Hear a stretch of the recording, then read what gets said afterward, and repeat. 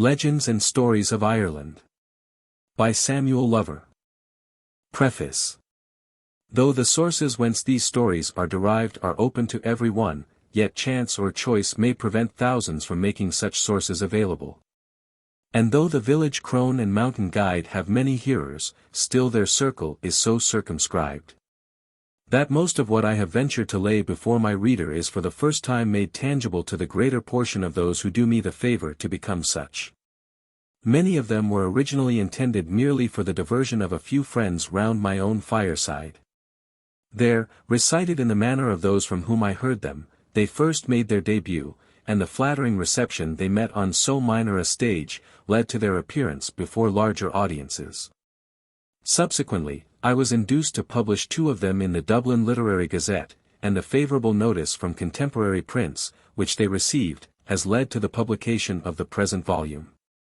I should not have troubled the reader with this account of the birth, parentage, and education of my literary bantlings, but to have it understood that some of them are essentially oral in their character, and, I fear, suffer materially when reduced to writing. This I mention en passant to the critics, and if I meet but half as good-natured readers as I have hitherto found auditors, I shall have cause to be thankful. But, previously to the perusal of the following pages, there are a few observations that I feel are necessary, and which I shall make as concise as possible. Most of the stories are given in the manner of the peasantry. And this has led to some peculiarities that might be objected to, were not the cause explained, namely, frequent digressions in the course of the narrative, occasional adjurations, and certain words unusually spelt. As regards the first, I beg to answer, that the stories would be deficient in national character without it. The Irish are so imaginative that they never tell a story straightforward, but constantly indulge in episode. For the second, it is only fair to say, that in most cases the Irish peasants' adjurations are not meant to be in the remotest degree irreverent, but arise merely from the impassioned manner of speaking which an excitable people are prone to. And I trust that such oaths as thunder and turf, or maledictions, as bad seas to you, will not be considered very offensive. Nay, I will go further, and say, that their frequent exclamations of Lord be praised, God betune us and harm, etc., have their origin in a deeply reverential feeling and a reliance on the protection of Providence. As for the orthographical dilemmas into which an attempt to spell their peculiar pronunciation has led me, I have ample and most successful precedent in Mr. Banham's works. Some general observations, however, it may not be irrelevant to introduce here, on the pronunciation of certain sounds in the English language by the Irish peasantry. And here I wish to be distinctly understood, that I speak only of the Midland and Western district of Ireland and chiefly of the latter. They are rather prone to curtailing their words. Of, for instance, is very generally abbreviated into O or I, except when a succeeding vowel demands a consonant, and even in that case they would substitute V. The letters D and T as finals, they scarcely ever sound. For example, pond, hand, slept, kept, are pronounced pon, hon, slep, kep. These letters, when followed by a vowel, are sounded as if the aspirate H intervened, as tender, let her tinder, let her. Some sounds they sharpen, and vice versa. The letter E, for instance, is mostly pronounced like I in the word litter, as lind for lend, mind for mend, etc., but there are exceptions to this rule. St. Kevin, for example, which they pronounce Cavan. The letter O they sound like a in some words, as off, af or av, thus softening F into V, beyond, bayant, thus sharpening the final D to T, and making an exception to the custom of not sounding D as a final. In others they alter it to ow, as old, owled. Sometimes O is even converted into I, as spoil, spile. In a strange spirit of contrariety, while they alter the sound of E to that of I, they substitute the latter for the former, sometimes as hinder, cinder, sender, s they soften into Z as us, us. There are other peculiarities which this is not an appropriate place to dilate upon. I have noticed the most obvious. Nevertheless, even these are liable to exceptions, as the peasantry are quite governed by ear, as in the word of, which is variously sounded O, I, OV, AV, or for, as best suits their pleasure. It is unnecessary to remark how utterly unsystematic I have been in throwing these few remarks together. Indeed, to classify, if it were necessary, that which has its birth in ignorance would be a very perplexing undertaking. But I wish to notice these striking peculiarities of the peasant pronunciation, which the reader will have frequent occasion to observe in the following pages, and, as a further assistance, I have added a short glossary. How do you find this book? Any thoughts about the book or the author? Any suggestion for improvement? Please take a moment to share your thoughts in a comment. If you like it, share it with your friends who might enjoy it as well. Subscribe to keep in touch. Visit CompleteAudiobooks.com for more quality content. Glossary. Alpine cudgel. Bad scran bad food. Bad win, bad CSS malediction. Cess is an abbreviation of success. Bathershun it may be so. Ballyrag to scold. Coreenan old bat. Strictly, a little old hat. Een, in Irish, is diminutive. Colleen ditches pretty girl. Comether corruption, of, come hither. Putting his comether means forcing his acquaintance. Gamake simpleton. Hard wrd hint. Hunker's haunches. Kimming sly tricks. Mockery my dear. Mavourneen my darling. Musha, an exclamation, as, oh, my. Oh, la. Nagane small wooden drinking vessel. Philoluan outcry. Spalfine contemptible person. Stravage to ramble. Yulican the funeral cry. Wake watching the body of the departed previously to interment. Wyrasthru, Mary, have pity. King O'Toole and Saint Kevin. A legend of Glendalough. Who has not read of Saint Kevin, celebrated as he has been by more in the melodies of his native land, with whose wild and impassioned music he has so intimately entwined his name? Through him, in the beautiful ballad whence the epigraph of this story is quoted, the world already knows that the skylark, through the intervention of the saint, never startles the morning with its joyous note in the lonely valley of Glendalough.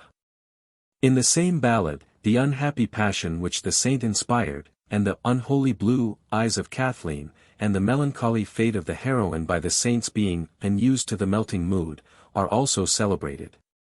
As well as the superstitious finale of the legend, in the spectral appearance of the love-lorn maiden. And her ghost was seen to glide gently o'er the fatal tide. Thus has Moore given, within the limits of a ballad, the spirit of two legends of Glendalough, which otherwise the reader might have been put to the trouble of reaching after a more roundabout fashion. But luckily for those coming after him, one legend he has left to be touched by a hand more unworthy. And instead of a lyrical essence, the raw material in prose is offered, nearly verbatim. As it was furnished to me by that celebrated guide and bore, Joe Irwin, who traces his descent in a direct line from the old Irish kings, and warns the public in general that there's a power of them spalpeen shravagen about. Striven to put their comether upon the quoltai, quality, and Callan themselves Irwin, knowin, the thieves the world, how his name had gone far and near, as the raw guide, for to deceive decent people. But never for to believe the likes, for it was only Mulvetheran people they wore. For my part, I promised never to put faith in any but himself, and the old rogue's self-love being satisfied, we set out to explore the wonders of Glendalough. On arriving at a small ruin, situated on the southeastern side of the lake, my guide assumed an air of importance, and led me into the ivy-covered remains, through a small square doorway, whose simple structure gave evidence of its early date. A lintel of stone lay across two upright supporters, after the fashion of such remains in Ireland. This, sir, said my guide, putting himself in an attitude, is the chapel of King O'Toole v. Course Wyfor often heard King O'Toole, your honour. Never, said I. Musha, Finn, do you tell me so, said B. By Gore, I thought all the world, far and near, heard King O'Toole. Well, but the darkness of mankind is untellable. Well, sir, you must know, as you didn't hear it afore, that there was once a king, called King O'Toole, who was a fine old king in the old ancient times, long ago, and it was him that owned the churches in the early days. Surely, said I, the churches were not in King O'Toole's time. Oh, by no manes, your honour throth, it's yourself that's right enough there, but you know the place is called, the churches, because they were built after by St. Cavan, and wint by the name o' the churches evermore, and therefore, av course, the place bein, so called, I say that the king owned the churches and why not, sir, seein' 'twas his birthright, time out o' mind, bayant the flood. Well, the king, you see, was the right sort, he was the raw boy, and loved sport as he loved his life, and huntin', in particular, and from the risin', o' the sun, up he got, and away be wint over the mountains bayant after the deer. And the fine times them wore, for the deer was as plenty thin I, froth, far plentier than the sheep is now, and that's the way it was with the king, from the crow o' the cock to the song o' the redbreast. In this country, added he, speaking parenthetically in an undertone, we think it unlucky to kill the redbreast, or the robin is God's own bird. Then, elevating his voice to its former pitch, he proceeded. Well, it was all mighty good, as long as the king had his health. But, you see, in course o' time, the king grown old, by raison he was stiff in his limbs, and when he got a thriken in years, his heart failed him, and he was lost entirely for want o' diversion, because he couldn't go a huntin' no longer. And, by dad, the poor king was obliged at last for to get a goose to divart him. Here an involuntary smile was produced by this regal mode of recreation, the royal game of goose. Oh, you may laugh if you like, said he, half affronted, but it's truth I'm tellin' you. And the way the goose diverted him was this away, you see, the goose used for to swim across the lake, and go down Divon, for throut, and not finer throut in all Ireland, than the same throut, and cotch fish on a Friday for the king.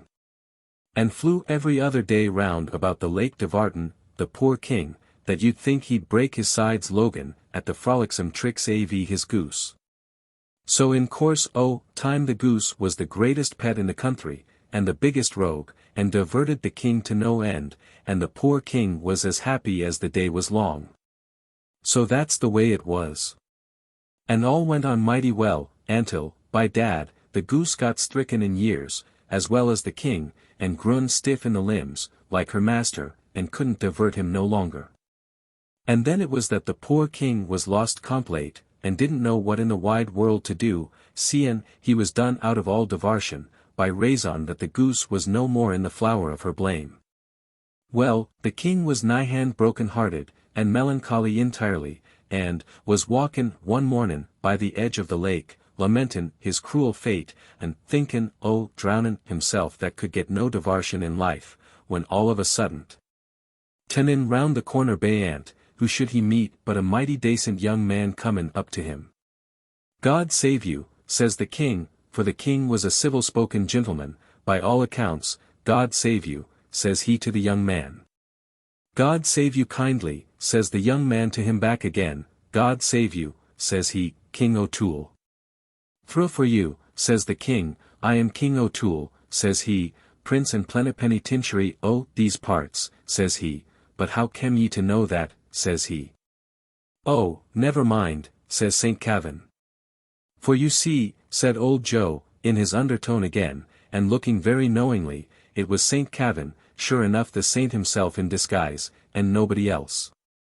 Oh, never mind, says he, I know more than that, says B, nor twice that. And who are you, said the king, that makes so bold, who are you, at all at all? Oh, never you mind, says St. Cavan, who I am, you'll know more o' me before we part, King O'Toole, says he. I'll be proud o' the knowledge o' your acquaintance, sir, says the king mighty polite. Troth, you may say that, says St. Cavan. And now, may I make bold to ax, how is your goose, King O'Toole, says he. Blur and Agers, how came you to know about my goose, says the king. Oh, no matter, I was given to understand it, says St. Cavan. Oh, that's a folly to talk, says the king. Becase myself and my goose is private frines, says he, and no one could tell you, says he, Berrin, the fairies. Oh, thin, it wasn't the fairies, says Saint Kavin. For I'd have you to know, says he, that I don't keep the likes o' sich company. You might do worse then, my gay fellow, says the king, for it's they could show you a crock o' money as all I as kiss hand. And that's not to be sneezed at, says the king, by a poor man, says B. Maybe I've a better way of making money myself, says the saint. By Gor, says the king, Berrin, you're a coiner, says he, that's impossible. I'd scorn to be the like, my lord, says Saint Kavin, mighty high, I'd scorn to be the like, says he. Then, what are you, says the king, that makes money so aisy, by your own account? I'm an honest man, says Saint Kavin.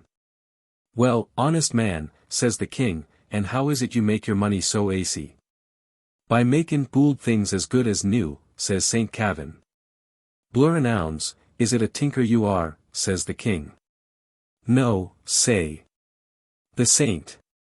I'm no tinker by thrade, King O'Toole, I've a better thade than a tinker, says he. What would you say, says he, if I made your old goose as good as new?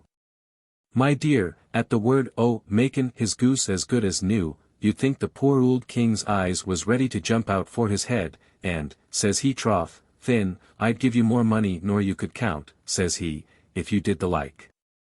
And I'd be beholden to you into the bargain. I scorn your dirty money, says Saint Kavin.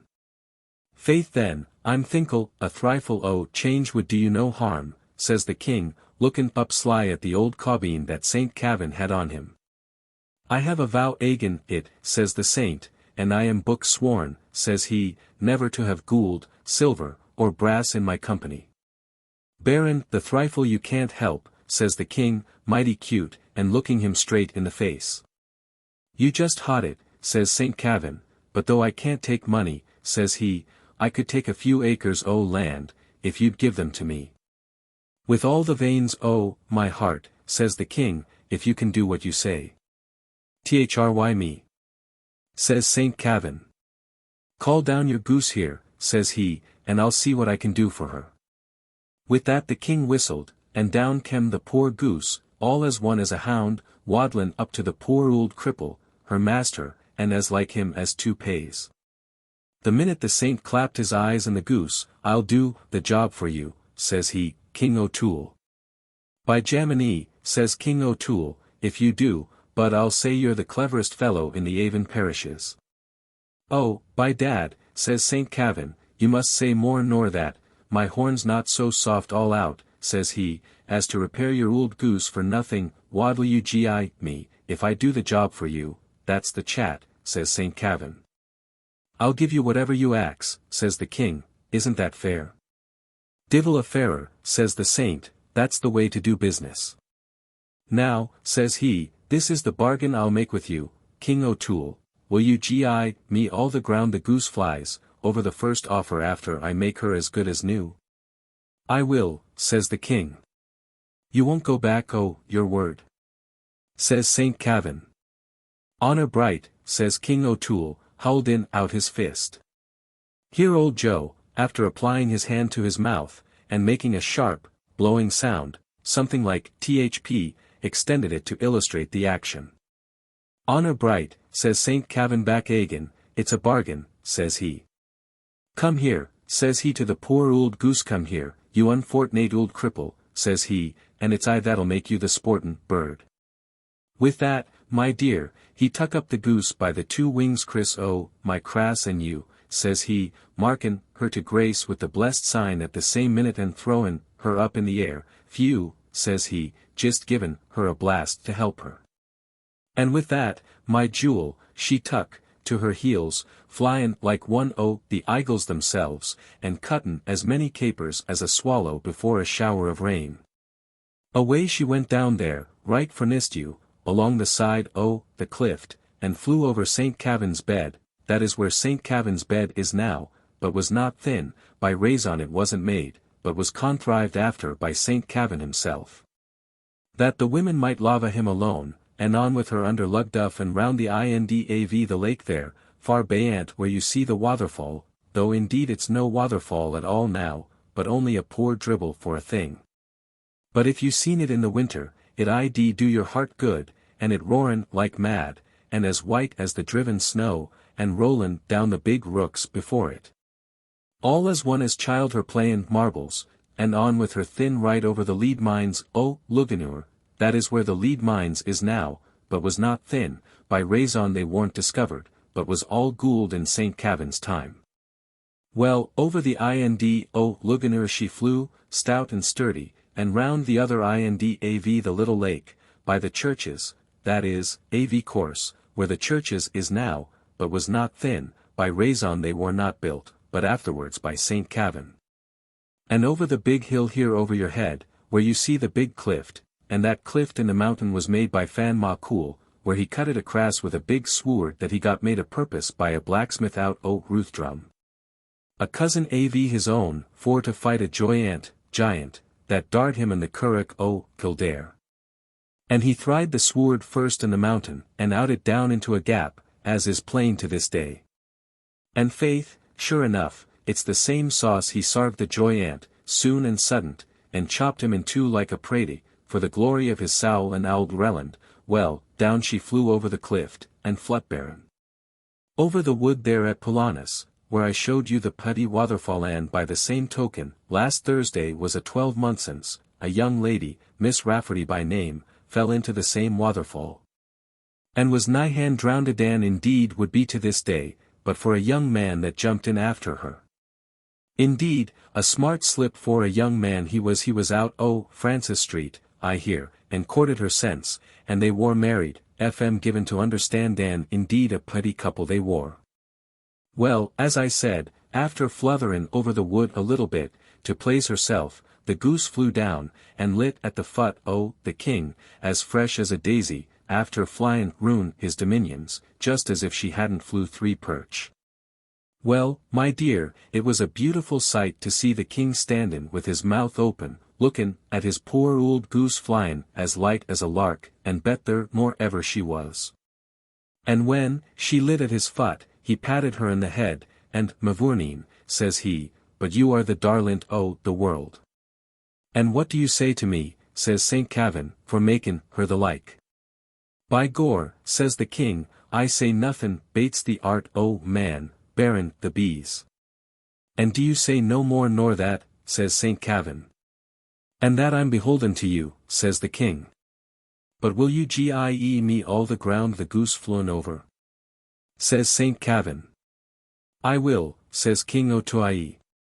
And you're welcome to it, says he, though it's the last acre I have to give. But you'll keep your word thro', says the saint. As thro' as the sun, says the king.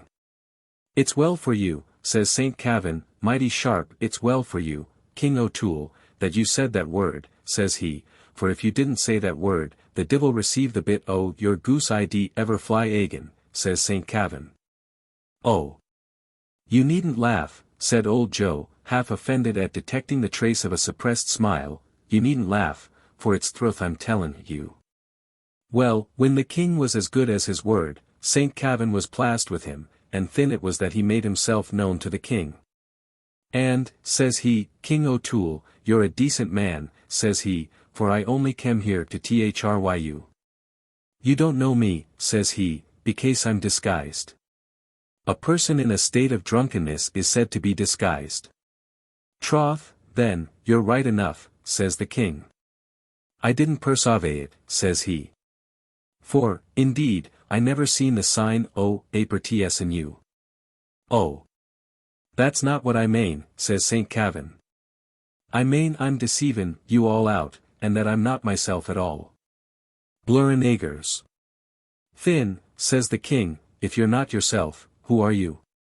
I'm St. Kavin, said the saint, bleezin' himself. Oh, Queen for heaven, says the king, makin' the sign o' the cross between his eyes, and fallin' down on his knees before the saint. Is it the great St. Kavin, says he, that I've been discoursin' all this time without knowin' it, says he, all as one as if he was a lump for a gossin. And so you're a saint, says the king. I am, says St. Kavin.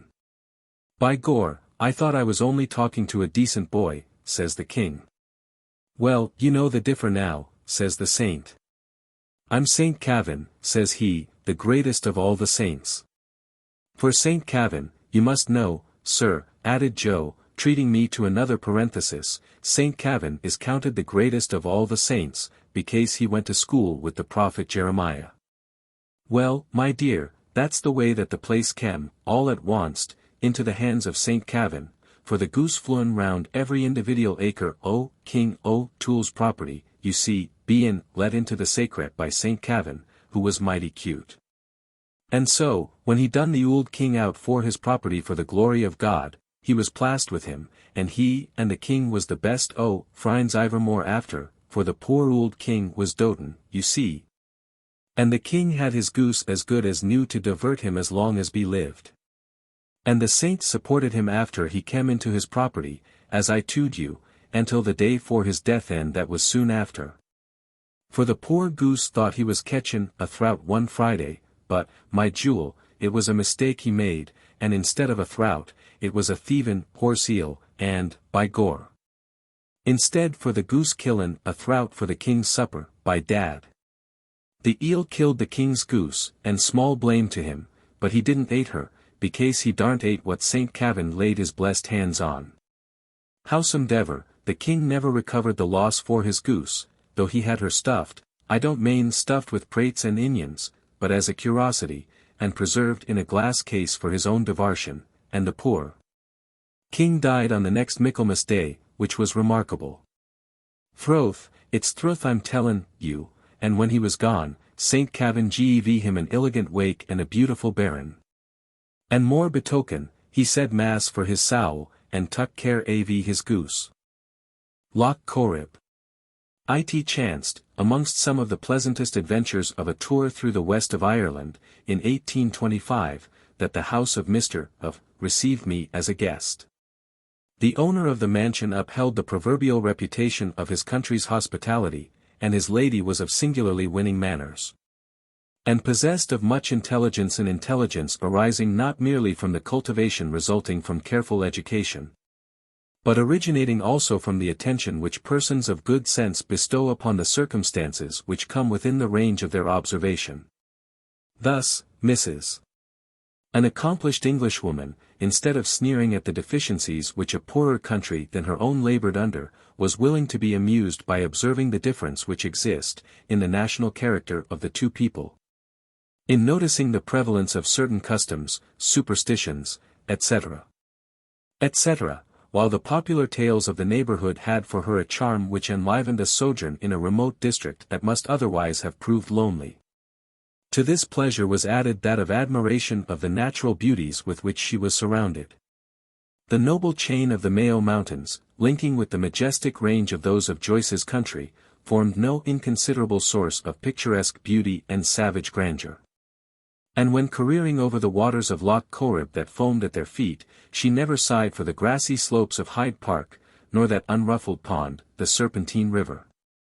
In the same boat which often bore so fair a charge have I explored the noble Lough Corrib to its remotest extremity, sailing over the depths of its dark waters, amidst solitude, whose echoes are seldom awakened but by the scream of the eagle. From this lady I heard some characteristic stories and prevalent superstitions of the country. Many of these she had obtained from an old boatman, one of the crew that manned Mr. S. boat. And often, as he sat at the helm, he delivered his round, unvarnished tale. And, by the way, in no very measured terms either, whenever his subject happened to touch upon the wrongs his country had sustained in her early wars against England, although his liege lady was a native of the hostile land.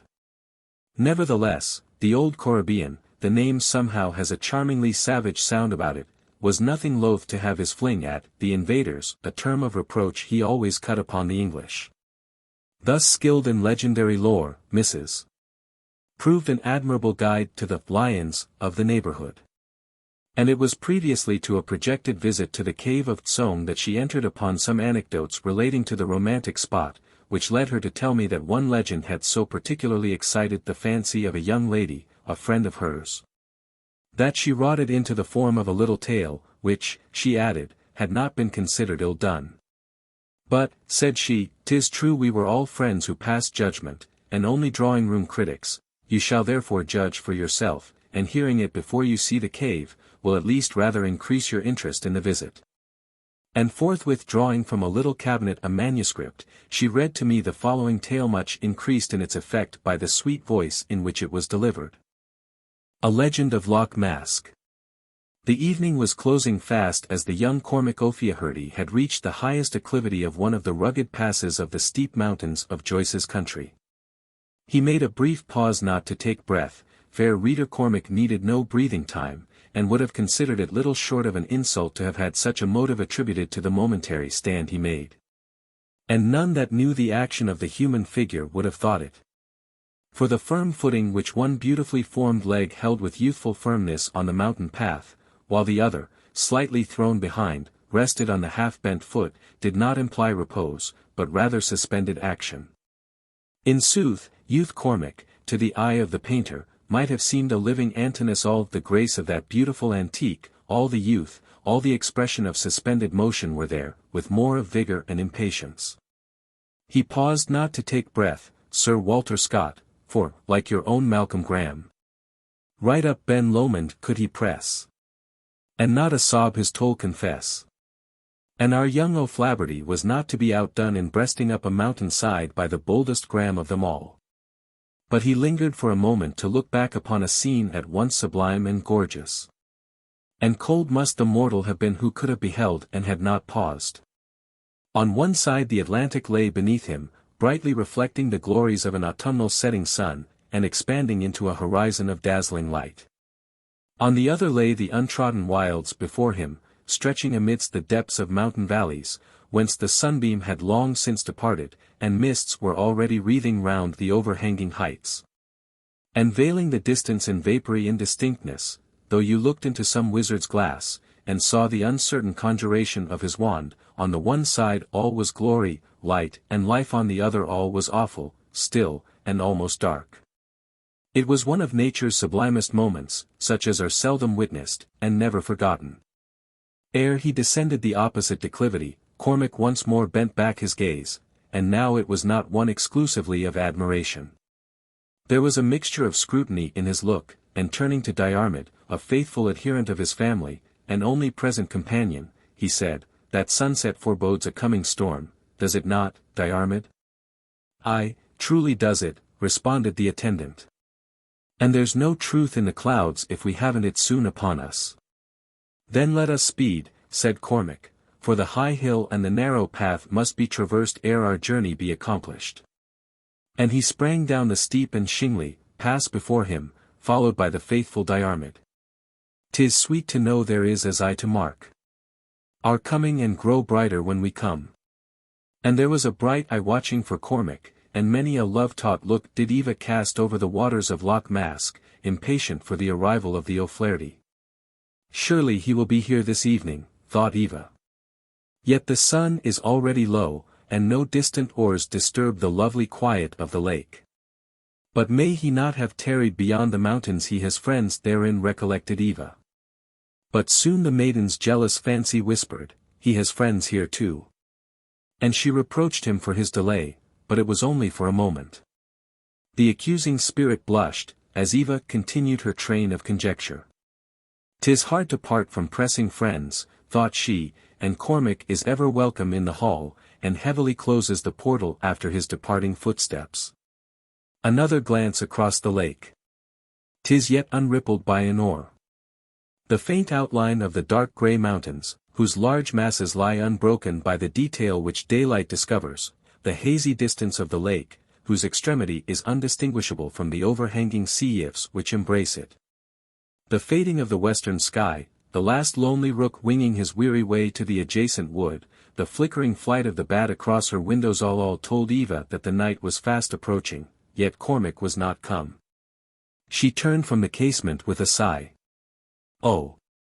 Only those who love can tell how anxious are the moments we pass in watching the approach of the beloved one. She took her harp. Every heroine, to be sure, has a harp. But this was not the pedal harp, that instrument par excellence of heroines, but the simple harp of her country, whose single row of brazen wires had often rung to many a sprightly planxty, long, Long before the double action of Erard had vibrated to some fantasia from Rossini or Meyerbeer, under the brilliant finger of a Bachsa or a Labar. But now the harp of Eva did not ring forth the spirit-stirring planxty, but yielded to her gentlest touch one of the most soothing and plaintive of her native melodies.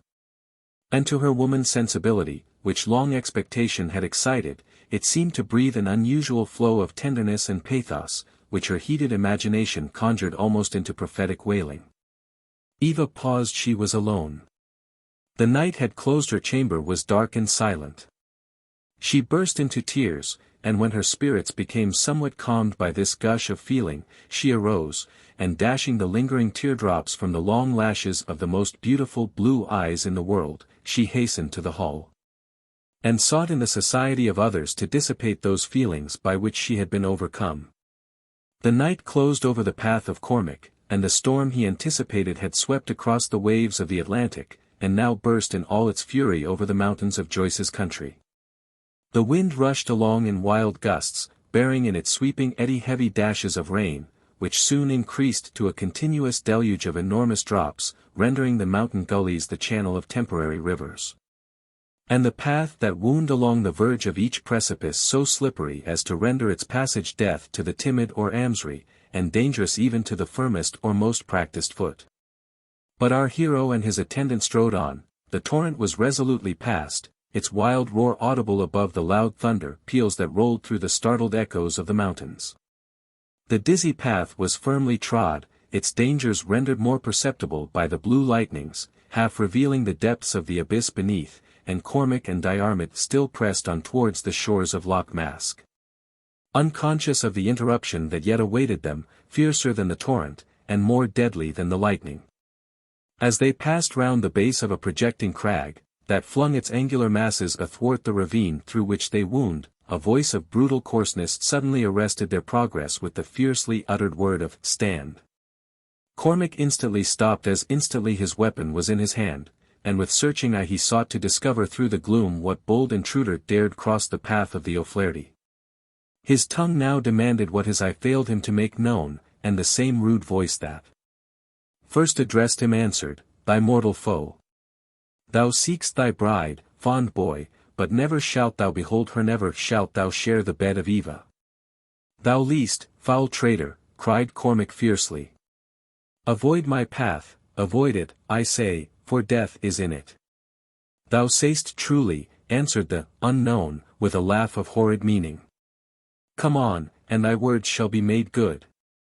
At this moment a flash of lightning illumined the whole glen with momentary splendor, and discovered to Cormac, a few paces before him, two armed men of gigantic stature, in one of whom he recognized Eamon O'Flaherty. One of the many branches of that ancient and extensive family, equally distinguished for his personal prowess and savage temper. "Ha!" exclaimed Cormac, "is it Eamon Dub?" For the black hair of Eamon had obtained for him this denomination of Black Edward, a name fearfully suitable to him who bore it. "Yes," answered Be tauntingly, "it is Eamon Dub who waits the coming of his fair cousin. You have said death is in your path. Come on and meet it." Nothing daunted, however shocked at discovering the midnight waylayer of his path in his own relative, Cormac answered. "Eamon Dub, I have never wronged you, but since you thirst for my blood, and cross my path, on your own head be the penalty." "Stand by me, Diarmuid," said the brave youth, and rushing on his Herculean enemy, they closed in mortal combat. Had the numbers been equal, the colossal strength of Eamon might have found its overmatch in the activity of Cormac, and his skill in the use of his weapon. But oh, the foul, the treacherous Eamon! He dared his high, spirited rival to advance but to entrap him into an ambuscade. For as he rushed upon his foe, past the beetling rock that hung over his path, a third assassin, unseen by the gallant Cormac, lay in wait, and when the noble youth was engaged in the fierce encounter, a blow, dealt him in the back, laid the betrothed of Eva lifeless, at the feet of the savage and exulting Eamon. Restlessly had Eva passed that turbulent night. Each gust of the tempest, each flash, of living flame and burst of thunder awakened her terrors, lest Cormac, the beloved of her soul, were exposed to its fury. But in the lapse of the storm hope ventured to whisper he yet lingered in the castle of some friend beyond the mountains. The morning dawned, and silently bore witness to the commotion of the elements of the past night. The riven branch of the naked tree, that in one night had been shorn of its leafy beauty. The earth strewn with foliage half green, half yellow, ere yet the autumnal alchemy had converted its summer verdure quite to gold, gave evidence that an unusually early storm had been a forerunner of the equinox. The general aspect of nature, too, though calm, was cold. The mountain wore a dress of somber grey, and the small, scattered clouds were straggling over the face of heaven, as though they had been rudely riven asunder. And the short and quick lash of the waters upon the shore of Lough Mask might have told to an accustomed eye that a longer wave and a whiter foam had broken on its strand a few hours before. But what is that upthrown upon the beach? And who are those who surround it in such consternation? It is the little skiff that was moored at the opposite side of the lake on the preceding eve, and was to have borne Cormac to his betrothed bride. And they who identify the shattered boat are those to whom Eva's happiness is dear, for it is her father and his attendants, who are drawing ill omens from the tiny wreck. But they conceal the fact, and the expecting girl is not told of the evil boding discovery. But days have come and gone and Cormac yet tarries. At length 'tis past a doubt. And the father of Eva knows his child is widowed ere her bridal widowed in heart, at least. And who shall I tell the fatal tale to Eva? Who shall cast the shadow o'er her soul, and make the future darkness? Alas! Ye feeling souls that ask it, that pause ere you can speak the word that blights forever, pause no longer, for Eva knows it. Yes. From tongue to tongue by word on word from many a quivering lip, and meanings darkly given, the dreadful certainty at last arrived to the bewildered Eva. It was nature's last effort at comprehension. Her mind was filled with the one fatal knowledge Cormac was gone forever, and that was the only mental consciousness that ever after employed the lovely Eva. The remainder of the melancholy tale is briefly told. Though quite bereft of reason, she was harmless as a child, and was allowed to wander round the borders of Lough Mask, and its immediate neighbourhood. A favourite haunt of the still beautiful maniac was the cave of Tsong, where a subterranean river rushes from beneath a low natural arch in the Rook, and passing for some yards over a strand of pebbles, in pellucid swiftness, loses itself in the dark recesses of the cavern with the sound of a rapid and turbulent fall. This river is formed by the waters of Lough Mask becoming engulfed at one of its extremities, and hurrying through a subterranean channel until they rise again in the neighbourhood of Tsong, and become tributary to Lough Corrib. Here the poor girl would sit for hours. And believing that her beloved Cormac had been drowned in Lough Mask, she hoped, in one of those half-intelligent dreams which haunt a distempered brain, to arrest his body, as she fancied it must pass through the cave of Tsong. Borne on the subterranean rover. Month after month passed by, but the nipping winter and the gentle spring found the lovely Eva still watching by the stream, like some tutelary water-nymph beside her sacred fountain. At length she disappeared and though the strictest search was made, the broken-hearted Eva was never heard of more. And the tradition of the country is, that the fairies took pity on a love so devoted, and carried away the faithful girl to join her betrothed in fairyland. Mrs. closed the manuscript, and replaced it in the little cabinet. Most likely, said I, poor Eva, if ever such a person existed. If, said the fair reader. Can you be so ungrateful as to question the truth of my legend, after all the trouble I have had in reading it to you? Get away. A skeptic like you is only fit to hear the commonplaces of the daily press. I cry your pardon, fair lady, said I am most orthodox in legendary belief, and question not the existence of your Eva. I was only about to say that perchance she might have been drowned in and carried away by the river she watched so closely. Hush, hush, said the fair chronicler. As you hope for favour or information in our fair counties of Galway or Mayo, never dare to question the truth of a legend, never venture, perhaps for the purpose of making a tale more reasonable. Nor endeavour to substitute the reign of common sense in hopes of superseding the empire of the fairies. Go tomorrow to the cave of Tsong, and if you return still an unbeliever, I give you up as an irreclaimable infidel. A White Trout. A Legend of Tsong. The next morning I proceeded alone to the cave, to witness the natural curiosity of its subterranean river, my interest in the visit being somewhat increased by the foregoing tale. Leaving my home at the little village of Tsong, I bent my way on foot through the fields, if you may venture to give that name to the surface of this immediate district of the Kuti Mayo, which, presenting large flat muses of limestone, intersected by patches of verdure, gives one the idea much more of a burial ground covered with monumental slabs than a formation of nature.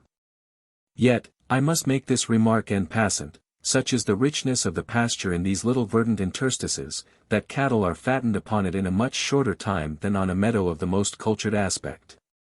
And though to the native of Leinster this land, if we may be pardoned a premeditated bull, would appear all stones, the Mayo farmer knows it from experience to be a profitable tenure.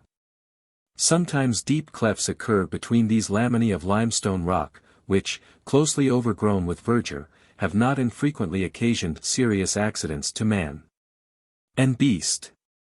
And one of these chasms, of larger dimensions than usual, forms the entrance to the celebrated cave in question. Very rude steps of unequal height, partly natural and partly artificial, lead the explorer of its quiet beauty, by an abrupt descent, to the bottom of the cave, which contains an enlightened area of some 30 or 40 feet. Whence a naturally vaulted passage opens, of the deepest gloom. The depth of the cave may be about equal to its width at the bottom, the mouth is not more than 12 or 15 feet across. And pendant from its margin clusters of ivy and other parasite plants bang and cling in all the fantastic variety of natural festooning and tracery. It is a truly beautiful and poetical little spot, and particularly interesting to the stranger from, being unlike anything else one has ever seen, and having none of the noisy and vulgar pretense of regular showplaces, which calls upon you every moment to exclaim, prodigious. An elderly and decent-looking woman had just filled her pitcher with the deliciously cold and clear water of the subterranean river that flowed along its bed of small, smooth, and many-colored pebbles, as I arrived at the bottom. And perceiving at once that I was a stranger, she paused, partly perhaps with the pardonable pride of displaying her local knowledge, but more from the native peasant politeness of her country, to become the temporary cicerone of the cave. She spoke some word of Irish, and hurried forth on her errand a very handsome and active boy, of whom she informed me she was the great-grandmother. Great-grandmother? I repeated, in unfeigned astonishment. Yes, your honor, she answered, with evident pleasure sparkling in her eyes, which time had not yet deprived of then, brightness, or the soul-subduing influence of this selfish world bereft of their kind-hearted expression. You are the youngest woman I have ever seen, said I, to be a great-grandmother. Troth, I don't doubt you, sir, she answered. And you seem still in good health, and likely to live many a year yet, said I. With the help of God, sir, said she reverently. But, I added, I perceive a great number of persons about here of extreme age. Now, how long generally do the people in this country live? Troth, sir, said she, with the figurative drollery of her country, we live here as long as we like. Well, that is no inconsiderable privilege, said I, but you, nevertheless, must have married very young. I was not much over 16, your honor, when I had my first child at my breast. That was beginning early, said I. Throw for you, sir, and faith, Noreen, that's my daughter, sir, Noreen herself lost no time either. I suppose she thought she had as good a right as the mother before her. She was married at 17, and a likely couple herself and her husband was. So you see, sir, it was not long before I was a granny. Well, to make the saying good, as the ould cock crows, the young bird chirrups, and fakes, the whole breed, seed, and generation tuck after the ould woman, that's myself, sir, and so, in course of time, I was not only a granny, but a great-granny. And, by the same token, here comes my darling Powdeen Bown, with what I sent him for. Here the fine little fellow I have spoken of, with his long fair hair curling about his shoulders, descended into the cave, bearing some faggot of bogwood, a wisp of straw, and a lighted sod of turf. Now, your honor, it's what you'll see the pigeonhole to advantage. What pigeonhole, said I. Here where we are, she replied. Why is it so called? Elle inquired. Because, sir, the wild pigeons often build in the bushes and the ivy that's round the mouth of the cave, and in here too, said she, pointing into the gloomy depth of the interior. Blow that turf, Paudine. And Paudine, with distended cheeks and compressed lips, forthwith poured a few vigorous blasts on the sod of turf, which soon flickered and blazed, while the kind old woman lighted her faggots of bogwood at the flame. Now, sir, follow me, said my conductress. I am sorry you have had so much trouble on my account, said I. Oh, no trouble in life, your honor, but the greatest of pleasure. And so saying, she proceeded into the cave, and I followed, carefully choosing my steps by the help of her torchlight along the slippery path of rock that overhung the river. When she had reached a point of some little elevation, she held up her lighted pine branches, and waving them to and fro, asked me could I see the top of the cave. The effect of her figure was very fine, illumined as it was in the midst of utter darkness by the red glare of the blazing faggots. And as she wound them round her head, and shook their flickering sparks about, it required no extraordinary stretch of imagination to suppose her, with her ample cloak of dark drapery, and a few straggling tresses of grey hair escaping from the folds of a rather Eastern headdress, some sibyl about to commence an awful rite, and evoke her ministering spirits from the dark void, or call some water demon from the river, which rushed unseen along, telling of its wild course by the turbulent dash of its waters, which the reverberation of the cave rendered still more hollow. She shouted aloud, and the cavern, echoes answered to her summons. Look, said she, and she lighted the wisp of straw, and flung it on the stream. It floated rapidly away, blazing in wild undulations over the perturbed surface of the river, and at length suddenly disappeared altogether. The effect was most picturesque and startling, it was even awful. I might almost say sublime. Her light being nearly expired, we retraced our steps, and emerging from the gloom, stood beside the river, in the enlightened area I have described.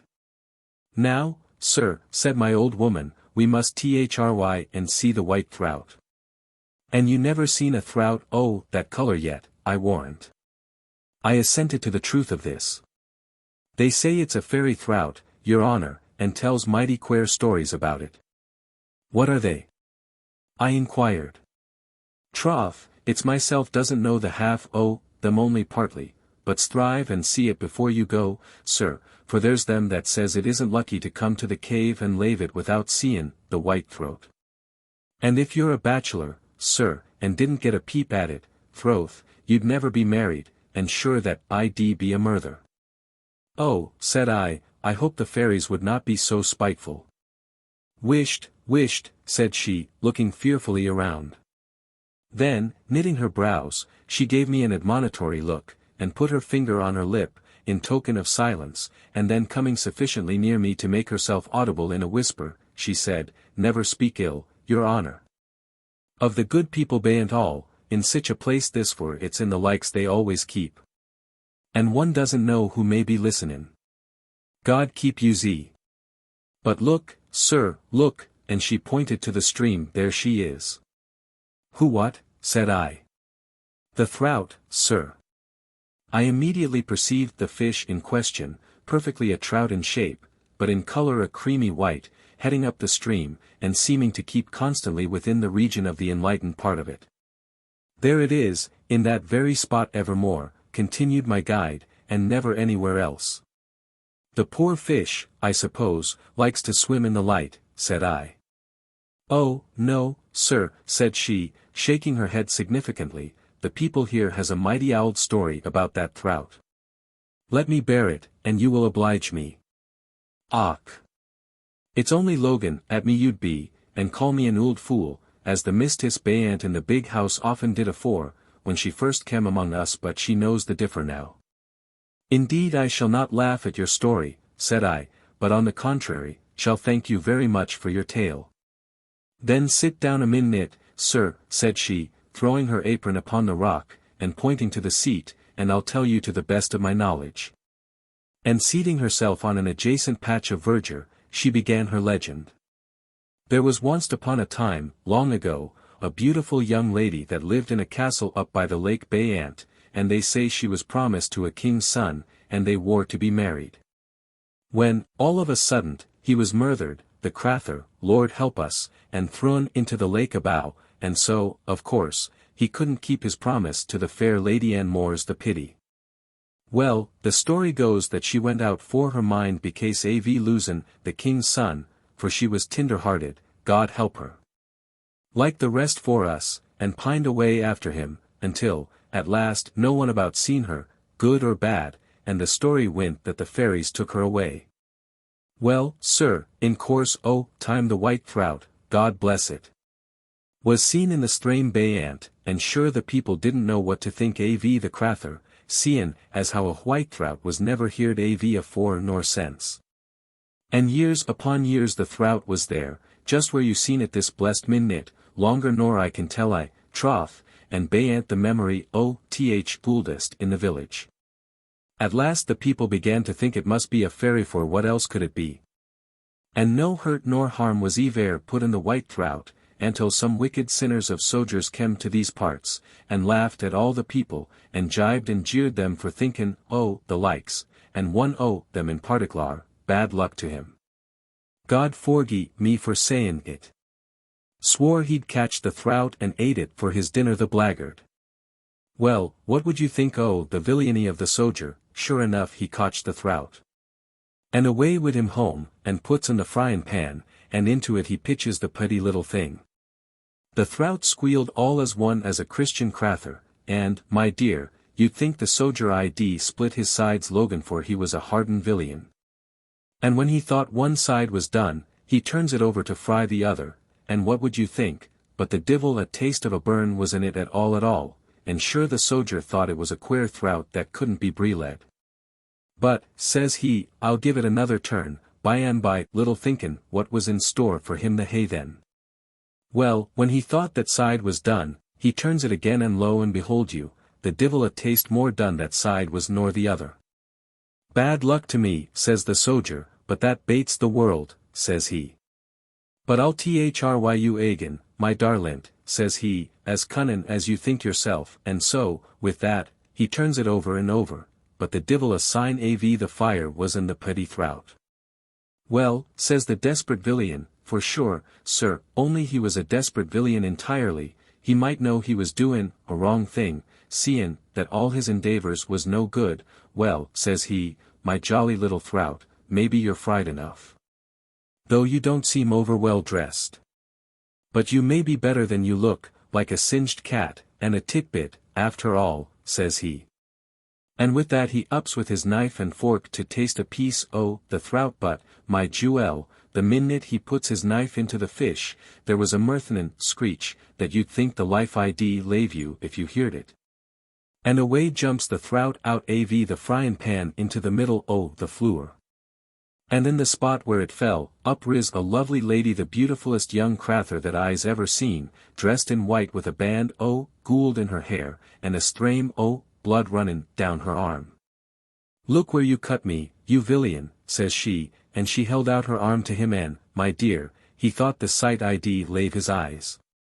Couldn't you lave me cool and comfortable in the river where you snared me, and not disturb me in my duty? Says she. Well, be thrimbled like a dog in a wet sack, and at last he stammered out something, and begged for his life, and axed her ladyship's pardon, and said he didn't know she was in duty, or he was too good a soldier not to know better nor to meddle with her. I was on duty, then, says the lady, I was watchin' for my true love, that is comin' by wather to me, says she. And, if becomes while I am away, and, that I miss for him, I'll turn you into a pinkeen, and I'll hunt you up and down for evermore, while grass grows or wather runs. Well, the soldier thought the life I'd lave him at the thoughts for his bein' turned into a pinkeen, and begged for mercy, and with that, says the lady, renounce your evil courses, says she, you villain, or you'll repent it too late. Be a good man for the futher, and go to your duty reglar. And now, says she, take me back, and put me into the river again, where you found me. Oh, my lady, says the soldier, how could I have the heart to drown a beautiful lady like you? But before he could say another word, the lady was vanished, and there he saw the little throut in the ground. Well, he put it in a clane plate, and away he run for the bare life, for fear her lover would come while she was away. And he run, ever till he came to the cave again, and threw the throat into the river. The minute he did, the water was as red as blood for a little while, by raison av the cut, I suppose, until, the stream washed the stain away. And to this day there's a little red mark in the throat side where it was cut. Well, sir, from that day out the sojer was an altered man, and reformed his way. And went to his duty reg'lar, and fasted 3 times a week, though it was never fish he tuck and fastin' days, for after the fright begot, fish id never rest in his stomach, God bless us, Savon, your presence. But anyhow, he was an altered man, as I said before, and in course o' time he left the army, and turned hermit at last, and they say he used to pray evermore for the soul of the White Trout. The Battle of the Berrins. Or, the Double Funeral. I was sitting alone in the desolate churchyard of, intent upon my silent art, lifting up my eyes from my portfolio only to direct them to the interesting ruin I was sketching. When the death-like stillness that prevailed was broken by a faint and wild sound, unlike anything I had ever heard in my life. I confess I was startled. I paused in my occupation, and listened in breathless expectation. Again this seemingly unearthly sound vibrated through the still air of evening, more audibly than at first. And partaking of the vibratory quality of tone I have noticed in so great a degree as to resemble the remote sound of the ringing of many glasses crowded together. I arose and looked around. No being was near me, and again this heart-chilling sound struck upon my ear, its wild and wailing intonation reminding me of the Aeolian harp. Another burst was wafted up the bill. And then it became discernible that the sound proceeded from many voices raised in lamentation. It was the Duleek. I had hitherto known it only by report. For the first time now, its wild and appalling cadence had ever been heard, and it will not be wondered at by those acquainted with it that I was startled on hearing it under such circumstances. I could now perceive a crowd of peasants of both sexes winding along a hollow way that led to the churchyard where I was standing, bearing amongst them the coffin of the departed. And ever and anon a wild burst of the Duleek would arise from the throng, and ring in wild and startling unison up the hill, until, by a gradual and plaintive descent through an octave, it dropped into a subdued wail. And they bore the body onward the while, not in the measured and solemn step that custom, at least our custom, deems decent, but in a rapid and irregular manner, as if the violence of their grief hurried them on and disdained all form. The effect was certainly more impressive than that of any other funeral I had ever witnessed, however much the pride, pomp, and circumstance of such arrays had been called upon to produce a studied solemnity. For no hearse with sable plumes, nor chief mourners, nor pallbearers, ever equalled in poetry or picturesque these poor people. Bearing along on their shoulders in the stillness of evening the body of their departed friend to its long home, the women raising their arms above their heads in the untaught action of grief, their dark and ample cloaks, waving wildly about. Agitated by the varied motions of their wearers, and their wild cry raised in lament. Most musical, most melancholy. At length they reached the cemetery, and the coffin was borne into the interior of the ruin, where the women still continued to wail for the dead, while 6 athletic young men immediately proceeded to prepare a grave. And seldom have I seen finer fellows, or men more full of activity. Their action, indeed, bespoke so much life and vigor as to induce an involuntary and melancholy contrast with the object on which that action was bestowed. Scarcely had the spade upturned the green sod of the burial ground, when the wild peal of the Duleek again was heard at a distance.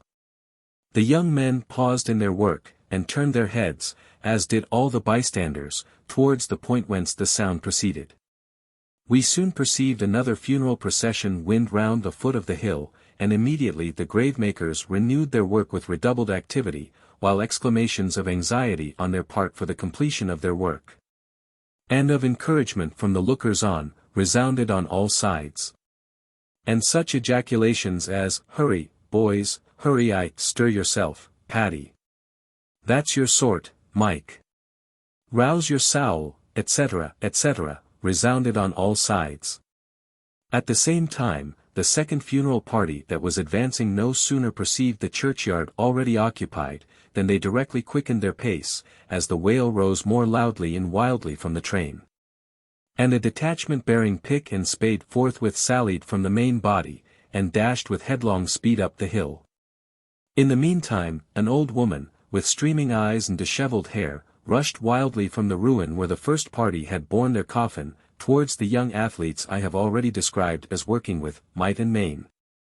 And addressing them with all the passionate intensity of her country, she exclaimed, "Sure you wouldn't let them have the advantage of us, that-a-way, and lave my darlin' boy wanderin' about, dark and lone in the long nights. Work, boys. Work. For the bare life, and the mother's blessin' be in you, and let my poor Powdeen have rest."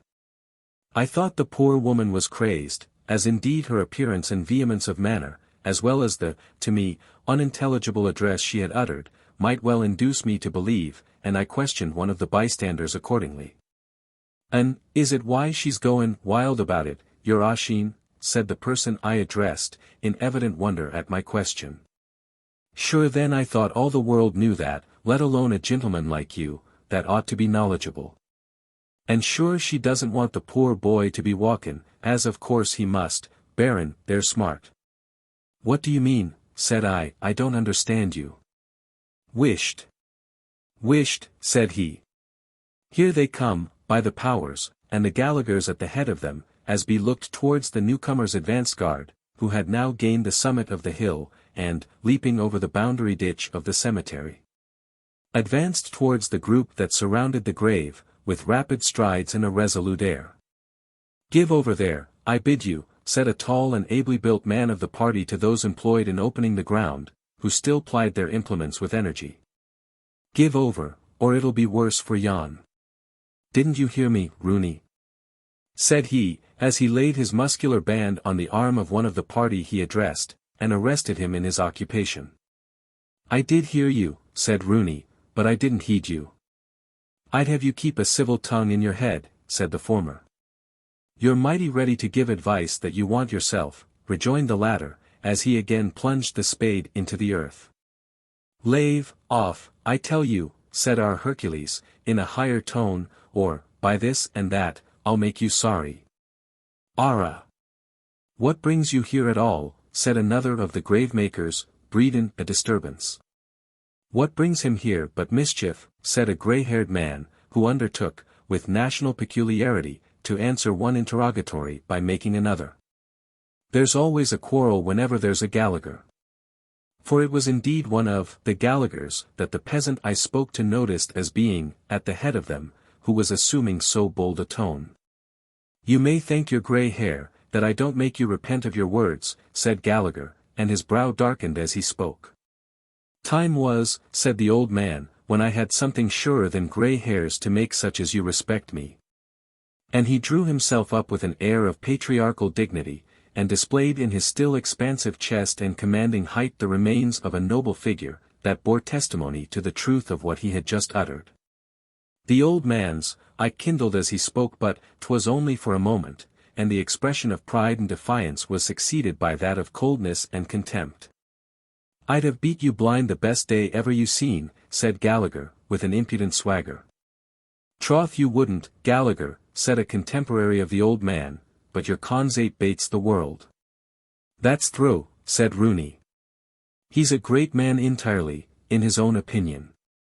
I'd make a power of money if I could buy Gallagher at my price and sell him at his own." A low and jeering laugh followed this hit of my friend Rooney. And Gallagher assumed an aspect so lowering that a peasant, standing near me, turned to his companion and said significantly, "By Gor, Ned, there'll be wigs and the green afore long." And he was quite right.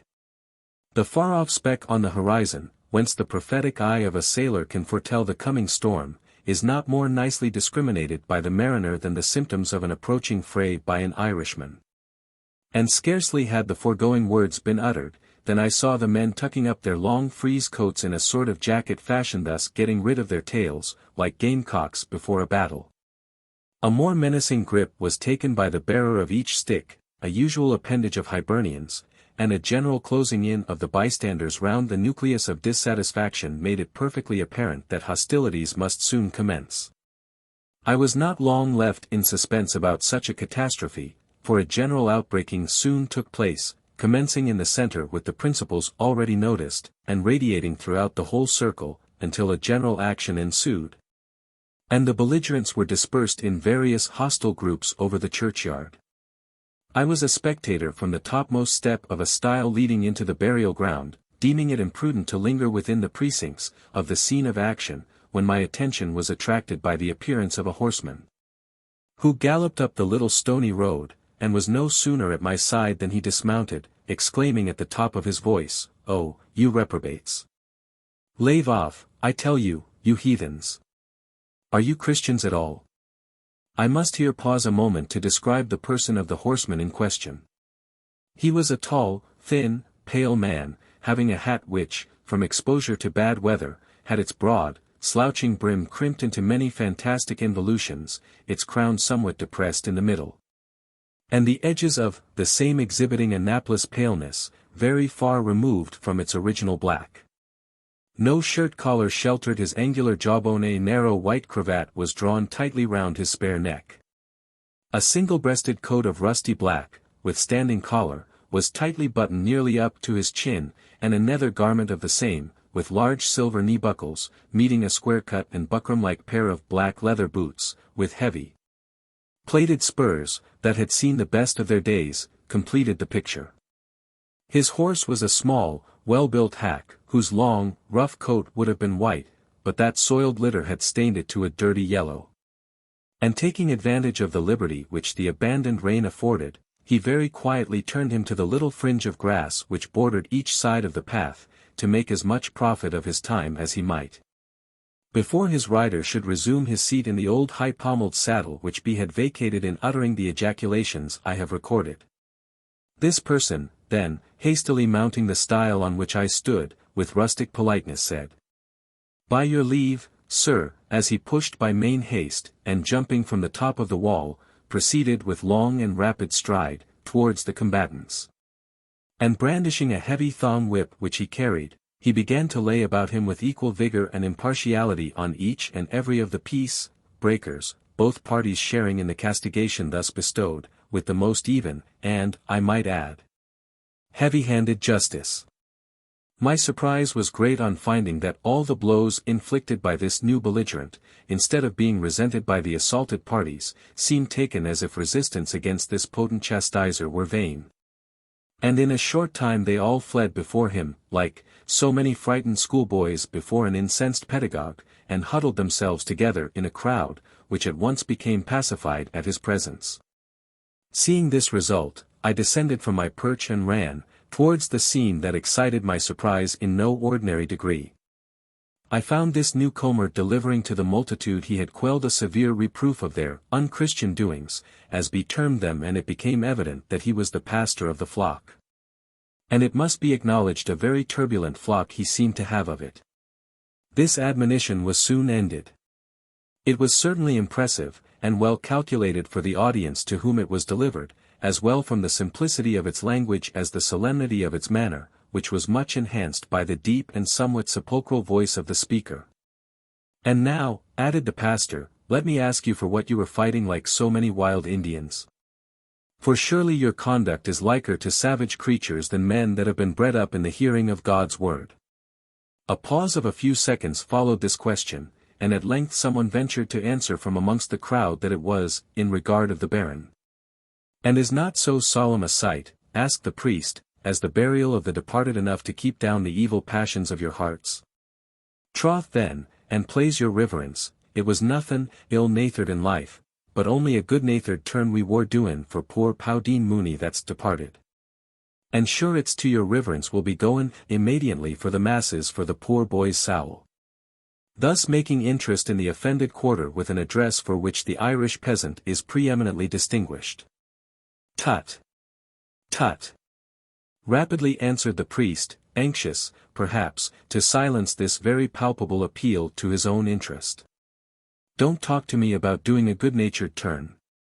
Not, added he, in a subdued undertone, but that prayers for the souls of the departed faithful are enjoined by the Church. But what has that to do with your scandalous and lawless doings that I witnessed this minute, and you yourself, said he, addressing the last speaker, one of the busiest with your Alpine. I'm afraid you're rather fractious, Rooney. Take care that I don't speak to you from the altar. Oh, God forbid that your reverence ID have to do the like, said the mother of the deceased, already noticed, in an imploring tone, and with the big teardrops chasing each other down her cheeks. And sure it was only they wanted to put my poor boy in the ground first, and no wonder sure, as your reverence knows, and not to have my poor Powdeen. Tut, tut. Woman! Interrupted the priest, waving his hand rather impatiently, don't let me hear any folly. I ax your reverence pardon, and sure it's myself that I be sorry to find my clergy God's blessin' be in them night and day. But I was only going to put in a word for Mikey Rooney, and sure it wasn't him at all, nor wouldn't be any of us, only for Sean Gallagher, that wouldn't lave us in peace. Gallagher, said the priest, in a deeply reproachful tone. Where is he? Gallagher came not forward, but the crowd drew back, and left him revealed to the priest. His aspect was that of sullen indifference, and he seemed to be the only person present totally uninfluenced by the presence of his pastor, who now advanced towards him. And extending his attenuated hand in the attitude of denunciation towards the offender, said very solemnly. I have already spoken to you in the house of worship, and now, once more, I warn you to beware. Riot and battle are found wherever you go, and if you do not speedily reform your course of life, I shall expel you from the pale of the Church, and pronounce sentence of excommunication upon you from the altar. Everyone appeared awed by the solemnity and severity of this address from the onset, but when the word excommunication was uttered, a thrill of horror seemed to run through the assembled multitude. And even Gallagher himself, I thought, betrayed some emotion on hearing the terrible word. Yet he evinced it but for a moment, and turning on his heel, he retired from the ground with something of the swagger with which he entered it. The crowd opened to let him pass, and opened widely, as if they sought to avoid contact with one so fearfully denounced. You have 2 coffins here, said the clergyman. Proceed, therefore, immediately to make 2 graves, and let the bodies be interred at the same time, and I will read the service for the dead. No very great time was consumed in making the necessary preparation. The narrow beds were made, and as their tenants were consigned to their last long sleep, the solemn voice of the priest was raised in the De Profundis. And when he had concluded the short and beautiful psalm, the friends of the deceased closed the graves, and covered them neatly with fresh cut sods, which is what Paddy very metaphorically calls putting the daisy quilt over him. The clergyman retired from the churchyard, and I followed his footsteps for the purpose of introducing myself to his reverence, and seeking from him an explanation of what was still a most unfathomable mystery to me, namely, the cause of the quarrel, which, from certain passages in his address to the people, I saw he understood, though so slightly glanced at. Accordingly, I overtook the priest, and as the old Irish song has it, to him I obnoxiously made my approaches. He received me with courtesy, which, though not savouring much of intercourse with polished circles, seemed to spring whence all true politeness emanates from a good heart.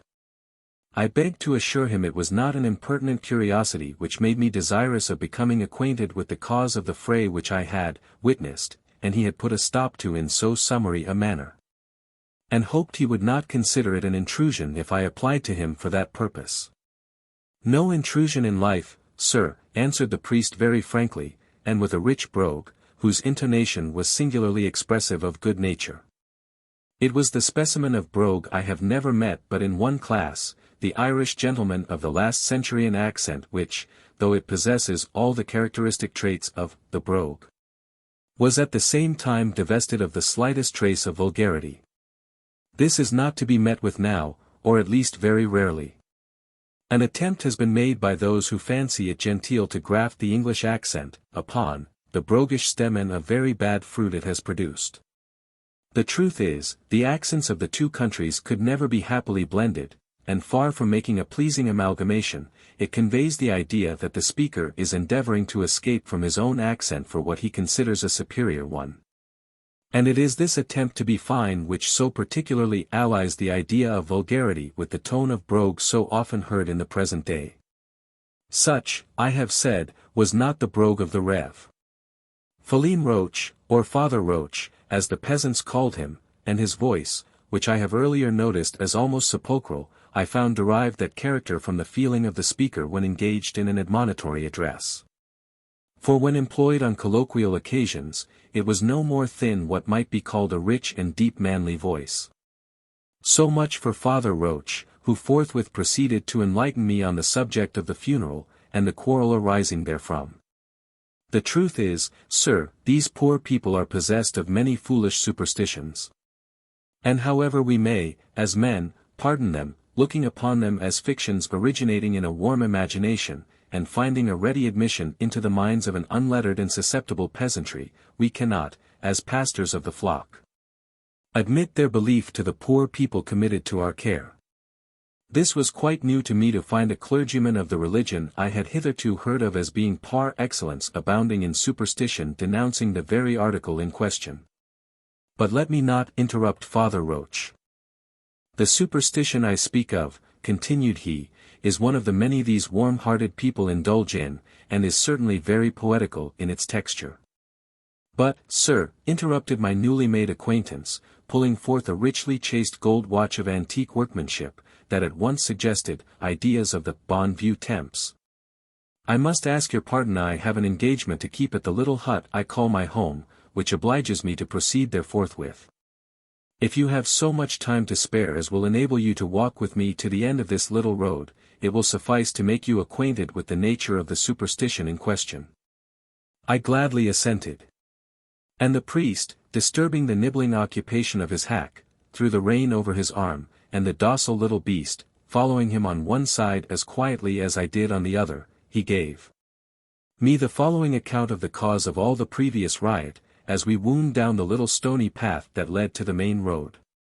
There is a belief among the peasantry in this particular district that the ghost of the last person interred in the churchyard is obliged to traverse, unceasingly, the road between this earth and purgatory, carrying water to slake the burning thirst of those confined in that limbo large. And that the ghost is thus obliged to walk through the dead waste and middle of the night, until some fresh arrival of a tenant to the narrow house supplies a fresh ghost to relieve guard, if I may be allowed so military an expression.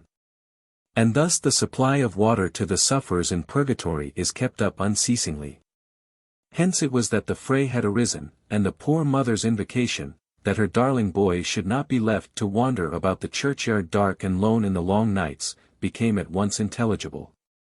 Father Roach gave me some curious illustrations of the different ways in which this superstition influenced his poor people, as he constantly called them.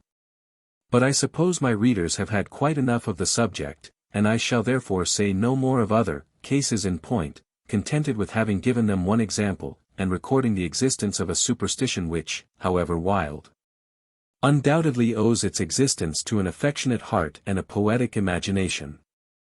Father Roach. I found the company of Father Roach so pleasant that I accepted an invitation which he gave me when we arrived at the termination of our walk to breakfast the next morning at the little hut, as he called the unpretending but neat cottage he inhabited, a short mile distant from the churchyard where we first met. I repaired, accordingly, the next morning at an early hour to my appointment, and found the worthy pastor ready to receive me. He met me at the little avenue, not that I mean to imply an idea of grandeur by the term, which led from the main road to his dwelling. It was a short, narrow road, bordered on each side by alder bushes, and an abrupt, awkward turn placed you in front of the humble dwelling of which he was master. The area before it, however, was clean, and the offensive dunghill, the intrusive pig, and barking cur-dog were not the distinguishing features of this, as unfortunately they too often are of other Irish cottagers. On entering the house, an elderly and comfortably clad woman curtsied as we crossed the threshold, and I was led across an apartment, whose neatly sanded floor, an earthen one, by the way, we traversed diagonally to an opposite corner, where an open door admitted us into a small but comfortable boarded apartment, where breakfast was laid, unostentatiously but neatly, and inviting to the appetite, as far as that could be stimulated by a white cloth, most promising fresh butter, a plate of evidently fresh eggs, and the best of cream, whose rich white was most advantageously set off by the plain blue whereof which the ewer was composed. Add to this an ample cake of fresh griddle bread, and, though last, not least, the savory smell that arose from a rasher of bacon, which announced itself through the medium of more senses than one. For its fretting and fuming in the pan, playing many an ingenious variation upon fizz and whiz, gave dreadful note of preparation. But I must not forget to notice the painted tin tea canister of mine host, which was emblazoned with the talismanic motto of O'Connell and Liberty. And underneath the semicircular motto aforesaid appeared the rubicund visage of a lusty gentleman in a green coat, holding in his hand a scroll inscribed with the dreadful words, Catholic Rent, unpleasing most to Brunswick ears, which was meant to represent no less a personage than the Great Liberator himself. While breakfast was going forward, the priest and myself had made no inconsiderable advance towards intimacy. Those who have mingled much in the world have often, no doubt, experienced, like myself, how much easier it is to enter at once, almost, into friendship with some, before the preliminaries of common acquaintance can be established with others. Father Roach was one of the former species. We soon sympathized with each other, and becoming, as it were, at once possessed of the keys of each other's Freemasonry, we mutually unlocked our confidence. This led to many an interesting conversation with the good father while I remained in his neighborhood.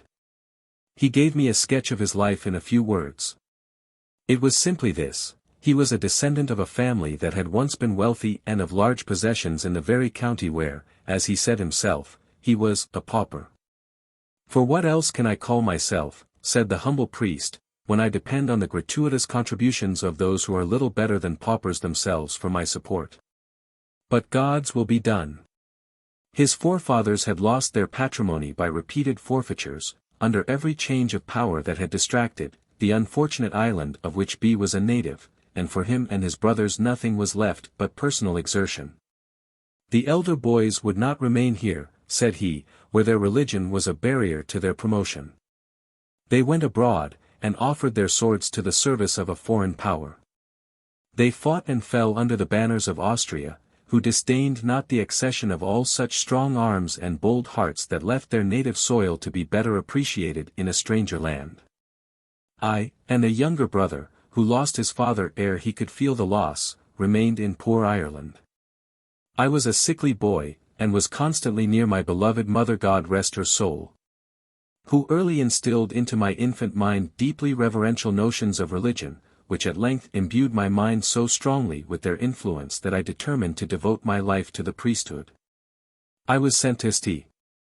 Omer to study, and on my return was appointed to the ministry, which I have ever since exercised to the best of the ability that God has vouchsafed to his servant.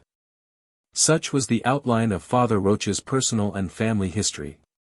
In some of the conversations which our intimacy originated, I often sought for information touching the peculiar doctrines of his church, and the discipline which its followers are enjoined to adopt.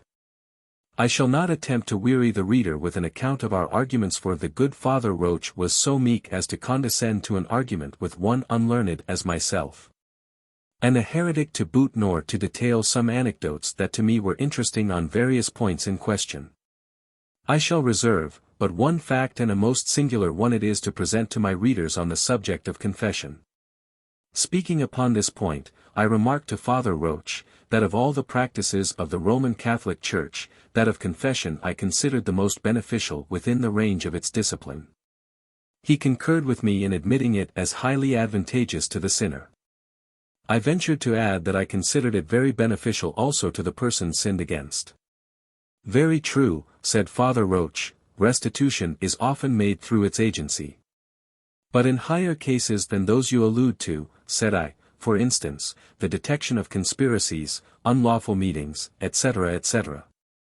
Confession, said he, somewhat hesitatingly, does not immediately come into action in the way you allude to.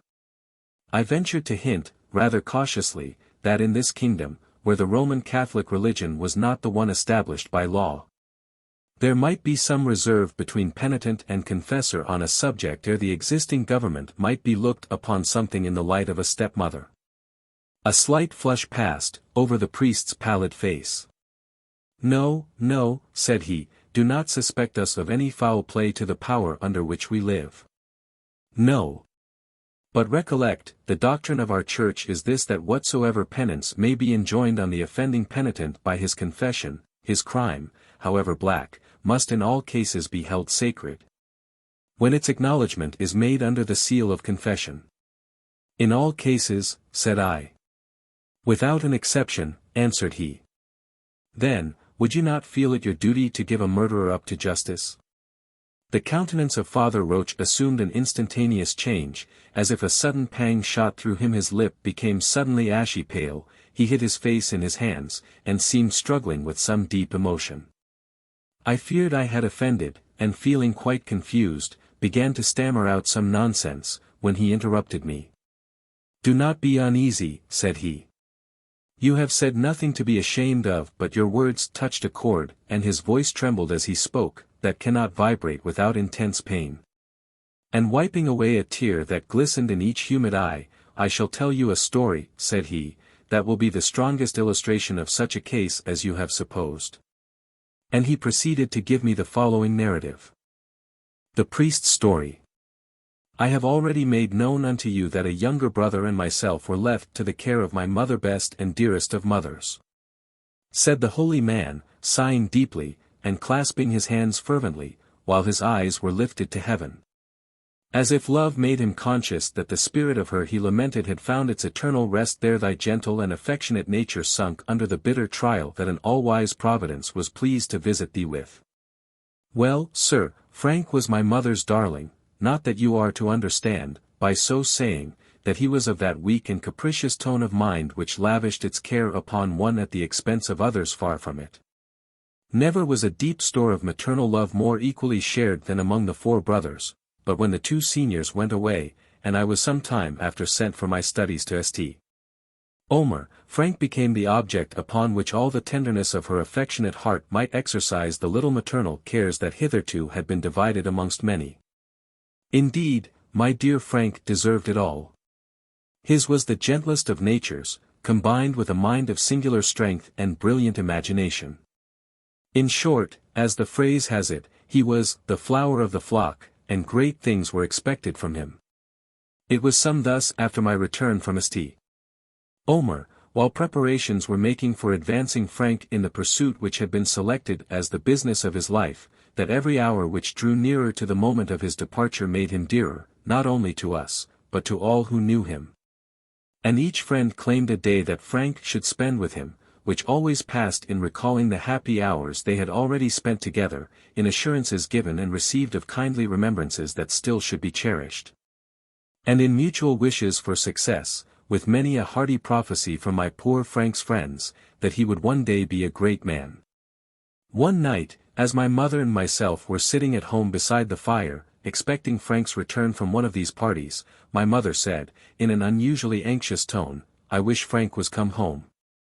What makes you think of his return so soon? Said I. I don't know, said she, but somehow, I'm uneasy about him. Oh, make yourself quiet, said I, on that subject, we cannot possibly expect Frank for an hour to come yet. Still, my mother could not become calm, and she fidgeted about the room, became busy in doing nothing, and now and then would go to the door of the house to listen for the distant tramp of Frank's horse, but Frank came not. More than the hour I had named as the probable time of his return had elapsed, and my mother's anxiety had amounted to a painful pitch, and I began myself to blame my brother for so long and late an absence. Still, I endeavored to calm her, and had prevailed on her to seat herself again at the fire, and commenced reading a page or 2 of an amusing book, when suddenly she stopped me, and turned her head to the window in the attitude of listening. It is, said she, I hear him coming. And now the sound of a horse's feet in a rapid pace became audible. She rose from her chair, and with a deeply aspirated, "Thank God," went to open the door for him herself. I heard the horse now pass by the window. In a second or two more the door was opened, and instantly a fearful scream from my mother brought me hastily to her assistance. I found her lying in the hall in a deep swoon. The servants of the house hastily crowded to the spot, and gave her immediate aid.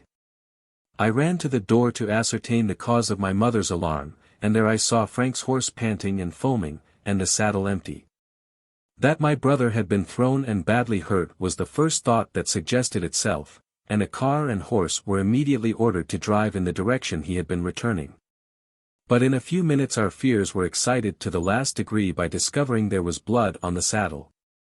We all experienced inconceivable terror at the discovery, but not to weary you with details, suffice it to say that we commenced a diligent search, and at length arrived at a small byway that turned from the main road, and led through a bog, which was the nearest course for my brother to have taken homewards, and we accordingly began to explore it. I was mounted on the horse my brother had ridden, and the animal snorted violently, and exhibited evident symptoms of dislike to retrace this byway, which, I doubted not, he had already travelled that night. And this very fact made me still more apprehensive that some terrible occurrence must have taken place to occasion such excessive repugnance on the part of the animal. However, I urged him onward, and telling those who accompanied me, to follow with what speed they might, I dashed forward, followed by a faithful dog of poor Frank's. At the termination of about half a mile, the horse became still more impatient of restraint, and started at every 10 paces.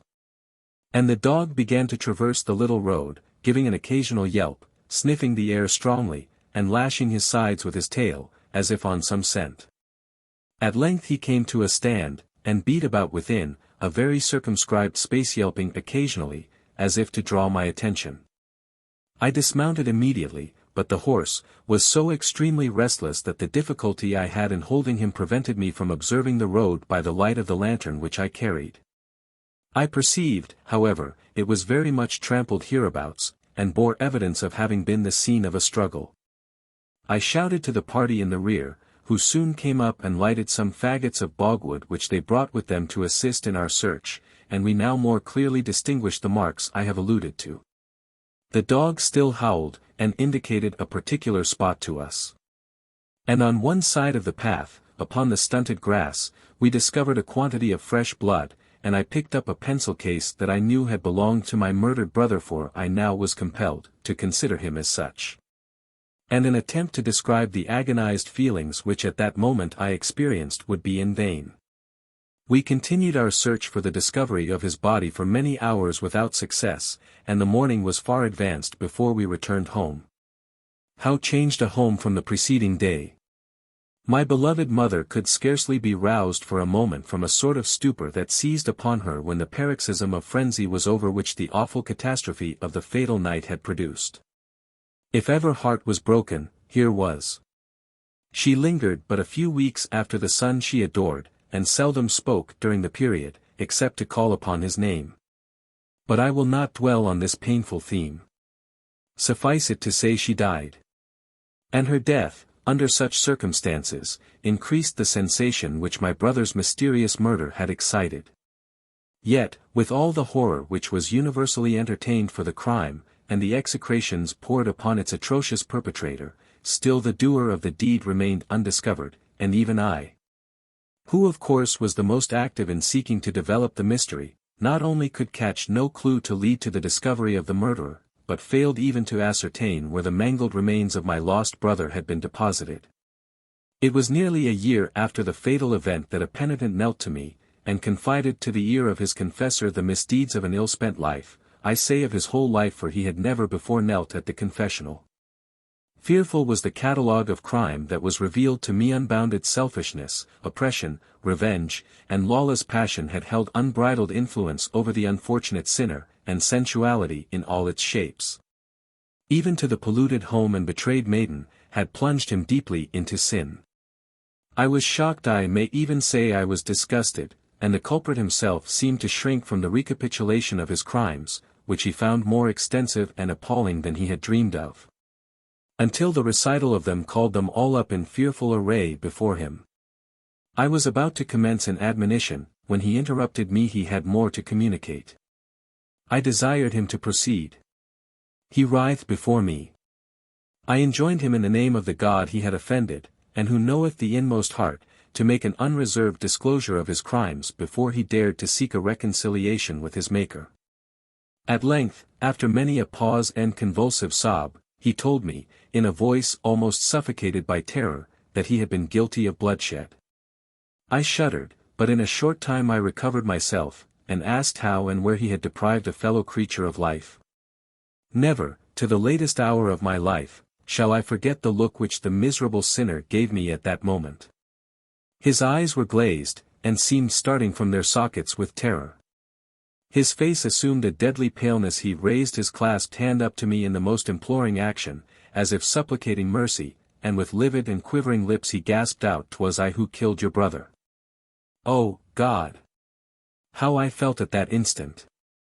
Even now, after the lapse of years, I recollect the sensation. It was as if the blood were flowing back upon my heart, until I felt as if it would burst. And then, a few convulsive breathings, and back rushed the blood again through my tingling veins. I thought I was dying, but suddenly I uttered an hysteric laugh, and fell back senseless in my seat. When I recovered, a cold sweat was pouring down my forehead, and I was weeping copiously. Never before did I feel my manhood annihilated under the influence of an hysterical affection. It was dreadful. I found the blood-stained sinner supporting me, roused from his own prostration by a sense of terror at my emotion.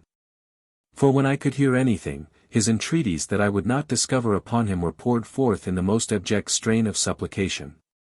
"Fear not for your miserable life," said I. "The seal of confession is upon what you have revealed to me, and so far you are safe, but leave me for the present, and come not to me again until I send for you." He departed. I knelt and prayed for strength to him who alone could give it, to fortify me in this dreadful trial. Here was the author of a brother's murder, and a mother's consequent death, discovered to me in the person of my penitent. It was a fearful position for a frail mortal to be placed in. But as a consequence of the holy calling I professed, I hoped, through the blessing of him whom I served, to acquire fortitude for the trial into which the ministry of his gospel had led me. The fortitude I needed came through prayer, and when I thought myself equal to the task, I sent for the murderer of my brother. I officiated for him as our church has ordained. I appointed penances to him, and in short, dealt with him merely as any other confessor might have done. Years thus passed away, and during that time he constantly attended his duty. And it was remarked through the country that he had become a quieter person since Father Roach had become his confessor. But still he was not liked, and indeed, I fear he was far from a reformed man, though he did not allow his transgressions to be so glaring as they were wont to be. And I began to think that terror and cunning had been his motives in suggesting to him the course he had adopted. As the opportunities which it gave him of being often with me as his confessor were likely to still every suspicion of his guilt in the eyes of the world. And in making me the depositary of his fearful secret, he thus placed himself beyond the power of my pursuit, and interposed the strongest barrier to my becoming the avenger of his bloody dead. Hitherto I have not made you acquainted with the cause of that foul act. It was jealousy. He found himself rivaled by my brother in the good graces of a beautiful girl of moderate circumstances, whom he would have wished to obtain as his wife, but to whom Frank had become an object of greater interest. And I doubt not, had my poor brother been spared, that marriage would ultimately have drawn closer the ties that were so savagely severed. But the ambuscade and the knife had done their deadly work. For the cowardly villain had lain in wait for him on the lonely bog road he guessed he would travel on that fatal night, and springing from his lurking place, he stabbed my noble Frank in the back. Well, sir, I fear I am tiring you with a story which, you cannot wonder, is interesting to me, but I shall hasten to a conclusion. One gloomy evening in March I was riding along the very road where my brother had met his fate, in company with his murderer. I know not what brought us together in such a place, except the hand of Providence, that sooner or later brings the murderer to justice, for I was not wont to pass the road, and loathed the company of the man who happened to overtake me upon it. I know not whether it was some secret visitation of conscience that influenced him at the time, or that he thought the lapse of years had wrought upon me so far as to obliterate the grief for my brother's death, which had never been, till that moment, alluded to, however remotely, since he confessed his crime. Judge then my surprise when, directing my attention to a particular point in the bog, he said, "'Tis close by that place that your brother is buried." I could not, I think, have been more astonished had my brother appeared before me. "What brother?" said I. "Your brother Frank," said he, "'twas there I buried him, poor fellow, after I killed him." "Merciful God!" I exclaimed, "Thy will be done," and seizing the rein of the culprit's horse, I said, "Wretch that you are! You have owned to the shedding of the innocent blood that has been crying to heaven for vengeance these 10 years, and I arrest you here as my prisoner." He turned ashy pale as he faltered out a few words to say I had promised not to betray him. "'Twas under the seal of confession," said I, "that you disclosed the deadly secret, and under that seal my lips must have been for ever closed. But now, even in the very place where your crime was committed, it has pleased God that you should arraign yourself in the face of the world, and the brother of your victim is appointed to be the avenger of his innocent blood." He was overwhelmed by the awfulness of this truth, and unresistingly he rode beside me to the adjacent town of, where he was committed for trial. The report of this singular and providential discovery of a murder excited a great deal of interest in the country. And as I was known to be the culprit's confessor, the bishop of the diocese forwarded a statement to a higher quarter, which procured for me a dispensation as regarded the confessions of the criminal, and I was handed this instrument, absolving me from further secrecy, a few days before the trial. I was the principal evidence against the prisoner. The body of my brother had, in the interim, been found in the spot his murderer had indicated, and the bog preserved it so far from decay as to render recognition a task of no difficulty. The proof was so satisfactorily adduced to the jury that the murderer was found guilty and executed, 10 years after he had committed the crime. The judge pronounced a very feeling comment on the nature of the situation in which I had been placed for so many years, and passed a very flattering eulogium upon what he was pleased to call my heroic observance of the obligation of secrecy by which I had been bound. Thus, sir, you see how sacred a trust that of a fact revealed under confession is held by our Church, when even the avenging a brother's murder was not sufficient warranty for its being broken. The King and the Bishop. A legend of Clonmacnoise. There are few things more pleasant to those who are doomed to pass the greater part of their lives in the dust and din and smoke of a city than to get on the top of a stage-coach early some fine summer morning, and whirl along through the yet unpeopled streets, echoing from their emptiness to the rattle of the welcome wheels that are bearing you away from your metropolitan prison, to the free blue streams and the laughing sky of the sweet country. How gladly you passed the last bridge over one of the canals, and then, deeming yourself fairly out of town, you look back once only on its receding groves of chimneys, and settling yourself comfortably in your seat, you cast away care, and look forward in gleeful anticipation of your 3 or 4 weeks in the tranquility and freedom of a country ramble. Such have my sensations often been, not a little increased, by the by, as I hugged closer to my side my portfolio, well stored with paper, and heard the rattle of my pencils and colors in the tin sketching box in my pocket. Such were they when last I started one fresh and lovely summer's morning, on the Ballinasloe coach, and promised myself a rich treat in a visit to Clonmacnoise, or the Churches, as the place is familiarly called by the peasantry. Gladly I descended from my lofty station on our dusty conveyance, when it arrived at Shannon Bridge, and engaging a boat, embarked on the noble river whence the village takes its name, and procked up the wide and winding stream to the still sacred and once celebrated Clonmacnoise, the second monastic foundation established in Ireland, once tenanted by the learned and the powerful, now scarcely known but to the mendicant pilgrim, the learned antiquary, or the vagrant lover of the picturesque. Here, for days together, have I lingered, watching its noble, ivy-mantled tower, reposing in shadow, or sparkling in sunshine, as it spired upward in bold relief against the sky. Or admiring the graceful involutions of the ample Shannon that wound beneath the gentle acclivity on which I stood, through the plashy meadows and the wide waste of bog, whose rich brown tones of color faded into blue on the horizon. Or in noting the red-tan sail of some passing turf boat, as it broke the monotony of the quiet river, or in recording with my pencil the noble stone cross, or the tracery of some mouldering ruin. Where ivied arch, or pillar Ione plead haughtily for glories gone. Though I should not say, haughtily, for poor old Clonmacnoise pleads with as much humility as the religion which reared her now does. And which, like her, interesting in the attitude of decay, teaches and appeals to our sympathies and our imagination, instead of taking the strongholds of our reason by storm, and forcing our assent by overwhelming batteries of irrefragable proof. Before it seeks to win our will by tender and impassioned appeals to the heart. But I wander from Clonmacnoise. It is a truly solemn and lonely spot, I love it almost to a folly, and have wandered day after day through its quiet cemetery, till I have almost made acquaintance with its ancient gravestones. One day I was accosted by a peasant who had watched for a long time, in silent wonder, the draught of the stone cross, as it grew into being beneath my pencil. And finding the man apt, as the ghost says to Hamlet, I entered into conversation with him. To some remark of mine touching the antiquity of the place, he assured me, it was a fine old place, in the old ancient times.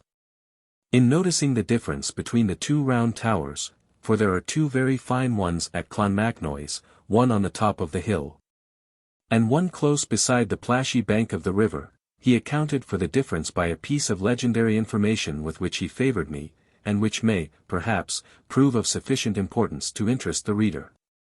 You see, sir, said he, the one down there bayant, at the river side, was built the first, and finished complete entirely, for the roof is in it, you see. But when that was built, the bishop thought that another idea looked very pretty on the hill bayant, and so he bid the masons set to work, and build up another tower there. Well, away they went to work, as busy as nailers. Troth it was just like a beehive, every man with his hammer in his hand, and sure the tower was completed in due time. Well, when the last stone was laid on the roof, the bishop axes the masons how much B was to pay them, and they ups and told him their price, but the bishop, they say, was a niggard, God forgive me for saying the word of so holy a man. And he said they axed too much, and he wouldn't pay them. With that, my jewel, the masons said they would take no less, and what would you think, but the bishop had the cunning to take away the ladders that was reared up agin the tower. And now, says he, my gay fellows, says B, the divil a down out that you'll come antil you larn manners, and take what's offered to yees, says he, and when yees come down in your price you may come down yourselves into the bargain. Well, sure enough, he kept his word, and wouldn't let man nor mortal go nigh them to help them, and fakes the masons didn't like the notion of losing their honest earnin's, and small blame to them. But sure they were starvin' all the time, and didn't know what in the wide world to do, when there was a fool chanked to pass by, and seen them. Musha! But you look well there, says the innocent, and how are you, says he. Not much the better av your ashin, says they. Maybe you're out there, says he. So he questioned them, and they told him how it was with them, and how the bishop took away the ladders, and they couldn't come down. Tut, you fools, says he. Sure isn't it acier to take down 2 stones nor to put up one?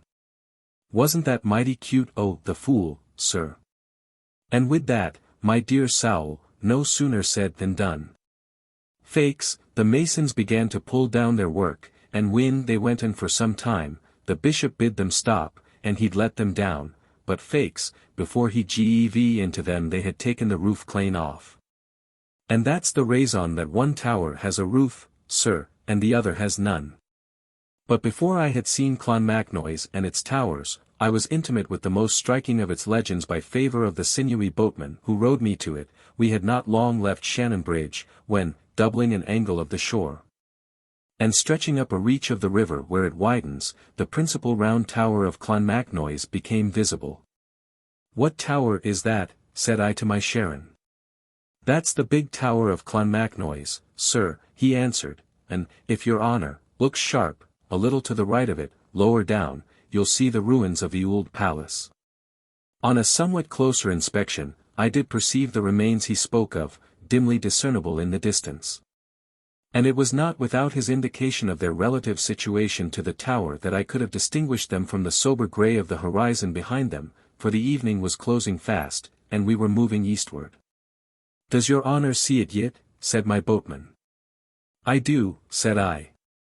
"God spare you your eyesight," responded he, "for troth it's few gentlemen could see the ould palace this far off, and the sun so low, Berrin, they were used to sportin', and had a sharp eye for the birds over a bog, or the like that. "Oh, then, it's Clonmacnoise, your honour, that's the holy place," continued he, "mighty holy in the old ancient times, and mighty great too, with the 7 churches, let alone the 2 towers, and the bishop, and plenty priests, and all to that." "2 towers," said L, "then suppose one has fallen." "Not at all, sir," said he, "but the other one that you can't see is Bayant in the hollow by the river side." "And it was a great place, you say, in the old ancient times?" "Troth it was, sir, and is still, for to this day it bates the world in regard pilgrims." "Pilgrims!"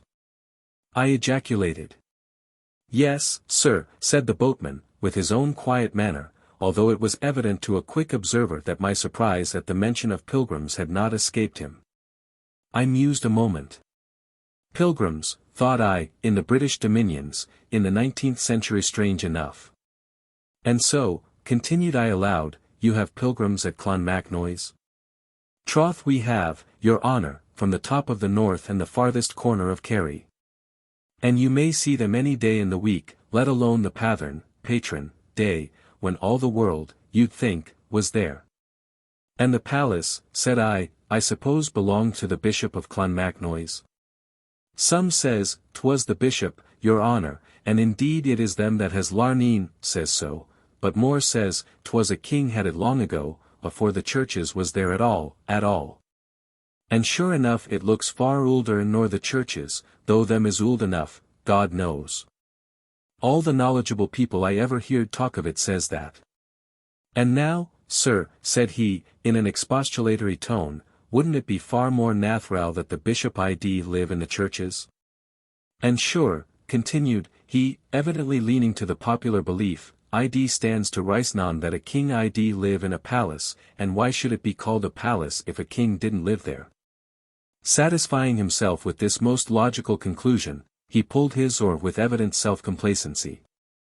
And as I have always found, I derived more legendary information by yielding somewhat to the prejudice of the narrator, and by abstaining from inflicting any wound on his pride, so Irish a failing, by laughing at or endeavouring to combat his credulity. I seemed to favour his conclusions, and admitted that a king must have been the ci-devant occupant of the palace. So much being settled, he proceeded to tell me that there was a mighty queer story about the last king that ruled Clonmacnoise. And having expressed an eager desire to hear the queer story, he seemed quite happy at being called on to fulfill the office of chronicler. And pulling his oar with an easier sweep, lest he might disturb the quiet hearing of his legend by the rude splash of the water, he prepared to tell his tale, and I to devour up his discourse. "Well, sir, they say there was a king wonst lived in the palace Bayant, and a sportin' fellow he was, and seed mile fealty was the word in the palace, no one kem but was welcome, and I go bail the sorrow one left it without the diacon, Doris. Well, to be sure, the king, av course, had the best of eatin' and drinkin', and there was bed and board for the stranger, let alone the welcome for the neighbours, and a good neighbour he was by all accounts, until, as bad luck would have it, a crass old bishop, the saints forgive me for saying the word, came to rule over the churches. Now, you must know, the king was a likely man, and as I said already, he was a sportin' fellow, and by course a great favourite with the women. He had a smile and a wink for the crathers at every hand's turn, and the soft word, and the short and the long of it is, he was the divil among the girls. Well, sir, it was all mighty well, until the old bishop I mentioned arrived at the churches, but when he came, he took great scandal at the goings-in of the king, and he determined to cut him short in his courses all at once. So with that when the king went to his duty, the bishop ups and he tells him that he must mend his manners, and all to that. And when the king said that the likes that was never told him afore by the best priest them all, more shame for them that war before me, says the bishop. But to make a long story short, the king looked mighty black at the bishop, and the bishop looked twice blacker at him again, and so on, from bad to worse, till they parted the bitterest of enemies, and the king, that was the best friends to the churches afore, swore be this and be that he'd vex them for it, and that he'd be even with the bishop alore long. Now, sir, the bishop might just as well have kept never mind in the king's little kimmings with the girls, for the story goes that he had a little fallon of his own in regard of a drop, and that he knew the differ between wine and water, for poor ignorant crathers, it's little they knew about whiskey in them days. Well, the king used often to send lashins wine to the churches, by the way, as he said, that they should have plenty of it for celebrating the mass, although he knew well that it was a little of it went far that away. And that their reverences was fond of a hearty glass as well as himself, and why not, sir, if they'd let him alone, for, says the king, as many a one said afore, and will again, I'll make a child's bargain with you, says he, do you let me alone? And I'll let you alone. Manin, by that, sir, that if they'd say nothin' about the girls, he would give them plenty of wine. And so it fell out a little before he had the scrimmage with the bishop, the king promised them a fine store of wine that was comin' up the Shannon in boats, sir, and big boats they wore, I'll go bail not all as one as the little Droleen. Wren, of a thing we're in now, but nigh hand as big as a ship. And there was 3 of these fine boats full comin' 2 for himself, and 1 for the churches, and so says the king to himself, the divil receive the drop of that wine they shall get, says he, the dirty beggarly nagars. Bad cess to the drop, says he, my big-bellied bishop, to nourish your jolly red nose. I said I'd be even with you, says he, and so I will. And if you spoil my diversion, I'll spoil yours, and turn about is fair play, as the divil said to the smokejack. So with that, sir, the king goes and he gives orders to his servants how it would be when the boats came up the river with the wine, and more especial to one in particular they called Corny, his own man, by raison he was mighty stout. And didn't love priests much more nor himself. Now, Corny, sir, let alone bein' stout, was mighty dark, and if he once said the word, you might as well strive to move the rock of Dunamis as Corny, though without a big word at all, but as quiet as a child. Well, in good time, up came the boats, and down runs the monks, all as one as a flock crows over a cornfield, to pick up whatever they could for themselves, but troth the king was afore them, for all his men was there, and Corny at their head. Dominus vobiscum. Which manes, God save you, sir. Says one of the monks to Corny, we came down to save you the trouble of unloading the wine which the king, God bless him, gives to the church. Oh, no trouble in life, plaise your reverence, says Corny, we'll unload it ourselves, your reverence, says he. So with that they began unloading, first one boat, and then another. But sure enough, every individual cask of it went up to the palace, and not a one to the churches, so when they seen the second boat most empty, queer thoughts began to come into their heads. For before this offer the first boatload was always sent to the bishop, after a drop was taken to the king, which, was good manners, sir, and the king, by all accounts, was a gentleman, every inch of him. So, with that, says one of the monks. My blessin' and you, Corny, my son, says he, sure it's not forgettin' the bishop you'd be, nor the churches, says he, that stands between you and the divil. Well, sir, at the word divil, 'twas as good as a play to see the look Corny gave out the corner of his eye at the monk. Forget yes, says Corny, troth it's long afore me or my master, says he, nodding his head a bit at the word, will forget the bishop of Clonmacnoise. Goin' with your work, boys, says he to the men about him. And away they went, and soon finished unloadin' the second boat, and with that they began at the third. God bless your work, boys, says the bishop. For, sure enough, 'twas the bishop himself came down to the river side, having got the hard word of what was goin' on. God bless your work, says he, as they heaved the first barrel of wine out of the boat. Go, help them, my sons, says he, turning round to half a dozen strap-pin young priests as was standing by. No occasion in life, plaise your reverence, says Corny. I'm entirely obleeged to your lordship, but we're able for the work ourselves, says he. And without sayin' another word, away went the barrel out of the boat, and up on their shoulders, or whatever way they wore talking it, and up the bill to the palace. Hello, says the bishop, where are yez goin' with that wine, says he. Where I to'd them, says Corny. Is it to the palace, says his reverence.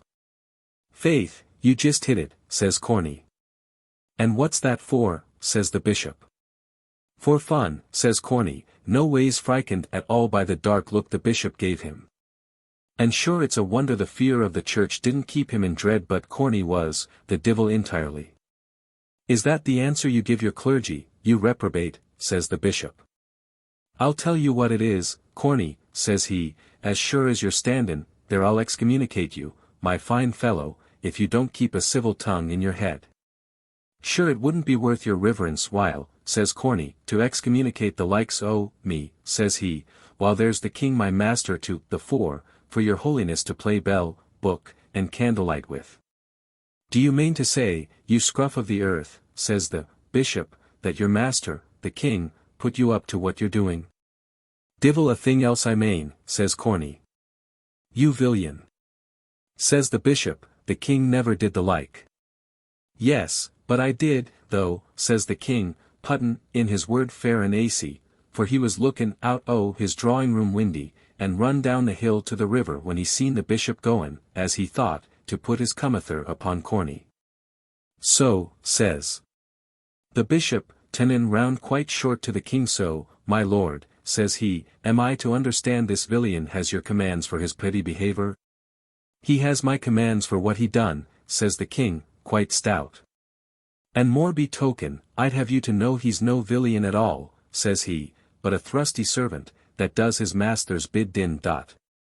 And don't you in time send in any of this wine over to my church's bayant, says the bishop. The divil receive the drop, says the king. And what for, says the bishop. Becase I've changed my mind, says the king. And won't you give the church wine for the holy mass, says the bishop. The mass, says the king, eyeing him mighty sly. Yes, sir, the mass, says his reverence, colouring up to the eyes. The mass. Oh, Bathershin, says the king. What do you mean, says the bishop, and his nose got blue with fair rage. Oh, nothin', says the king with a toss of his head. Are you a gentleman, says the bishop. Every inch o' me, says the king. Then sure no gentleman goes back of his word, says the other. I won't go back o' my word either, says the king. I promise to give wine for the mass, says he, and so I will. Send to my palace every Sunday mornin', and you shall have a bottle of wine, and that's plenty. For I'm thinkin', says the king, that so much wine lyin' bayant there is neither good for your bodies nor your souls. What do you mean, says the bishop, in a great passion, for all the world like a turkey cock. I mean, that when your wine cellar is so full, says the king, it only brings the fairies about you, and makes away with the wine too fast, says he, Logan. And the fairies to be about the churches isn't good, your reverence, says the king. For I'm thinkin', says he, that some of the spiteful little divils has given your reverence a blast, and burnt the ind of your nose. With that, my dear, you couldn't hood the bishop with the rage he was in. And says he, you think to drink all that wine, but you're mistaken, says he. Fill your cellars as much as you like, says the bishop, but you'll die in druth yet, and with that he went down on his knee.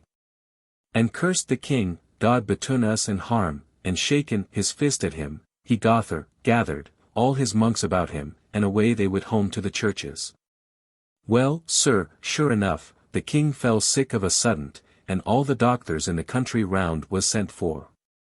But they could do him no good at all, at all, and day by day he was wastin' and pinnin', till the flesh was worn off his bones, and he was as bare and as yallow as a kite's claw.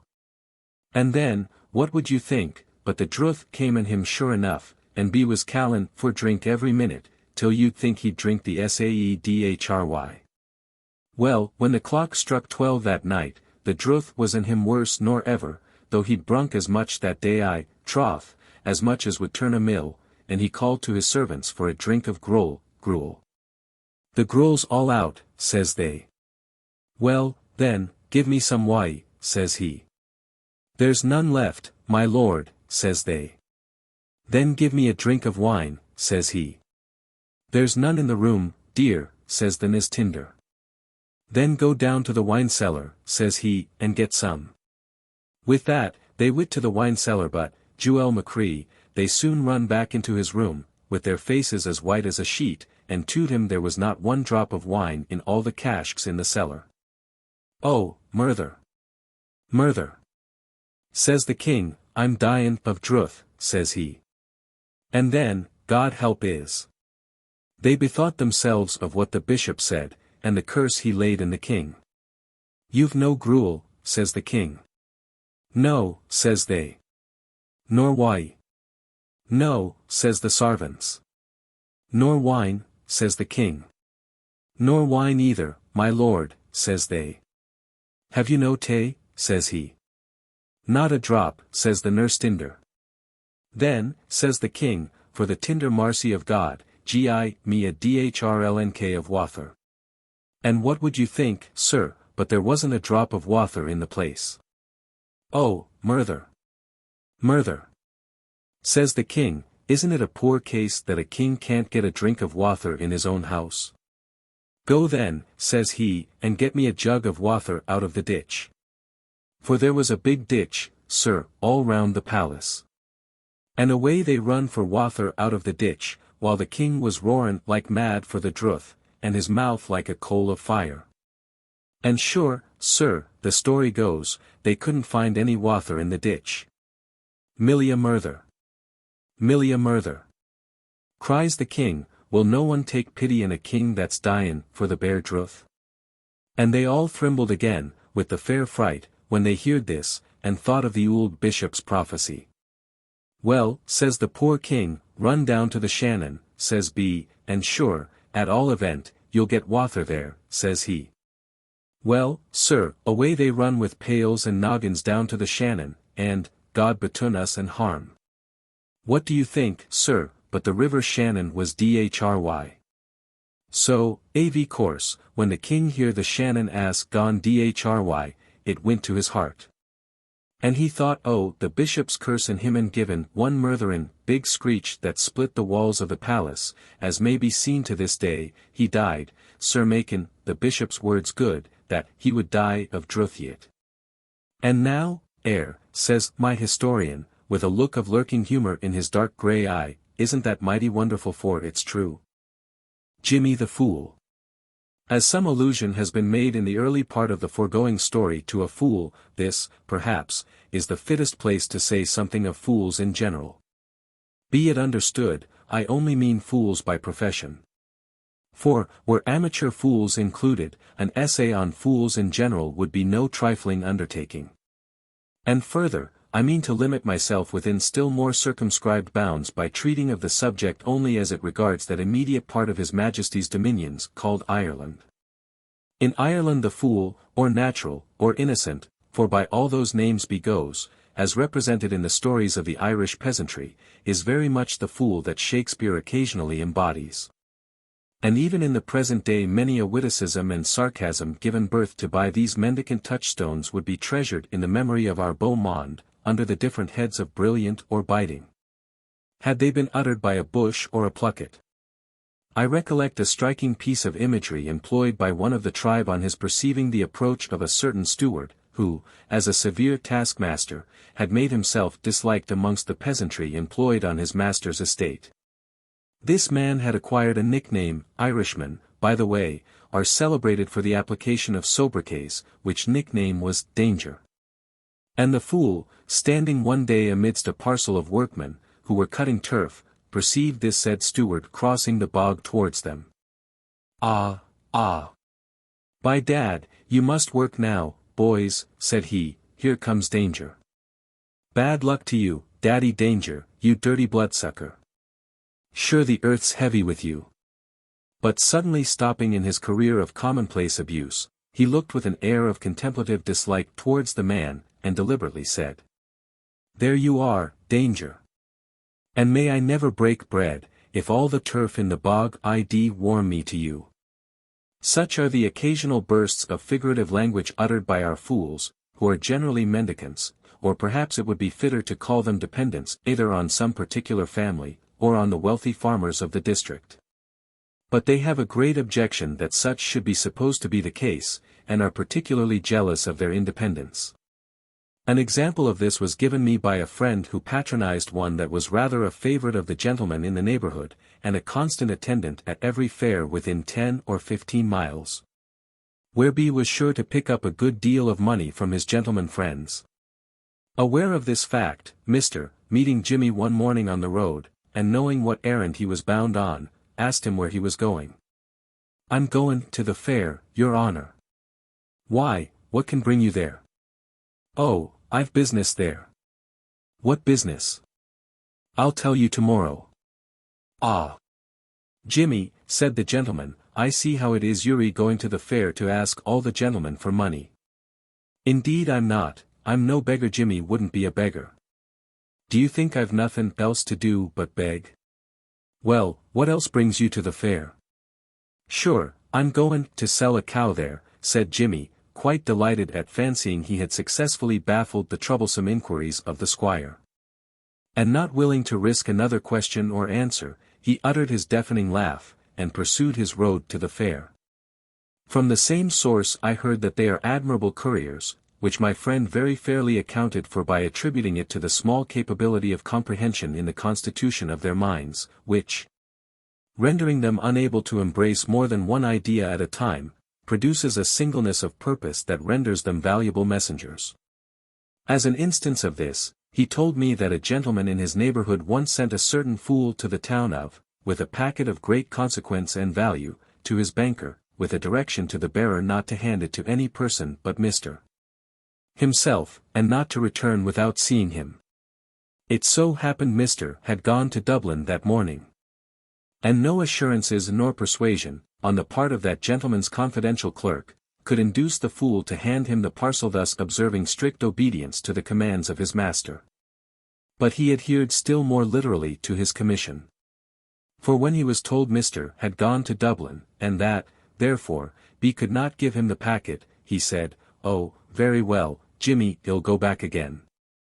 But when B left the office, he took the road to Dublin, instead of homewards, having been bidden not to return without delivering it, and ran the distance to the capital, about 140 miles, in so short a time, that he arrived there but a few hours after the gentleman B followed, and never rested until he discovered where he was lodged, and delivered to him the parcel, in strict accordance with his instructions. They are affectionate also. I have heard of a fool who, when some favorite member of a family he was attached to died, went to the churchyard, and sat on the grave, and there wept bitterly, and watched night and day. Nor could he be forced from the place, nor could the calls of hunger and thirst induce him to quit the spot for many days, and such was the intensity of grief on the part of the affectionate creature, that he died in 3 months afterwards.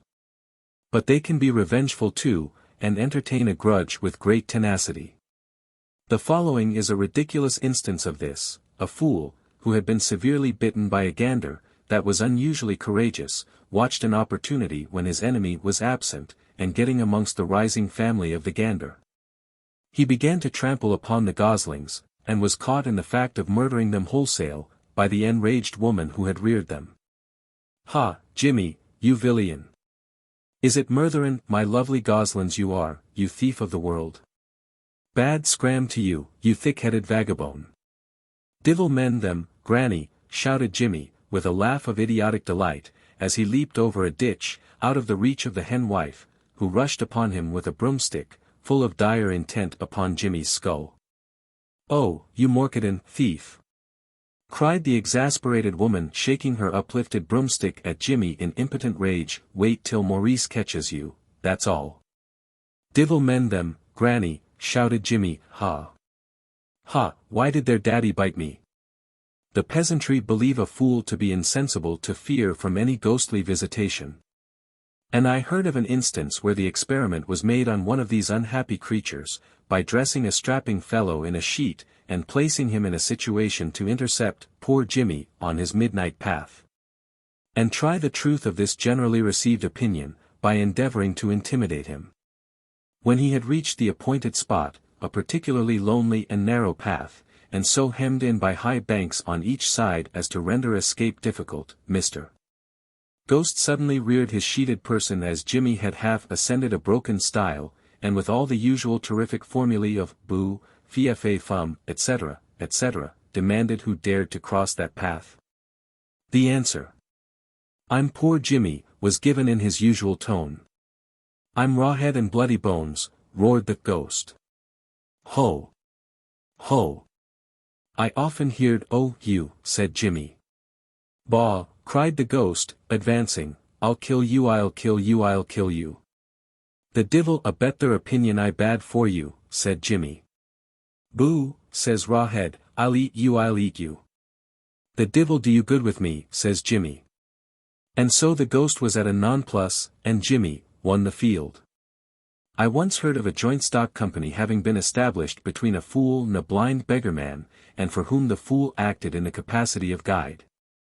They had share and share alike in the begging concern, and got on tolerably well together, until one day the blind man had cause to suspect Jimmy's honor. It happened that a mail coach passing by, the blind man put forth all his begging graces to induce the quality to extend their charity, and succeeded so well, that not only some copper, but a piece of silver was thrown by the wayside. Jimmy, I'm sorry to say, allowed the filthy lucre of gain so far to predominate, that in picking up these gratuities, he appropriated the silver coin to his own particular pouch, and brought the halfpence only for division to his blind friend. But the sense of hearing was so nice in the latter, that he detected the sound of the falling silver, and asked Jimmy to produce it. Jimmy denied the fact stoutly. "Oh, I heard it fall," said the blind man. "Then you were better off than poor Jimmy," said our hero, "for you heard it, but poor Jimmy didn't see it."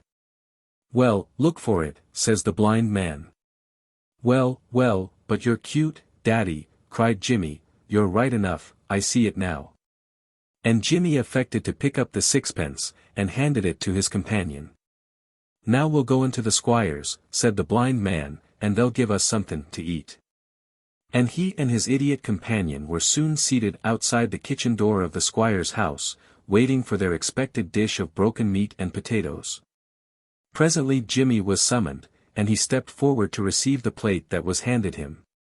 But in its transit from the kitchen door to the spot where the blind man was seated, Jimmy played foul again, by laying violent hands on the meat and leaving potatoes only in the dish. Again the acute sense of the blind man detected the fraud.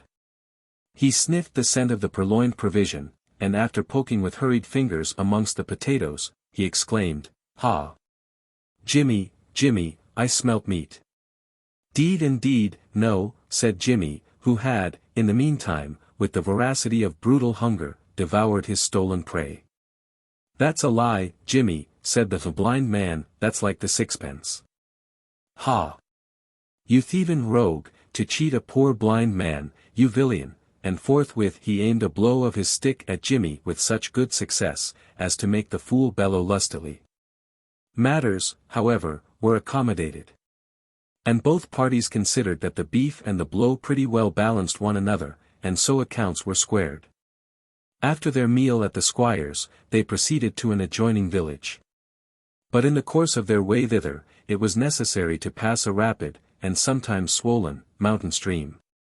And the only means of transit was by large blocks of granite placed at such intervals in the stream as to enable a passenger to step from one to the other, and hence called stepping stones.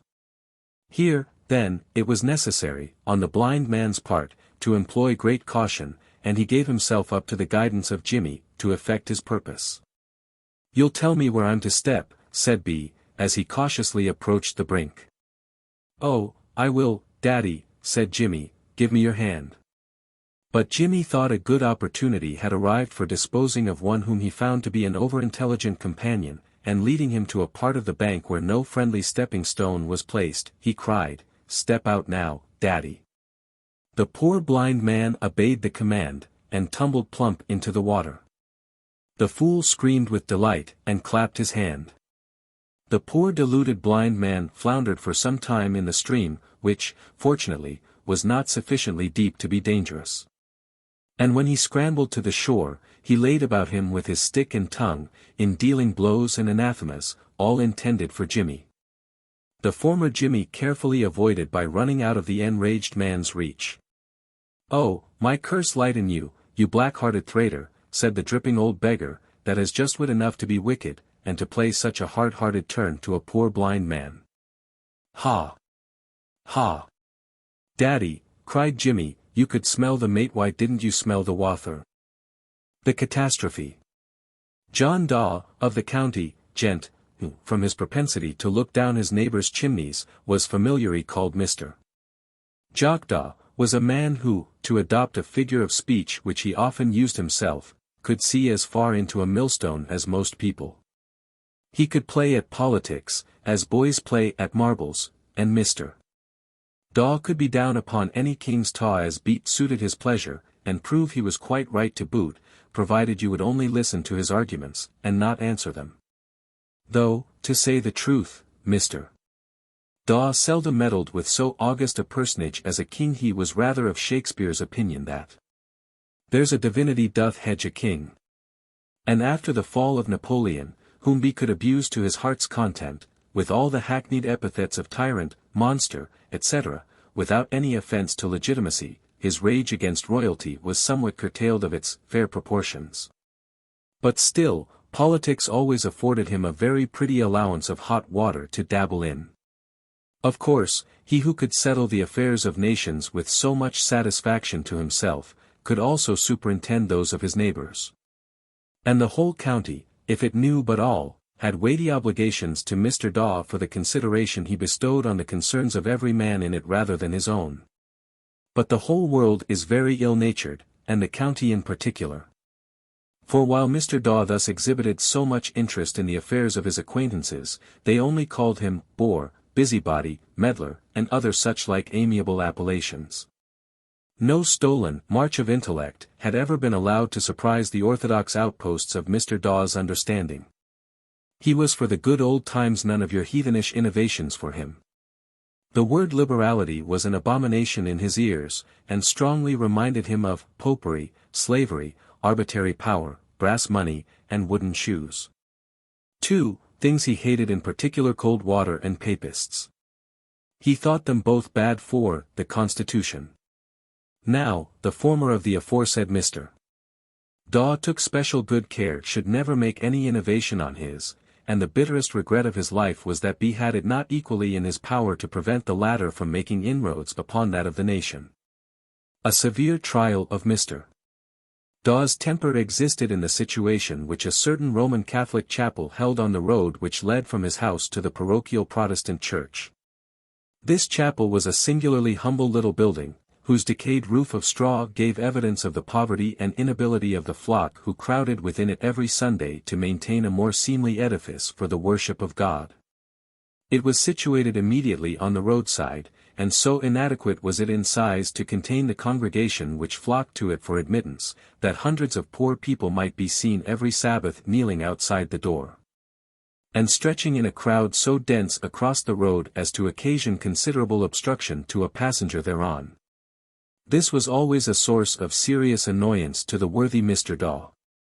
And one Sunday in particular, so great was the concourse of people, that B was absolutely obliged to stop his jaunting car, and was delayed the enormous space of a full minute and a half before the offending worshippers could get out of the way. This was the climax of annoyance. It was insufferable that he should have, every Sunday at he went to church, his Christian serenity disturbed by passing so heathenish a temple as a mass-house, and witness the adoration of damnable idolaters, was bad enough. But that he one of the staunchest Protestants in the county one of the most unflinching of the sons of ascendancy, should be delayed on his way to church by a pack of rascally rebelly papists, as he charitably called them, was beyond endurance. And he deeply swore he would never go to church by that road again to be obnoxious to so great an indignity. And he kept his word. He preferred going a round of 5 miles to the ample and empty church of, then again past the confined and crowded little chapel. This was rather inconvenient sometimes, to be sure, when autumn rains and winter snows were falling, but no matter. The scene of his degradation was not to be passed for any consideration, and many a thorough drenching and frostbitten penalty were endured in the cause of ascendancy, but what then? He had the reward in his own breast, and he bore all with the fortitude of a martyr, consoling himself in the notion of his being a suffering loyalist. If he went out of his way to avoid one popish nuisance, he was put out of his way by another, namely, by having his residence in the vicinity of a convent. Yea, within earshot of their vesper music lay his pleasure ground, and a stone wall, a very strong and high one, to be sure, was all that interposed itself between his Protestant park and the convent garden. Illustration. Both of these lay upon the shore of the expansive Shannon. And many a time and oft, when our hero was indulging in an evening stroll on the bank of the river, did he wish the poor nuns fairly at the bottom of it, as their neighboring voices, raised perchance in some hymn to the Virgin, smote the tympanum of his offended ear. He considered at length that this proximity to a convent, which at first he deemed such an hardship, might be turned to account in a way, of all others, congenial to his disposition, by affording him an opportunity of watching the movements of its inmates, of the nefarious proceedings of such a body, of their numberless intrigues, etc., etc., he himself had no doubt, and he forthwith commenced a system of espionage, that he might be enabled to produce proof for the conviction of others. During the day, there was a provoking propriety preserved about the place that excited Mr. Dawes' wrath. Aye, would he mutter to himself, they were always deep as well as dangerous, they were too cunning to commit themselves by anything that might be easily discovered. But wait until the moonlight nights are past, and I'll warrant my watching shan't go for nothing. Under the dewy damps of night, many an hour did Mr. Daw hold his surveillance around the convent bounds, but still fortune favoured him not in this enterprise, and not one of the delinquencies which he had no doubt were going forward had he the good fortune to discover. No scarf was waved from the proscribed casements, no ladder of ropes was to be found attached to the forbidden wall, no boat, with muffled oar, stealthily skimming along the waters, could be detected in the act of depositing a gallant gay Lothario in the Hesperian garden, where, be doubted not, many an adventurous Jason plucked forbidden fruit. Chance, however, threw in his way a discovery, which all his premeditated endeavours had formerly failed to accomplish, for one evening, just as the last glimmer of departing day was streaking the west, Mr. Daw, in company with a friend, a congenial soul, when returning after a long day's shooting, in gleeful anticipation of a good dinner, heard a sudden splash in the water, apparently proceeding from the extremity of the convent wall, to which point they both directly hurried. What the noise originated in we shall soon see, but a moment's pause must be first given to say a word or two of Mr. Dawes' friend. He was a little bustling man, always fussing about something or other, eternally making frivolous excuses for paying visits at unseasonable hours, for the purpose of taking people by surprise, and seeing what they were about, and everlastingly giving people advice. And after any unpleasant accident, loss of property, or other casualty, he was always ready with an assurance that, if that had been his case, he would have done so and so, and gave ample grounds for you to understand that you were very little more or less than a fool, and he the wisest of men since the days of Solomon. But curiosity was his prevailing foible. When he entered a room, his little twinkling eyes went peering round the chamber to ascertain if anything worth notice was within eyeshot, and when failure ensued, in that case he himself went on a voyage of discovery into every corner, and with excuses so plausible, that he flattered himself nobody saw what he did. For example, he might commence thus, "Ha, Miss Emily, you've got a string broken in your harp, I see," and forthwith he posted over to the instrument. And while he was clawing the strings, and declaring it was a monstrous sweet harp, B was reconnoitering the quarter where it stood with the eye of a lynx. Unsuccessful there, B would proceed, mayhap, to the table, where some recently received letters were lying, and stooping down over one with its seal upwards, exclaim, "Dear me, what a charming device! Let me see, what is it? A padlock, and the motto, 'Honor keeps the key.' Ah! Very pretty, indeed excellent." And then he would carelessly turn over the letter to see the postmark and superscription, to try if he could glean any little hint from them. So. A foreign postmark. I see, ha. I dare say, now, this is from your cousin, his regiment's abroad, I believe. Miss Emily. Rather knowingly. Miss Emily might reply slyly, "I thought you admired the motto on the seal." "Oh, yes, very true, indeed, a very pretty motto," and so on. This little gentleman was, moreover, very particular in his dress. The newest fashions were sure to be exhibited on his diminutive person, and from the combined quality of petit maître and eavesdropper, he enjoyed a sobriquet as honourable as Mr. Daw, and was called Little Bo Peep. Upon one occasion, however, while minding his neighbours' affairs with an exemplary vigilance, some sheep-stealers made free with a few of his flock. And though so preeminently prompt in the suggestion of preventions or remedies in similar cases when his friends were in trouble, he could not make the slightest successful movement towards the recovery of his own property. All his dear friends were, of course, delighted. And so far did they carry their exultation in his mishap, that someone, a night or two after his disaster, pasted on his hall door the following quotation from a celebrated nursery ballad. "Little Bo Peep.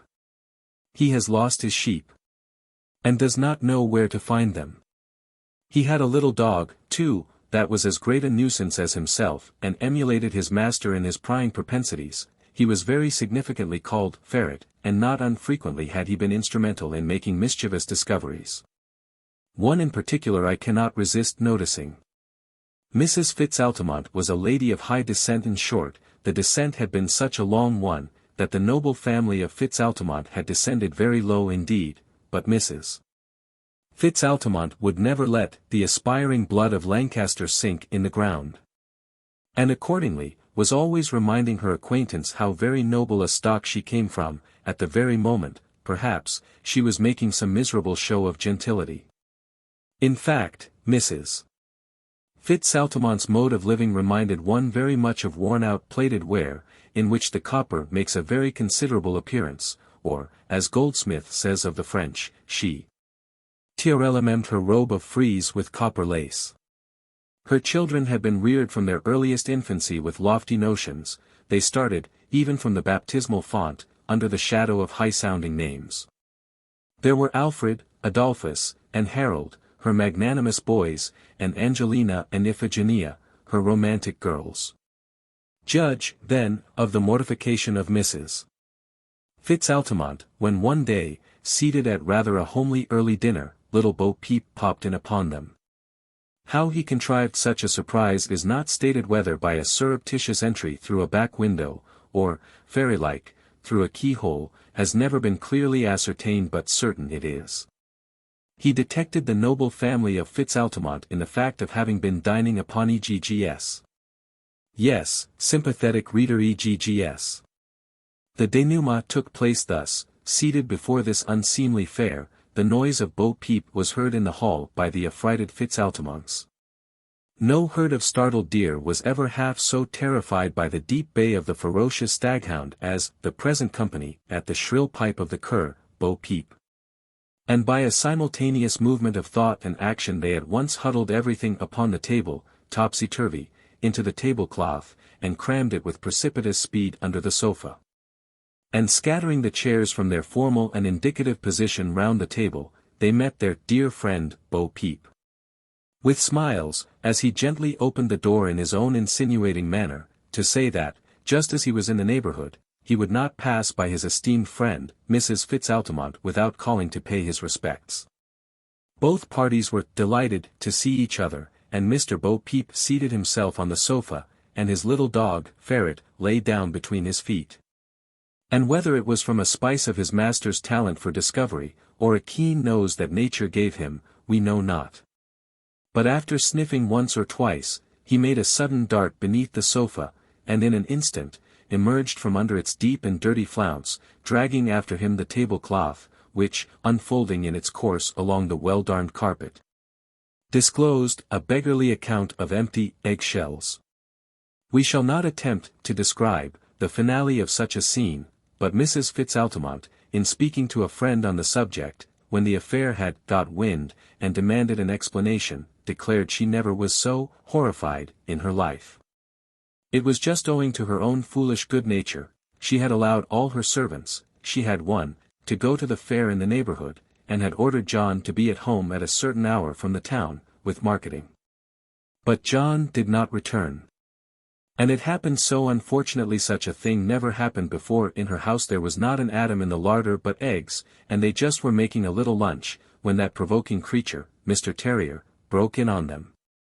My dear madam, if you had only seen it, Alfred had eaten his egg. Adolphus was eating his egg. Harold was in the act of cracking his egg, and I was just putting some salt in my egg. Indeed, I spilt the sate a moment before, and was certain something unlucky was going to happen, and the dear, romantic girls, Angelina and Iphigenia, were at the moment boiling their eggs, when that dreadful little man got into the house. It's very laughable, to be sure. He,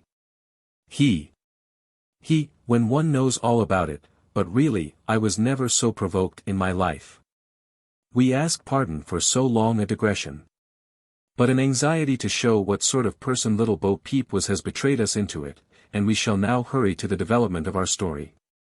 We left Bo Peep and Jack Daw hurrying off towards the convent wall, where it was washed by the river, to ascertain what caused the loud splash in the water which they heard, and has already been noticed. On arriving at the extremity of Mr. Daw's grounds, they perceived the stream yet agitated, apparently from the sudden immersion of something into it. And on looking more sharply through the dusk, they saw, floating rapidly down the current, a basket, at some distance, but not so far away as to prevent their hearing a faint cry, evidently proceeding from it. And the next moment they heard a female voice say, in the adjoining garden of the convent, "There, let it go, the nasty creature, to do such a horrid thing." "Did you hear that?" said Mr. Daw. "I did," said Bo Peep. "There's proof positive," said Daw. "The villainous papist jades, one of them has had a child, and some of her dear sisters are drowning it for her, to conceal her infamy." "No doubt of it," said Bo Peep. "I knew it all along," said Jack Daw. "Come, my dear friend," added he, "let us hasten back to O'Brien's cottage, and he'll row us down the river in his boat, and we may yet be enabled to reach the basket in time to possess ourselves of the proof of all this popish profligacy." And off they ran to O'Brien's cottage. And hurrying O'Brien and his son to unmoor their boat, in which the gentleman had passed a considerable part of the day in sporting, they jumped into the skiff, and urged the two men to pull away as fast as they could after the prize they hoped to obtain. Thus, though excessively hungry, and anxious for the dinner that was awaiting them all the time, their appetite for scandal was so much more intense, that they relinquished the former in pursuit of the latter. "And, where is it your honour's goin'?" demanded O'Brien. "Oh, a little bit down the river here," answered Mr. Daw. For he did not wish to let it be known what he was in quest of, or his suspicions touching it, lest the peasants might baffle his endeavours at discovery, as he was sure they would strive to do in such a case, for the honour of the creed to which they belonged. "Froth, then, it's late your honour's goin', and the wather this time o' day, and the night comin', and—" "Well, never mind that you, but pull away." "By my sowl, I'll pull like a young colt, if that be all, and Jim too, sir, that's your sort, Jamie, but at this gait goin', the sorra far off the rapids will be long, and sure if we go down them now, the dickens aback will get tonight." "Oh, never mind that," said Daw, "we can return by the fields." As O'Brien calculated, they soon reached the rapids, and he called out to Jim to study the boat there. And with skilful management the turbulent descent was passed in safety, and they glided onwards again, under the influence of their oars, over the level waters. "Do you see it yet?" asked one of the friends to the other, who replied in the negative. "Maybe it's the deep hole your honour I'd be lookin' for?" queried O'Brien, in that peculiar vein of inquisitiveness which the Irish peasant indulges in, and through which he hopes, by presupposing a motive of action, to discover in reality the object aimed at. "No," answered Daw, rather abruptly. "Oh, it's only becase it's a choice place of set-tin night lines," said O'Brien, "and I was thinkin' maybe it's for that your honour I'd be."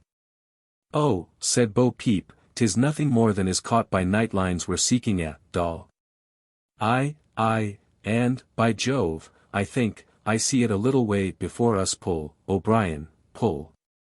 And the boat trembled under the vigorous strokes of O'Brien and his son, and in a few minutes they were within an oar's length of the basket, which by this time was nearly sinking.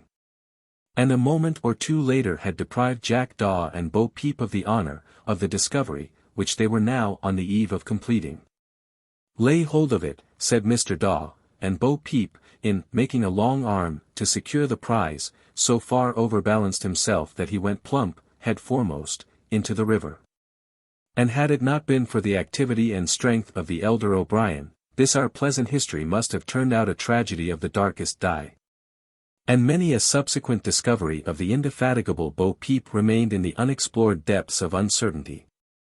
But, fortunately for the lovers of family secrets, the inestimable Bo Peep was drawn, dripping, from the river, by O'Brien, at the same time that Jack Daw, with the boat hook, secured the basket.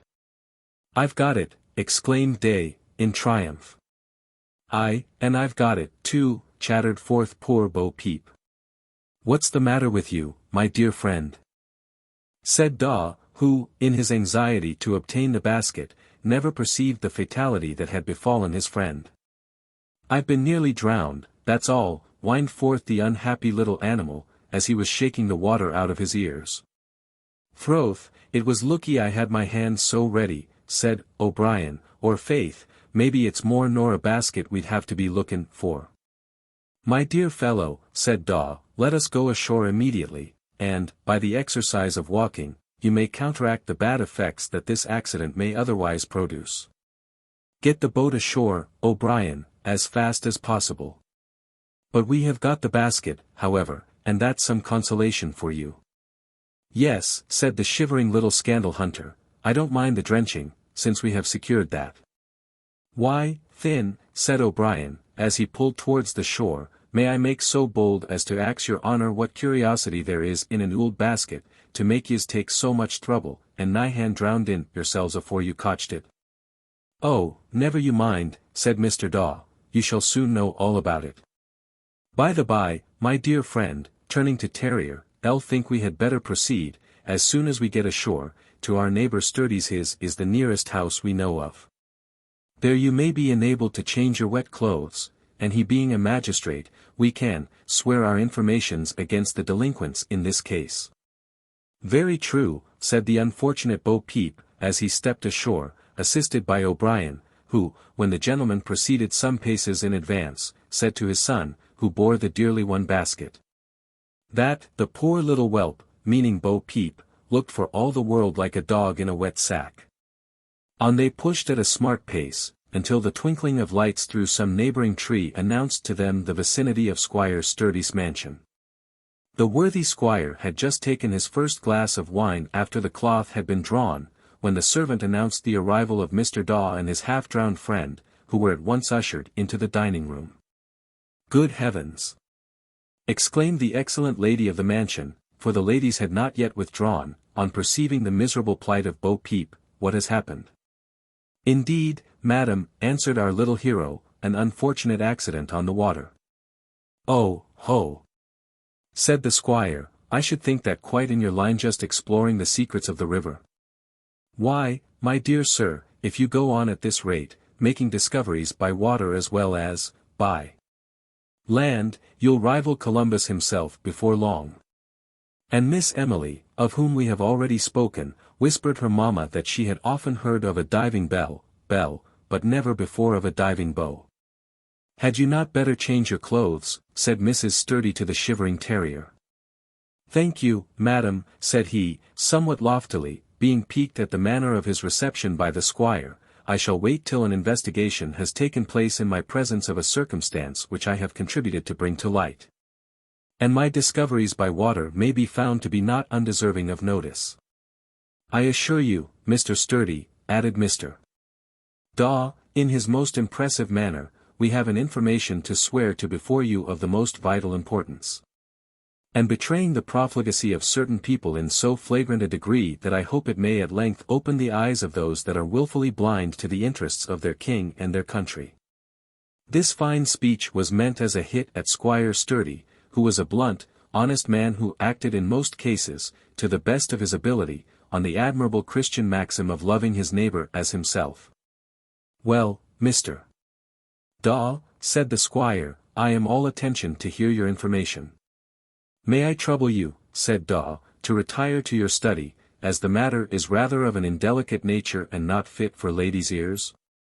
"No, no. We'll stay here, and Mrs. S. and my daughters will retire to the drawing-room. Go, girls, and get the tea ready," and the room was soon cleared of the ladies, and the two O'Briens were summoned to wait upon the squire in the dining-room, with the important basket. When they entered, Mr. Daw, with a face of additional length and solemnity, unfolded to Squire Sturdy how the attention of his friend and himself had been attracted by a basket flung from the convent garden, how they ran to the spot, how they beard a faint cry, and then, "Sir," said he, "we were at once awake to the revolting certainty that the nuns had thus intended to destroy one of their own illegitimate offspring. Cross, oh, Christ about us!" involuntarily muttered forth the two O'Briens, making the sign of the cross at the same time on their foreheads. "But have you any proof of this?" asked the magistrate. "Yes, sir," said Bo Peep triumphantly, "we have proof positive." "Bring forward that basket," said he to the boatman. "There, sir, is the very basket containing the evidence of their double guilt: first, the guilt of unchastity, and next, the guilt of infanticide. And it was in laying hold of the basket that I met the accident, Mr. Sturdy, that has occasioned you so much mirth. However, I believe you will acknowledge now, Mr. Sturdy, that my discoveries by water have been rather important." Here Mr. Daw broke in by saying that the two boatmen were witnesses to the fact of finding the basket. "Oh! By this and that," roared out O'Brien, "the devil resave the bit of a child I seen, I'll be upon my oath. And I wouldn't say that in a lie." "Be silent, O'Brien," said the magistrate. "Answer me, Mr. Daw, if you please, one or two questions. Did one or both of you see the basket thrown from the convent garden?" "Both of us." "And you heard a faint cry from it?" "Yes, we heard the cry of an infant." "You then rowed after the basket, in O'Brien's boat?" "Yes." "Is this the basket you saw the gentleman pick up, O'Brien?" "By my soul, I can't exactly say, your honour, for I was picking up Mr. Terrier."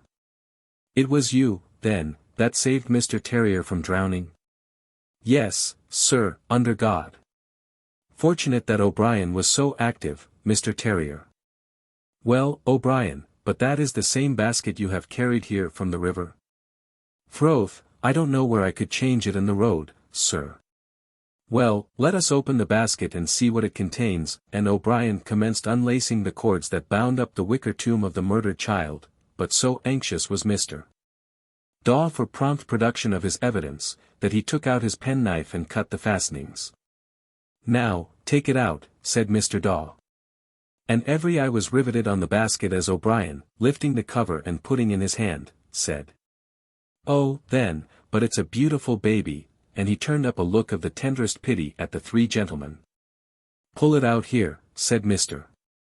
Daw imperatively, and O'Brien, with the utmost gentleness, lifting the lifeless body from the basket, produced a drowned cat.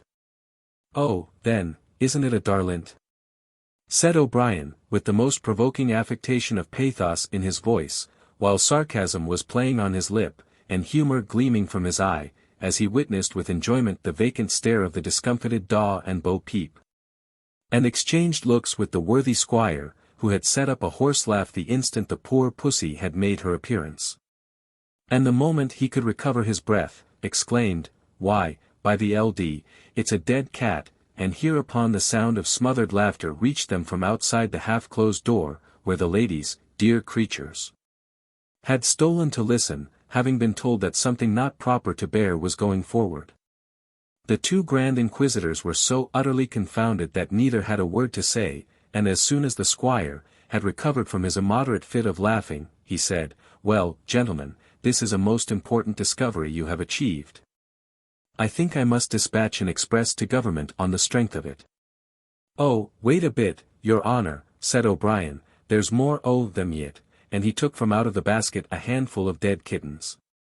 Now, it happened that the cat had kittened in the convent that day, and as it not unfrequently happens, the ferocious animal had destroyed some of her offspring, which so disgusted the nuns that they bundled cat and kittens into an old basket, and threw them all into the river, and thus the faint cry, and the words of the sisters, "The nasty creature, to do such a horrid thing," are at once explained. "Why, this is worse than you anticipated, gentlemen," said the squire, laughing, "for here not only one, but several lives have been sacrificed." "Mr. Sturdy," said Mr. Daw, very solemnly, "let me tell you that if—" "Tut! Tut! My dear sir," said the good-humoured squire, interrupting him, "the wisest in the world may be deceived now and then, and no wonder your sympathies should have been awakened by the piercing cries of the helpless little sufferers." "Froth, the sign's in it," said O'Brien. "It's aisy to see that the gentleman has no childher of their own, for if they had, by my sowl, it's long before they'd mistake the cry of a dirty cat for a Christian child." This was a bitter hit of O'Brien's, for neither Mrs. Daw nor Mrs. Terrier had ever been as ladies wish to be who love their lords. "I think," said the squire, "we may now dismiss this affair, and after you have changed your clothes, Mr. Terrier, a good glass of wine will do you no harm, for I see no use of letting the decanters lie idle any longer, since this mysterious affair has been elucidated. Froth, then, myself was thinkin' it a queer thing all along, for though sometimes a girl comes before your worship to swear a child agin a man, by the powers, I never heerd av a gentleman comin' to swear a child agin a woman yet." "Come, gentlemen," said the squire, "the wine waits for us, and O'Brien and his son shall each have a glass of whiskey to drink repose to the souls of the cats." "Good luck to your honour," said O'Brien, "and the mistress too. Ah, by dad, it's she that knows the differ between a cat and a child. And more power to your honour's elbow." But no entreaties on the part of Squire Sturdy could induce the discomfited Daw and Terrier to accept the squire's proffered hospitality. The truth was, they were both utterly crestfallen, and as the ladies had overheard the whole affair, they were both anxious to get out of the house as fast as they could. So the squire bowed them out of the hall door, they wishing him a very civil good night, and apologizing for the trouble they had given him. "Oh, don't mention it," said the laughing squire, "really, I have been very much amused. For of all the strange cases that have ever come within my knowledge, I have never met with so very curious a catastrophe. The Devil's Mill. Beside the river Liffey stands the picturesque ruins of a mill, overshadowed by some noble trees, that grow in great luxuriance at the water's edge. Here, one day, I was accosted by a silver-haired old man that for some time had been observing me, and who, when I was about to leave the spot, approached me and said, "I suppose it's after talking off the old mill you'd be, sir?" I answered in the affirmative. "Maybe your honour I'd let me get a sight for it," said he. "With pleasure," said I, as I untied the strings of my portfolio, and drawing the sketch from amongst its companions, presented it to him. He considered it attentively for some time, and at length exclaimed, "Froth, there it is, to the life, the broken roof and the watercourse. Aye, even to the very spot where the gudgeon of the wheel was onst, let alone the big stone at the corner, that was laid the first by himself." And he gave the last word with mysterious emphasis, and handed the drawing back to me with a "Thank'ee, sir," of most respectful acknowledgment. "And who was himself," said I, "that laid that stone?" Feigning ignorance, and desiring to draw him out, as the phrase is. "Oh, then, maybe it's what you'd be a stranger here," said he. Almost, said I. And you never hear tell of L.S. Mill, said he, and how it was built? Never, was my answer. Froth, then, I thought young and old, rich and poor, knew that far and near. I don't, for one, said I. But perhaps, I added, bringing forth some little preparation for a lunch that I had about me, and producing a small flask of whiskey, perhaps you will be so good as to tell me, and take a slice of ham, and drink my health. Offering him a dram from my flask, and seating myself on the sod beside the river. Thank you kindly, sir, says he, and so, after warming his heart, as be said himself, he proceeded to give an account of the mill in question. You see, sir, there was a man once, in times back, that owned a power of land about here, but God keep us, they said he didn't come by it honestly, but did a crooked turn whenever 'twas to serve at himself, and sure he sold the pass. And what luck or grace could he have after that? How do you mean be sold the pass, said I. Oh, sure your honour must have heard how the pass was sold, and he bethrayed his king and country. No, indeed, said I. Och, well, answered my old informant, with a shake of the head, which he meant, like Lord Burleigh in the Critic, to be very significant, it's no matter now, and I don't care talkin' about it. And less said is soonest mended howsomever, he got a power of money for that same, and lands and what not, but the more he got, the more he craved, and there was no ind to his thrivin' for goold evermore, and thirstin' for the lucre of gain. Well, at last, the story goes, the divil, God bless us, came to him, and promised him hapes o' money, and all his heart could desire, and more too, if he'd sell his soul in exchange. Surely he did not consent to such a dreadful bargain as that, said I. Oh, no, sir, said the old man, with a slight play of muscle about the corners of his mouth, which, but that the awfulness of the subject suppressed it, would have amounted to a bitter smile. Oh, no, he was too cunning for that. Bad as he was, and he was bad enough, God knows he had some regard for his poor sinful soul, and he would not give himself up to the divil, all out. But the villain, he thought he might make a bargain with the old chap, and get all he wanted, and keep himself out of harm's way still, for he was mighty cute and throth, he was able for old Nick any day. Well, the bargain was struck, and it was this away, the divil was to give him all the goold ever he'd ask for, and was to let him alone as long as he could. And the tinter promised him a long day, and said 'twould be a great while before he'd want him, at all, and when that time kem, he was to keep his hands af him, as long as the other could give him some work be couldn't do. So when the bargain was made, now, says the colonel to the divil, give me all the money I want. As much as you like, says old Nick. How much will you have? You must fill me that room, says he, pointin' into a murtherin' big room, that he emptied out on purpose. You must fill me that room, says B, up to the very ceilin', with golden guineas.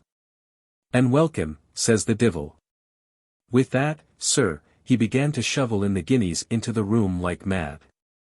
And the colonel told him, that as soon as he was done, to come to him in his own parlour below, and that he would then go up and see if the divil was as good as his word, and had filled the room with the golden guineas. So the colonel went downstairs, and the old fellow worked away as busy as a nailer, shovel in the guineas by hundreds and thousands. Well, he worked away for an hour and more, and at last he began to get tired. And he thought it mighty odd that the room wasn't fillin' faster. Well, after restin' for a while, he began agin, and he put his show-eider to the work in earnest, but still the room was no fuller, at all. Och! Bad luck to me, says the divil, but the likes of this I never seen, says he, far and near, up and down the dickens a room I ever kem across afore, says he, I couldn't cram while a cook would be crammin' a turkey, till now. And here I am, says he, losin' my whole day, and I with such a power o' work in my hands yet, and this room no fuller than if I began 5 minutes ago. By gor, while he was spokin', be seen the hape o' guineas in the middle of the floor growing littler and littler every minute, and at last they were disappearing, for all the world, like corn in the hopper of a mill. Ho! Ho! Says old Nick, is that the way with you, says he, and with that he run over to the hape of Goold, and what would you think, but it was runnin' down through a great big hole in the floor that the Colonel made through the ceilin', in the room below. And that was the work he was at after he left the divil, though he pretended he was only waitin' for him in his parlour. And there the divil, when he looked down through the hole in the floor, seen the Colonel, not content with the 2 rooms full of guineas, but with a big shovel throwin' them into a closet a one side of him as fast as they fell down. So putting his head through the hole, he called down to the Colonel. "Hello, neighbor," says he. The Colonel look up, and grew as white as a sheet when he seen he was found out, and the red eyes starin' down at him through the hole. "Musha, bad luck to your impudence," says old Nick, "is it strivin' to chate me you are," says he, "you villain." "Oh, forgive me this onst," says the Colonel, "and upon the honour of a gentleman," says he, "I'll never." Wisht. "You thievin' rogue," says the divil, "I'm not angry with you, at all, but only like you the betther, becase you're so cute. Lave off slaving yourself there," says he, "you have got Goold enough for this time. And whenever you want more, you have only to say the word, and it shall be yours at command." So, with that the divil and he parted for that time, and myself doesn't know whether they used to meet often after or not. But the Colonel never wanted money, anyhow, but went on prosperous in the world, and as the saying is, if he took the dirt out o' the road, it turn to money wid him. And so, in course of time, he bought great estates, and was a great man entirely, not a greater in Ireland, troth. Fearing here a digression on landed interest, I interrupted him to ask how he and the fiend settled their accounts at last. "Oh, sir, you'll hear that all in good time. Sure enough it's terrible, and wonderful it is at the end, and mighty improvin', glory be to God." "Is that what you say?" said I, in surprise, "because a wicked and deluded man lost his soul to the tempter?" "Oh, the Lord forbid, your honour. But don't be impatient, and you'll hear all. They say, at last, after many years of prosperity, that the old Colonel got stricken in years, and he began to have misgivings in his conscience for his wicked doin's, and his heart was heavy as the fear of death came upon him. And sure enough, while he had such mournful thoughts, the Dovai turned to him, and told him he should go meld his. Well, to be sure the old man was freakened, but he plucked up his courage and his cuteness, and told the divil, in a banterin' way, jokin' like, that he had particular business then, that he was goin' to a party. And hoped an old friend wouldn't inconvenience him, that away. "Well," said I, laughing at the put-off of going to a party, "the devil, of course, would take no excuse, and carried him off in a flash of fire?"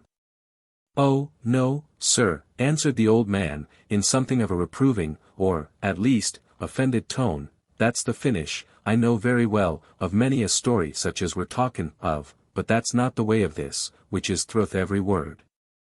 What I tell you." "I beg your pardon for the interruption," said I. "No offence in life, sir," said the venerable chronicler, who was now deep in his story, and would not be stopped. "Well, sir," continued he, "the divil said he'd call the next day, and that he must be ready, and sure enough, in the evening, he came to him. And when the Colonel seen him, he reminded him of his bargain that as long as he could give him some work he couldn't do, he wasn't obliged to go. "That's thrue," says the divil. "I'm glad you're as good as your word, anyhow," says the Colonel. "I never bruck my word yet," says the old chap, cocking up his horns conceitedly, "honour bright," says he. "Well, then," says the Colonel, "build me a mill, down there by the river," says he, "and let me have it finished by tomorrow mornin'. "Your will is my pleasure," says the old chap, and away he went, and the Colonel thought he had nicked old Nick at last, and went to bed quite acy in his mind. But, Jewel Macree, sure the first thing he heard the next mornin' was, that the whole country round was runnin' to see a fine brand new mill, that was in the riverside, where, the evenin' before, not a thing at all but rushes was standin', and all, of course, wonderin' what brought it there. And some sayin' 'twas not lucky, and many more troubled in their mind, but one and all agreein' it was no good. And that's the very mill forniest you, that you were talking af, and the stone that I noticed is a remarkable one, a big coin stone that they say the divil himself laid first, and has the mark of 4 fingers and a thumb in it, to this day. But when the colonel heard it, he was more troubled than any, of course, and began to contrive what else he could think for, to keep himself out for the claws of the old one. Well, he often heard tell that there was one thing the divil never could do, and I dar say you beard it too, sir, that is, that he couldn't make a rope out of the sands of the Sae. And so when the old one came to him the next day and said his job was done, and that now the mill was built, he must either tell him something else he wanted done, or come away with him. So the colonel said he saw it was all over with him. But, says he, I wouldn't like to go with you alive, and sure, it's all the same to you, alive or dead. Oh, that won't do, says his friend, I can't wait no more, says he. I don't want you to wait, my dear friend, says the colonel. All I want is, that you'll be pleased to kill me before you take me away. With pleasure, says old Nick. But will you promise me my choice of die in one particular way, says the colonel. Half a dozen ways, if it pleases you, says he. You're mighty obligin', says the colonel, and so, says he, I'd rather die by bein' hanged with a rope made out of the sands of the Sae, says he, lookin' mighty knowin' at the old fellow. I've always one about me, says the divil, to oblige my frinds, says he, and with that he pull out a rope made of sand, sure enough. Oh, it's game you're makin', says the colonel, growin' as white as a sheet. The game is mine, sure enough, says the old fellow, grin, with a terrible laugh. That's not a sand rope at all, says the colonel. Isn't it?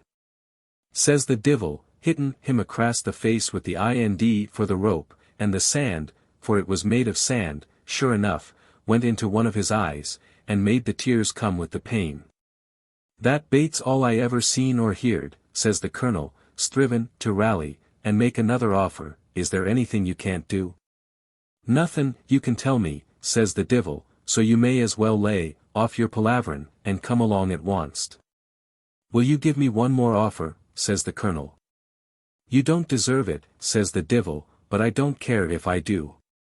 For you see, sir, B was only playin' with him, and tantalizing the old sinner. All fair, says the colonel, and with that he axed him could he stop a woman's tongue. Thry me, says old Nick. Well, then, says the colonel, make my lady's tongue be quiet for the next month, and I'll thank you. She'll never trouble you again, says old Nick. And with that the colonel heard roarin' and cryin', and the door of his room was thrown open, and in ran his daughter, and fell down at his feet, telling him her mother had just dropped dead. The minute the door opened, the divil runs and hides himself behind a big elbow chair. And the colonel was freakened almost out of his 7 senses, by raison of the sudden death of his poor lady, let alone the jeopardy he was in himself, seein' how the divil had forestalled him every way. And after ringin' his bell, and callin' to his servants, and recoverin' his daughter out of her faint, he was goin' away with her out o' the room, when the divil caught hold of him by the skirt of the coat. And the colonel was obliged to let his daughter be carried out by the servants, and shut the door after them. Well, says the divil, and he grinned and wagged his tail, and all as one as a dog when he's pleased. What do you say now, says he. Oh, says the colonel, only lave me alone until I bury my poor wife, says he, and I'll go with you then, you villain, says he. Don't call names, says the divil, you had better keep a civil tongue in your head, says he. And it doesn't become a gentleman to forget good manners. Well, sir, to make a long story short, the divil pretended to let him off, out of kindness, for 3 days, until his wife was buried. But the raison of it was this, that when the lady, his daughter, fainted, he loosened the clothes about her throat, and in pulling some of her drees away, he took off a gold chain that was in her neck, and put it in his pocket. And the chain had a diamond cross on it, the Lord be praised. And the divil darn't touch him while he had the sign of the cross about him. Well, the poor colonel, God forgive him, was grieved for the loss of his lady, and she had an elegant baron, and they say that when the prayers was readin' over the dead, the ould colonel took it to heart like anything, and the word "Oh, God" came home to his poor sinful soul at last. Well, sir, to make a long story short, the ind if it was that for the 3 days, oh, grace that was given to him the poor deluded ould sinner did nothin' at all but read the Bible from mornin' till night. And bit or sup didn't pass his lips all the time, he was so intent upon the holy book, but sat up in an ould room in the far ind of the house, and bid no one disturb him on no account, and struve to make his heart bold with the words for life. And sure it was somethin' strengthened him at last, though as the time drew nigh that the enemy was to come, he didn't feel acy. And no wonder. And, by dad, the 3 days was past and gone in no time, and the story goes that at the dead hour the night, when the poor sinner was readin' away as fast as he could, my jewel, his heart jumped up to his mouth at gettin' a tap on the shoulder. "Oh, murther," says he. "Who's there?" for he was afeard to look up. "It's me," says the ould one, and he stood right forninst him, and his eyes like coals o' fire lookin' him through, and he said, with a voice that a'most split his ould heart, "Come," says he. "Another day," cried out the poor colonel. "Not another hour," says Satan. "Half an hour?" "Not a quarter," says the divil, grinnin' with a bitter laugh. "Give over your readin', I bid you," says he, "and come away wid me." "Only me a few minutes," says he. "Lave off your palavering, you snakin' ould sinner," says Satan. "You know you're bought and sold to me, and a pretty bargain I have you ould baste," says he, "so come along at onct," and he put out his claw to catch him. But the colonel tuck a fast hood the Bible, and begged hard that he'd let him alone, and wouldn't harm him antil the bit candle that was just blinkin' in the socket before him was burned out. "Well, have it so, you dirty coward," says ould Nick, and with that he spit in him. But the poor ould colonel didn't lose a minute for he was cunnin' to the ind but snatched the little taste candle that was forninst him out the candlestick, and puttin' it in the holy book before him, he shut down the cover of it and quenched the light. With that the divil gave a roar like a bull, and vanished in a flash fire, and the poor colonel fainted away in his chair. But the sarvants heard the noise for the divil tore aft the roof the house when he left it and run into the room, and brought their master to himself again.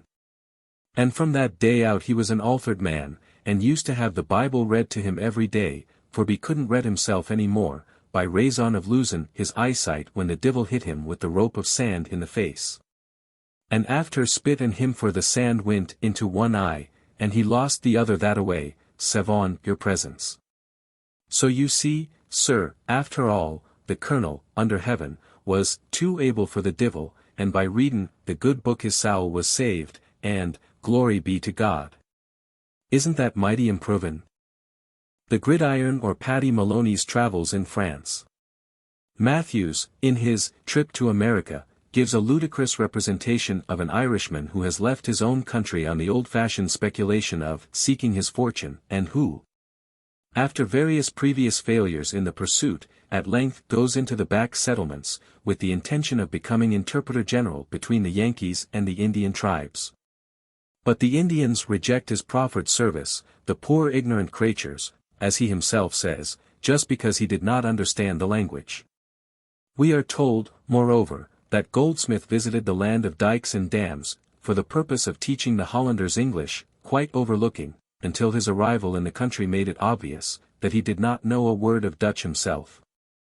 I have prefaced the following story thus, in the hope that the precedent, which covers so many absurdities in law, may be considered available by the author, as well as the suitor, and may serve a turn in the court of criticism, as well as in the common pleas.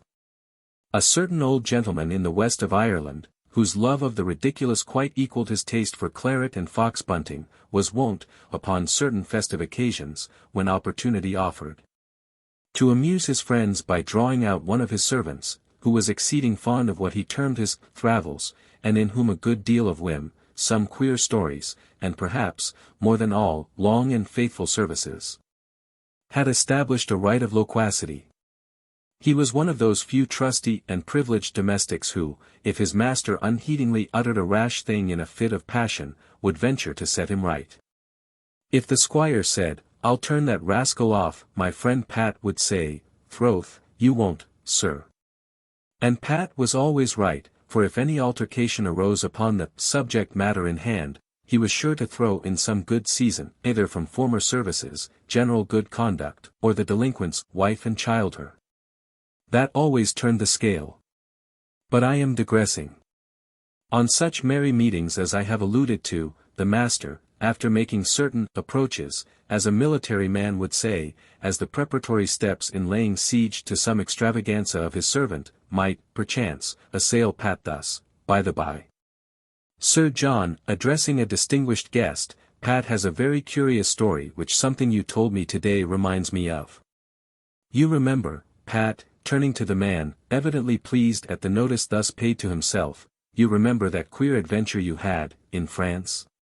"Throth, I do, sir," grins forth Pat. "What?" exclaims Sir John, in feigned surprise, "was Pat ever in France?" "Indeed he was," cries mine host, and Pat adds, "Aye, and farther, plaise your honour." "I assure you, Sir John," continues my host, "Pat told me a story once that surprised me very much, respecting the ignorance of the French." "Indeed," rejoins the baronet.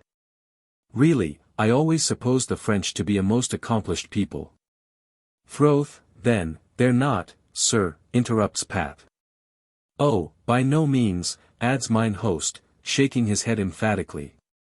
"I believe, Pat, 'twas when you were crossing the Atlantic," says the master, turning to Pat with a seductive air, and leading into the full and true account, for Pat had thought fit to visit North America, for a raison he had, in the autumn of the year, '98. "Yes, sir," says Pat, "the broad Atlantic, a favourite phrase of his, which begave with a brogue as broad almost as the Atlantic itself. It was the time I was lost in crassin' the broad Atlantic, comin' home," began Pat, decoyed into the recital. "When the winds began to blow, and the Sae to rowl, that you'd think the Colleen Doss, that was her name, would not have a mast left but what would rowl out of her. Well, sure enough, the masts went by the board at last, and the pumps were choked, divil choke them for that same, and av course the wather gained an US, and Throth, to be filled with wather is neither good for man or baste.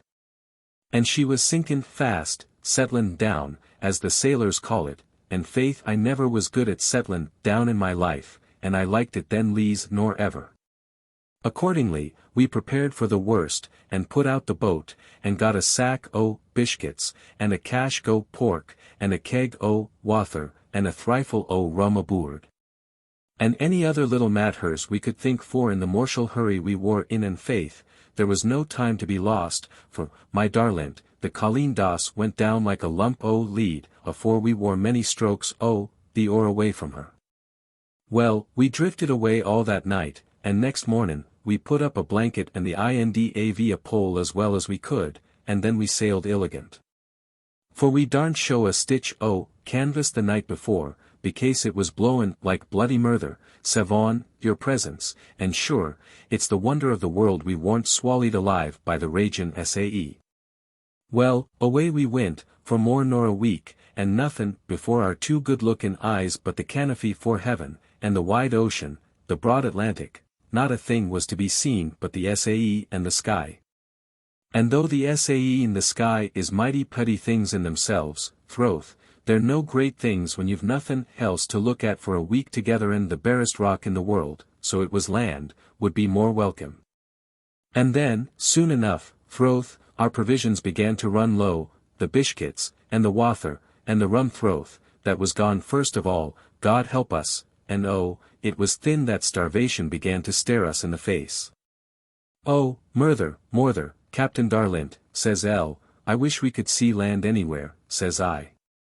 "More power to your elbow, Paddy, my boy," says he, "for sich a good wish, and Throth, it's myself wishes the same." "Oh," says I, "that it may please you, sweet queen for heaven, supposing it was only a dissolute island," says I, inhabited with Turks, sure they wouldn't be such bad Christhons as to refuse us a bit and a sup. Wisht, Paddy. Says the captain, don't be tykin' bad of anyone, says he, you don't know how soon you may want a good word put in for yourself, if you should be called to court hers in th other world all of a sudden, says he. Through for you, Captain Darlint, says I called him Darlint, and make free with him, you see, because distress makes us all equal, through for you, Captain Jewel God between you and harm, I owe no man any spite and throth, that was only throth. Well, the last biscuit was served out, and by gore, the water itself was all gone at last, and we passed the night mighty cold well, at the break o' day, the sun riz most beautiful out o' the waves. That was as bright as silver and as clear as crystal. But it was only the more cruel upon us, for we were beginning to feel terrible hungry. When all at once I thought I spied the land by gore, I thought I felt my heart up in my throat in a minute, and, thunder and turf, Captain, says I, look to leeward, says I. What for, says he. I think I see the land, says I. So he ups with his bring him near, that's what the sailors call a spyglass, sir, and looks out, and sure enough, it was.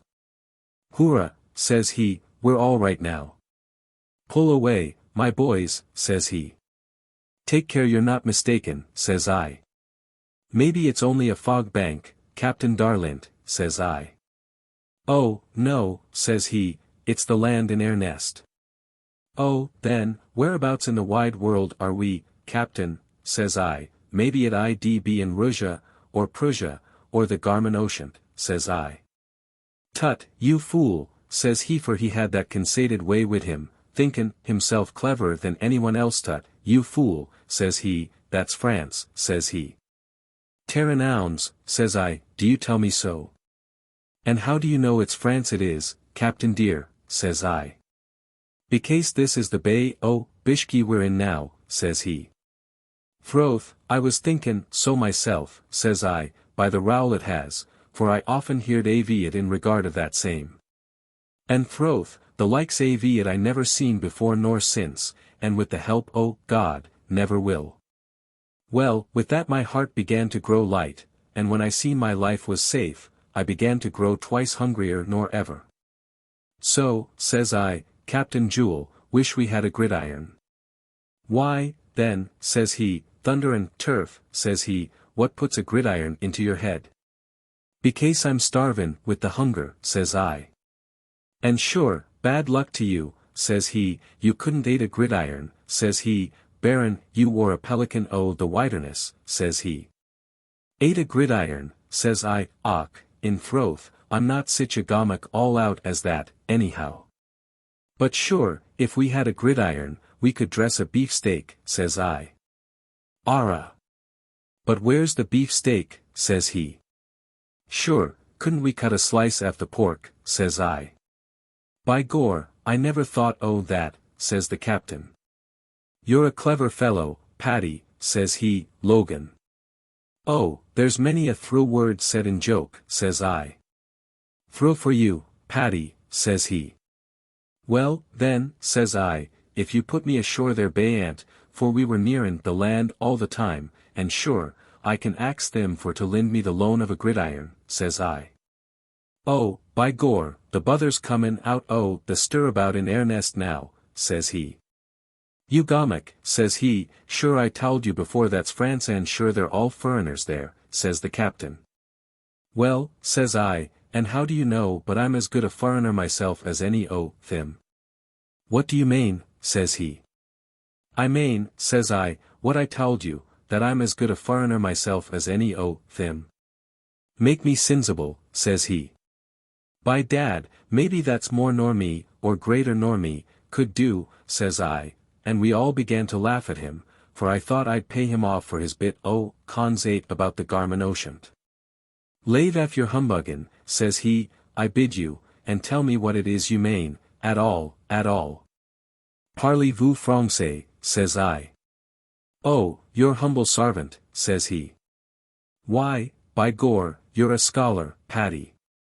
Throth, you may say that, says I. Why, "You're a clever fellow, Paddy," says the captain, jeering like. "You're not the first that said that," says I, "whether you joke or no." "Oh, but I'm in earnest," says the captain. "And do you tell me, Paddy," says he, "that you spake French?" "Parlez-vous français," says I. "By Gor, that bangs Banagher, and all the world knows Banagher bangs the divil. I never met the likes o' you, Paddy," says he. "Pull away, boys, and put Paddy ashore, and maybe we won't get a good bellyful before long." So with that it was no sooner said than done. They pulled away, and got close into shore in less than no time and run the boat up in a little creek, and a beautiful creek it was, with a lovely white strand, an elegant place for ladies to bathe in the summer. And out I got in it stiff enough in my limbs I was, after bein' cramped up in the boat, and perished with the cold and hunger, but I contrived to scramble on, one way or t'other, towards a little bit forward that was close to the shore, and the smoke curlin' out of it, quite temptin' like. "By the powders o' war, I'm all right," says I, "there's a house there." And sure enough there was, and a parcel of men, women, and childher, eating their dinner round a table, quite convenient. And so I went up to the door, and I thought I'd be very civil to them, as I heard the French was always mighty polite entirely, and I thought I'd show them I knew what good manners was. So I took aff my hat, and making a low bow, says I, "God save all here," says I.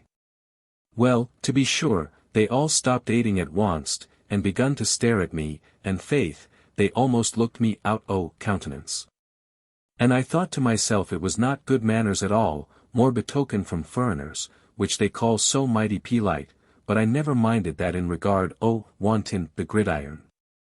And so says L, "I beg your pardon," says I, "for the liberty I'll take, but it's only bein' in distress in regard of aiding," says I, "that I make bold to trouble yez, and if you could lend me the loan of a gridiron," says I'd be entirely obleeged to ye." By Gor, they all stared at me twice worse nor before, and with that, says I, knowin' what was in their minds, "Indeed, it's thrill for you," says I, "I'm tathered to pieces, and God knows I look queer enough. But it's by raison of the storm," says I, "which druv us ashore here below, and we're all starvin'," says I. So then they began to look at each other again. And myself seeing at once dirty thoughts was in their heads, and that they took me for a poor beggar, comin' to crave charity, with that, says I, "Oh, not at all," says I, "by no manes, we have plenty o' mate ourselves, there below. And we'll dress it," says I, "if you would be pleased to lend us the loan of a gridiron," says I, makin' a low bow.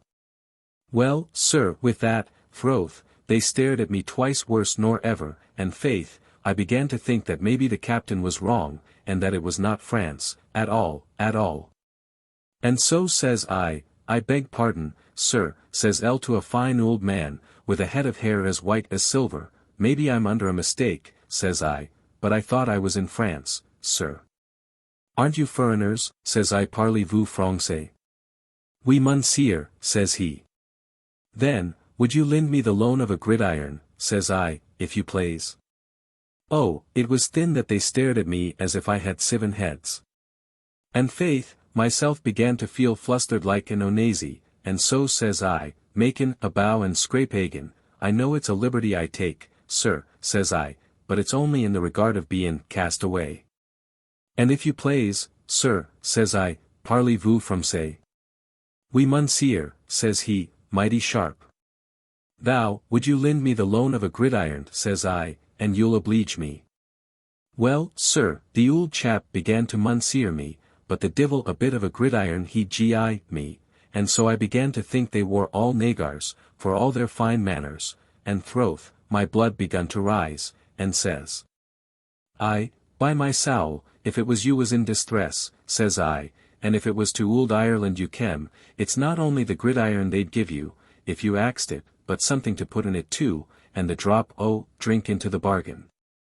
And seed mile failty." Well, the word seed mile failty seemed to shrek his heart, and the old chap cocked his ear, and so I thought I'd give him another offer, and make him see noble at last. And so says I, once more, quite slow, that he might understand, parlez-vous français, monsieur? Oui monsieur, says he. Then lend me the loan of a gridiron, says I, and bad scram to you. Well, bad win to the bit of it he gi me, and the ould chap begins bowin' and scrappin', and said something or other about a long tongs. Foo! The divil sweep yourself and your tongs, says I don't want a tongs, at all, at all. But can't you listen to raison, says I, parlez-vous français? Oui monsieur. Then lend me the loan of a gridiron, says I, and hold your prate. Well, what would you think but be shook his ould noddle, as much as to say he wouldn't, and so says I, bad cess to the likes o, that I ever seen. Throth, if you war in my country it's not that a way they'd use you. The curse o, the crows in you, you ould sinner, says I, the divil a longer I'll darken your door. So he seen I was vexed, and I thought, as I was tinnin' away, I seen him begin to relent, and, that his conscience troubled him, and says I, tinnin' back, well, I'll give you one chance more, you old thief. Are you a Christian, at all, at all? Are you a foreigner, says I, that all the world calls so polite? Bad luck to you. Do you understand your own language? Parlez-vous français, says I. Oui monsieur, says he. Then, thunder and turf, says I, will you lend me the loan of a gridiron? Well, sir, the divil resave the bit of it he gi me in so with that the curse o, the hungry in you old nigarly villian, says I. The back o, my hand and the sowl o, my foot to you, that you may want a gridiron yourself yet, says I, and wherever I go, high and low, rich and poor, shall hear o you, says I. And with that I left them there, sir, and came away. And in troth, it's often since that I thought that it was remarkable. Paddy the Piper. The only introduction I shall attempt to the following extravaganza is to request the reader to suppose it to be delivered by a frolicking Irish peasant in the richest brogue and most dramatic manner. I'll tell you, sir, a mighty queer story, and it's as thrill as I'm standin' here, and that's no lie. It was in the time of the ruction, when the long summer days, like many a fine fellow's precious life, was out short by raison of the martial law, that wouldn't let a dacent boy be out in the evening, good or bad. For when the day's work was over, divil a one of us dar go to meet a friend over a glass, or a girl at the dance, but must go home and shut ourselves up, and never budge, nor rise latch, nor draw bolt, until the morning came again. Well, to come to my story. 'Twas after nightfall, and we were sittin' round the fire, and the proddies were boilin', and the noggins of buttermilk was standin' ready for our suppers, when a knock came to the door. Wisht, says my father. Here's the sojers come upon us now, says he. Bad luck to thim, the villains.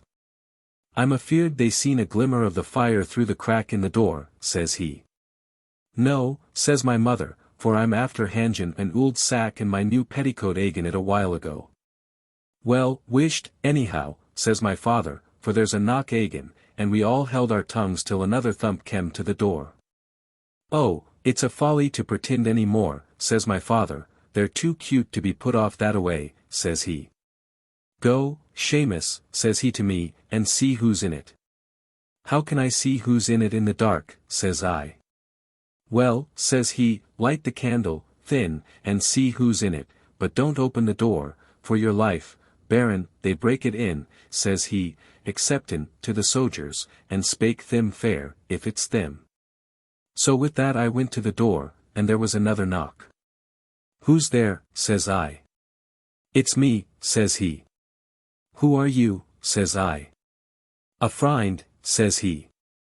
Baderschen, says I, who are you, at all? Ara. Don't you know me, says he.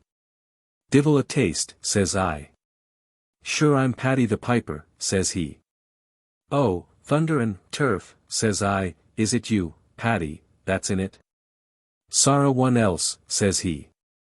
And what brought you at this hour, says I. By gar, says he, I didn't like goin' the roon by the road, says he, and so I kem the short cut, and that's what delayed me, says he. Oh, Bloody wars, says I. Paddy, I wouldn't be in your shoes for the king's ransom, says I. For you know yourself it's a hanjin, matter to be cotched out these times, says I.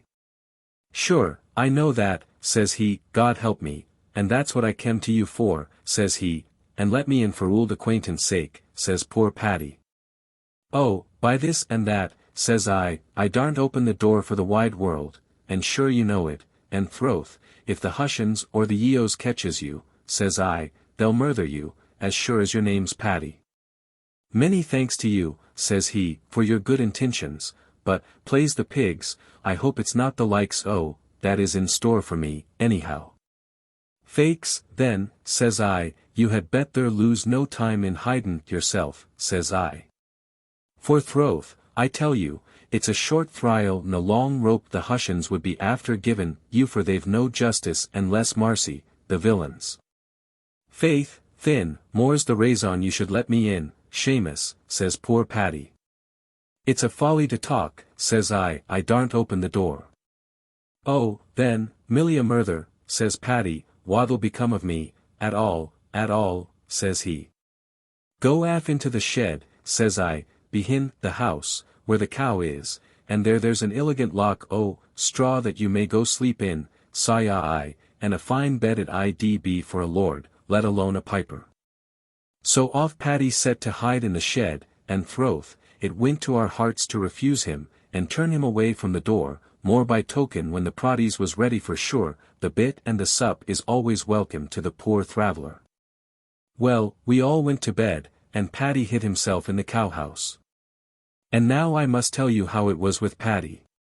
You see, after sleeping for some time, Paddy wakened up thinkin' it was mornin', but it wasn't mornin' at all, but only the light the moon that deceived him. But at all events, he wanted to be stirrin' early, becase he was goin' off to the town hard by, it bein' fair day, to pick up a few ha'pence with his pipes for the divil a better piper was in all the country round nor Paddy. And everyone gave it up to Paddy that he was illigant in the pipes, and played Ginny Bang the Weaver, Bayant Tellin, and the Hare in the Corn, that you'd think the very dogs was in it and the horsemen ridin' like mad. Well, as I was sayin', he set off to go to the fair, and he went meanderin' along through the fields, but he didn't go far, until climbin' up through a hedge, when he was comin' out at t'other side. His head kem plump agin somethin' that made the fire flash out 'fore his eyes. So with that he looks up and what do you think it was, Lord be merciful to us. But a corpse hangin' out of a branch of a tree. Oh, the top the mornin' to you, sir, says Paddy, and is that the way with you, my poor fellow? Throth, you tuck a start out me, says poor Paddy, and 'twas through for him, for it would make the heart of a stouter man nor Paddy jump to see the like, and to think of a Christian crather being hanged up, all as one as a dog. Now, 'twas the rebels that hanged this chap becase, you see, the corpse had got clothes in him. And that's the raison that one might know it was the rebels by raison that the Hussians and the Orangemen never hanged anybody with good clothes than him, but only the poor and defenceless crathers like us. So, as I said before, Paddy knew well it was the boys that done it. And, says Paddy, eyein' the corpse, by my sowl, thin, but you have a beautiful pair boots in you, says he, and it's what I'm thinkin', you won't have any great use for thim no more. And sure, it's a shame to the likes me, says he, the best piper in the 7 counties, to be trampin' wid a pair of ould brogues not worth 3 trenines, and a corpse with such an elegant pair boots, that want someone to wear thim. So, with that, Paddy lays hoot of him by the boots, and began pullin' at thim, but they wore mighty stiff. And whether it wis by raison of their bein' so tight, or the branch of the 3 jiggin' up and down, all as one as a waddy bucket tea. And not lettin' Paddy cotch any right holt thim he could get no advantage thim at all and at last he gev it up, and was goin' away, when lookin' behind him agin, the sight of the elegant fine boots was too much for him, and he turned back. Determined to have the boots, anyhow, by fair means or foul. And I'm loath to tell you now how he got thim for indeed it was a dirty turn, and throth, it was the only dirty turn ever knew Paddy to be guilty of, and you see it was this away. "'Pon my soul," he pulled out a big knife, and by the same token, it was a knife with a fine buck handle and a murtherin' big blade, that an uncle o' mine, that was a gardener at the Lord's, made Paddy a present av. And more by token, it was not the first mischief that knife done, for it cut love between them, that was the best of finds before. And sure, 'twas the wonder of everyone, that two knowledgeable men, that ought to know better, would do the likes, and give and take sharp steel in friendship. But I'm forgettin' well, he outs with his knife, and what does he do, but be cuts off the legs of the corpse, and, says he, I can take off the boots at my convenience, and throth, it was, as I said before, a dirty turn. Well, he tucked the legs under his arms, and at that minute the moon peeped out from behind a cloud. "Oh, is it there you are?" says B to the moon, for he was an impotent chap and thin, seein' that he made a mistake, and that the moonlight deceived him, and that it wasn't the early dawn, as he conceived. And bein' frightened for fear himself might be cotched and trotted like the poor corpse he was after a malthreating, if he was found walking the country at that time by gar, he turned about, and walked back again to the cow-house. And hidin' the corpse's legs in the shraw, Paddy went to sleep again. But what do you think? The divil along Paddy was there, until the sojers came in earnest, and by the powers, they carried off Paddy and faith, it was only sarvin him right for what he done to the poor corpse. Well, when the mornin' kem, my father says to me, "Go, Shamus," says he, "to the shed, and bid poor Paddy come in, and take share o' the proddies, for I go bail, he's ready for his breakfast by this, anyhow." Well, out I went to the cow-house, and called out, "Paddy," and after callin' 3 or 4 times, and gettin' no answer, I went in, and called agin, and divil an answer I got still. "Blood o' agers," says I, "Paddy, where are you, at all, and so, castin' my eyes about the shed, I seen 2 feet stickin' out from under the hape o' straw musha. "Thin," says I, "bad luck to you, Paddy, but you're fond of a warm corner, and maybe you haven't made yourself as snug as a flay in a blanket? But I'll disturb your drames, I'm thinkin'," says I, and with that I laid hold of his heels, as I thought, God help me. And givin' a good pull to waken him, as I intended, away I went, head over heels, and my brains was a'most knocked out agin the wall. Well, when I recovered myself, there I was, and the broad o' my back, and 2 things stickin' out o' my hands like a pair o' Hushin's horse pistols, and I thought the sight I'd lave my eyes when I seen they wore 2 mortial legs. My jewel, I threw them down like a hot prady, and jumpin' up, I roared out Millie a murther. "Oh, you murtherin' villain," says I, shakin' my fist at the cow, "oh, you unnatural baste," says I, "you've ate poor Paddy, you thievin' cannibal. You're worse than a nagar," says I, "and bad luck to you, how dainty you are, that nothin' I'd serve you for your supper but the best piper in Ireland. Why rasthrue? What'll the whole country say to such an unnatural murther? And you lookin' as innocent there as a lamb, and oughtn't your hay as quite as if nothin' happened." With that I run out for throth, I didn't like to be near her, and goin' into the house, I told them all about it. "Arrah! Bac," says my father.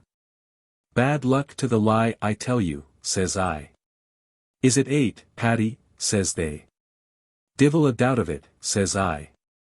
"Are you sure, Shamus?" says my mother. "I wish I was as sure of a new pair o' brogues," says I. "Bad luck to the bit she has left for him but his 2 legs. "And do you tell me she ate the pipes too?" says my father. "By gor, I believe so," says L. "Oh, the divil fly away wid her," says he. "What a cruel taste she has for music." "Arrah," says my mother, "don't be cursin' the cow that gives the milk to the child her." "Ease, I will," says my father. "Why shouldn't I curse sich an unnatural baste?" "You oughtn't to curse any livin' thing that's under your roof," says my mother. "By my sowl, thin," says my father, "she shan't be under my roof any more. For I'll send her to the fair this minute," says he, "and sell her for whatever she'll bring." "Go af," says he, Seamus, the minute you've ate your breakfast, and drive her to the fair. Throth, I don't like to drive her, says I. Ara, don't be makin' a gomag of yourself, says he. Faith, I don't, says I. Well, like or no like, says he, you must drove her. Sure, father, says I, you could take more care for her yourself. That's mighty good, says he, to keep a dog and bark myself, and faith, I recollected the sayin' from that hour. Let me have no more words about it, says he, but be aff wid you. So if I wint and it's no lie, I'm tellin' when I say it was sore agin my will I had anything to do with sich a villain of a baste. But howsomever, I cut a brave long waddle, that I might drive the man of her for a thief, as she was, without bein' near her, at all, at all. Well, away we went along the road, and mighty throng it was with the boys and the girls and in short, all sorts, rich and poor, high and low, crowed in to the fair. God save you, says one to me. God save you, kindly, says I. That's a fine baste you're driven, says he. Throth, she is, says I, though God knows it wint agin my heart to say a good word for the likes of her. It's to the fair you're goin', I suppose, says he, with the baste. He was a snug-lookin' farmer, ridin' a pretty little grey hack. Faith, Thin, you're right enough, says I, it is to the fair I'm goin'. What do you expect for her, says he. Faith, Thin, myself doesn't know, says I, and that was true enough, you see, becase I was bewildered like about the baste entirely. That's a queer way to be goin' to market, says he, and not to know what you expect for your baste. Och, says I, not lee keen to let him suspect there was anything wrong with her. Och, says I, in a careless sort of a way, sure, no one can tell what a baste ill bring, until they come to the fair, says I, and see what price is goin'. Indeed, that's nathral enough, says he. But if you war bid a fair price before you come to the fair, sure you might as well take it, says he. Oh, I've no objection in life, says I. Well, Thin, what will you ax for her, says he. Why, Thin, I wouldn't like to be unreasonable, says I, for the truth was, you know, I wanted to get rid for her, and so I'll take £4 for her, says I, and no less. No less, says he. Why, sure, that's chape enough, says I. Throth, it is, says he, and I'm thinkin' it's too chape it is, says he, for if there wasn't somethin' the matter, it's not for that you'd be sellin' the fine milch cow, as she is to all appearance.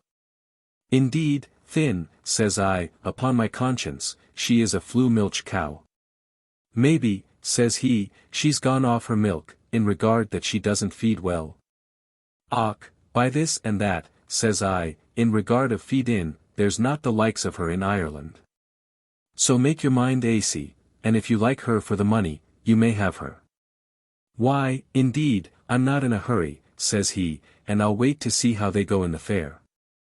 With all my heart, says I, pretendin' to be no ways consarned, but in throth, I began to be afeard that the people was seein' somethin' unnathral about her, and that we'd never get rid of her, at all, at all.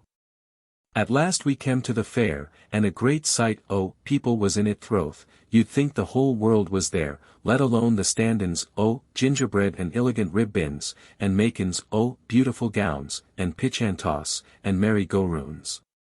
And tints with the best av drink in thim, and the fiddles playin' up tea encouraged the boys and girls. But I never minded thim at all, but detarmined to sell the thievin' rogue av a cow afore ld mind any divarsh in life. So when I driv her into the thick av the fair, when all of a sudden, as I kem to the door av a tint, up shruck the pipes to the tune av tapperin' Jack Welsh, and, my jewel, in a minute the cow cocked her ears, and was makin' a dart at the tint. Oh, murther, says I, to the boys standin' by, hoot her, says I, hoot her, she ate one piper already, the vagabone, and bad luck to her, she wants another. Is it a cow for to ate a piper, says one o' thim. Divil a bit o' lie in it, for I seen his corpse myself, and nothin' left but the 2 legs, says I. And it's a folly to be striven to hide it, for I see she'll never lave it af as poor Paddy Grogan knows to his cost, Lord be merciful to him. Who's that talking my name in vain, says a voice in the crowd. And with that, shove in the throng a one side, who the divil should I see but Paddy Grogan, to all appearance. Oh, hoot him too, says I, keep him av me, for it's not himself at all, but his ghost, says I. For he was kilt last night to my sartain knowledge, every inch av him, all to his legs. Well, sir, with that, Paddy, for it was Paddy himself, as it came out after fell a Logan, that you'd think his sides, ud split. And when he came to himself, he ups and he tood us how it was, as I tood you already, and the likes av the fun they made av me was bayant tellin' for wrongfully misdoubtin', the poor cow, and layin' the blame for ought'n a piper in her. So we all went into a tint to have it explained, and by gore, it tuck a full gallon o' spirty explain it. And we drank health and long life to Paddy and the cow, and Paddy played that day bayant all tellin', and many a one said the likes was never heerd before or since, even from Paddy himself and av course. The poor slandered cow was druv home again, and many a quiet day she had with us after that. And when she died, froth, my father had sich a regard for the poor thing, that he had her skinned, and an elegant pair of breeches made out for her hide, and it's in the family to this day. And isn't it mighty remarkable it is, what I'm goin' to tell you now, but it's as thro' as I'm here, and from that out, anyone that has them breeches in, the minute a pair o' pipes strikes up, they can't rest. But goes jig-jin and jig-jin, in their sate, and never stops as long as the pipes is pin there, said he, slapping the garment in question that covered his sinewy limb. With a spank of his brawny hand that might have startled nerves more tender than mine, there is the very breeches that's in me now, and a fine pair they are this minute. The priest's ghost. A sad tale's best for winter, set the epigraph. And it was by the winter's hearth that I heard the following ghost story, rendered interesting from the air of reverential belief with which it was delivered from the withered lips of an old woman. Masses for the souls of the dead are among the most cherished items of the Roman Catholic peasant's belief. And it was to prove how sacred a duty the Mass for the soul of the faithful departed is considered before the eternal judgment seat, that the tale was told, which I shall endeavor to repeat as nearly as my memory will serve. In the words of the original narrator. It was a certain eve of St. John, as well as I can remember, that the old dame gave as the date of the supernatural occurrence. When Mary O'Malley, a friend of my mother's, God rest her soul. And it was herself told me the story. Mary O'Malley was in the chapel hearin' vespers in the eve o' St. John, when, you see, whether it was that she was drowsy or tired after the day's work, for she was all day tedded in the new-cut grass. For 'twas haymakin' saison, or whether it was ordered and that it was all for the glory of God, and the repose of a troubled soul, or how it was, it doesn't become me to say, but howsomever, Mary fell asleep in the chapel. And sound enough she slept, for never a wink she wakened until every individual crathur was gone, and the chapel doors was looked. Well, you may be sure, it's poor Mary O'Malley was freakened, and thrimbled till she thought she'd died on the spot, and sure, no wonder, considerin' she was locked up in a chapel all alone, and in the dark, and no one near her. Well, after a time she recovered herself a little, and she thought there was no use in life in settin' up a philolo, striven to make herself heard, for she knew well no livin' soul was within call. And so, on a little consideration, when she got over the first fright at being left alone that-a-way, good thoughts came into her head to comfort her, and sure she knew she was in God's own house, and that no bad spirt dar come there. So, with that she knelt down again, and repeated her credos and pater and aves, over and over, until she felt quite sure in the protection of Hivn, and then, wrappin' herself up in her cloak. She thought she might lie down and strive to sleep till mornin', when, may the Lord keep us. Piously ejaculated the old woman, crossing herself most devoutly. All of a sudden a light shined into the chapel as bright as the light of day, and with that poor Mary, lookin' up, seen it shireen out of the door of the vestry. And immediately out walked out of the vestry a priest dressed in black vestments, and goin' slowly up to the altar, he said, "Is there anyone here to answer this mass?" Well, my poor dear Mary thought the life I'd lave her, for she dreaded the priest was not of this world, and she couldn't say a word. And when the priest asked 3 times was there no one there to answer the mass, and got no answer, he walked back again into the vestry, and in a minute all was dark again. But before he went, Mary thought he looked towards her, and she said she'd never forget the melancholy light of his eyes, and the look he gave her quite pitiful like, and she said she never heard before nor since such a wonderful deep voice. Well, sir, the poor crathur, the minute the spurt was gone, for it was a spurt, God be good to us, that minute the crathur fainted dead away. And so I suppose it was with her from one faint into another, for she knew nothing more about anything until she recovered and came to herself in her mother's cabin, after being brought home from the chapel next morning, when it was opened for mass. And she was found there. I hear, thin, it was as good as a week before she could leave her bed, she was so overcome by the mortal terror she was in that blessed night, blessed as it was, being the eve of a holy saint, and more by token. The manes have given repose to a troubled spirit. For you see, when Mary told what she had seen and heard to her clergy, his reverence, under God, was enlightened to see the meaning of it all. And the meaning was this, that he understood from hearing of the priest appearing in black vestments, that it was for to say mass for the dead that he came there.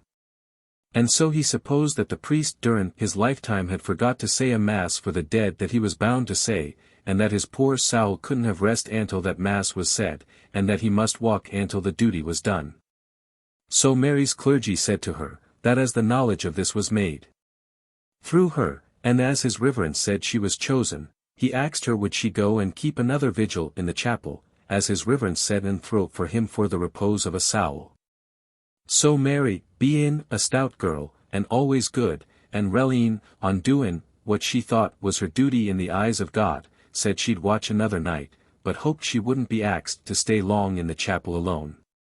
So the priest told her 'twould do if she was there a little store 12 o'clock at night, for you know, sir, that people never appears until after 12, and from that till cockcrow.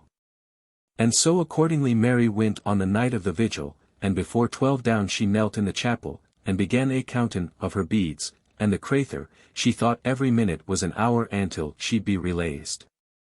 Well, she wasn't kept long. For soon the dazzling light burst from out of the vestry door, and the same priest came out that appeared afore, and in the same melancholy voice he asked, when he mounted the altar, "Is there anyone here to answer this mass?" Well, poor Mary shrugged to spake, but the crathur thought her heart was up in her mouth, and not a word could she say, and again the word was axed from the altar, and still she couldn't say a word. But the sweat ran down her forehead as thick as the winter's rain, and immediately she felt relieved, and the impression was taken af her heart like, and so, when for the third and last time the appearance said, "Is there no one here to answer this mass?" Poor Mary mothered out "He's," as well as she could. Oh, often I heard her say the beautiful sight it was to see the lovely smile upon the face of the spurt as he turned round and looked kindly upon her, saying these remarkable words, "It's 20 years, says he. I have been askin that question, and no one answered till this blessed night, and a blessin' be on her that answered, and now my business on earth is finished," and with that he vanished before you could shut your eyes. So never say, sir, it's no good praying for the dead, for you see that even the soul of a priest couldn't have pace for forgetting so holy a thing as a mass for the soul of the faithful departed. New potatoes. In the merry month of June, or thereabouts, the aforesaid melody may be heard, in all the wailing intonation of its minor third, through every street of Dublin. We Irish are conversational, the lower orders particularly so, and the hawkers who frequent the streets often fill the lapses that occur between their cries by a current conversation with some passing friend. Occasionally broken by the deponent laboring in her calling and yelling out, "Brave lemons," or "green pays," in some awkward interval, frequently productive of very ludicrous effects. Such was the case, as I happened to overhear a conversation between Catty, a black-eyed dealer in new potatoes, and her friend Sally, who had fine fresh Dublin bay herrings to dispose of. Sally, to do her justice, was a very patient hearer, and did not interrupt her friend with her own cry in the least. Whether it was from being interested in her friend's little misfortunes, or that Caddy was one of those out-and-outers, in storytelling, who, when once they begin, will never leave off. Nor even allow another to edge in a word as thin as a sixpence, I will not pretend to say, but certain it is, Caddy, in the course of her history, had it all her own way, like a bull in a shaney shop, as she would have said herself. Such is the manner in which the following sketch from nature came into my possession. That it is altogether slang, I premise. And give all fastidious persons fair warning, that if a picture from low life be not according to their taste, they can leave it unread, rather than blame me for too much fidelity in my outline. So here goes at a scena, as the Italians say. My new pititates. Enter Caddy, with a grey cloak, a dirty cap, and a black eye, a sieve of potatoes on her head, and a trifle o' spurties in it. Caddy meanders down Patrick Street. Caddy, my new pititates, my new pititates. My new, meeting a friend. Sally darlin', is that you? Sally Throth, it's myself, and what's the matter wid you, Caddy? Kat deed, my heart bruck Orion new pititates, cryin' after that vagabone. Sal, is it Mike? Cat. Throth, it's himself indeed. Sal, and what is it be done? Kat, och he ruined me with his new pititates, with his goins in the ould thing, my dear. Sal, throwin' up his little finger, I suppose. Kate's, my darlint. He came home other night, blazin', blind drunk, cryrn out, new pititates. Roarin' and bawlin', that you'd think he'd rise the roof the house. Bad luck attend you. Bad cess to you, you potwallopin' varmint, says he, mainin me, you plays, wait till I catch you, you shrap, and it's I'll give you your fill for new pititates. Your fill for a licking, if ever you got it, says he. So, with that, I knew the villain was mulvathered, let alone the heavy foot the miscreant and the stairs, that a child might know he was done for, my new pititates. Throth, he was done to a turn, like a mutton kidney. Sal, musha. God help you, Caddy. Wait till you hear the my new pititates. Oh, my thrubbles, and it's then you'll open your eyes, my new pititates. Sal, but I pity you. Cat. Oh, wait, my jewel, wait till you hear what became my new pititates. Wait till I tell you the of it. Where did I lay Vaff? At the stairs. Well, as he was comin' upstairs, knowin' how it be, I thought it best to take care my new pititates.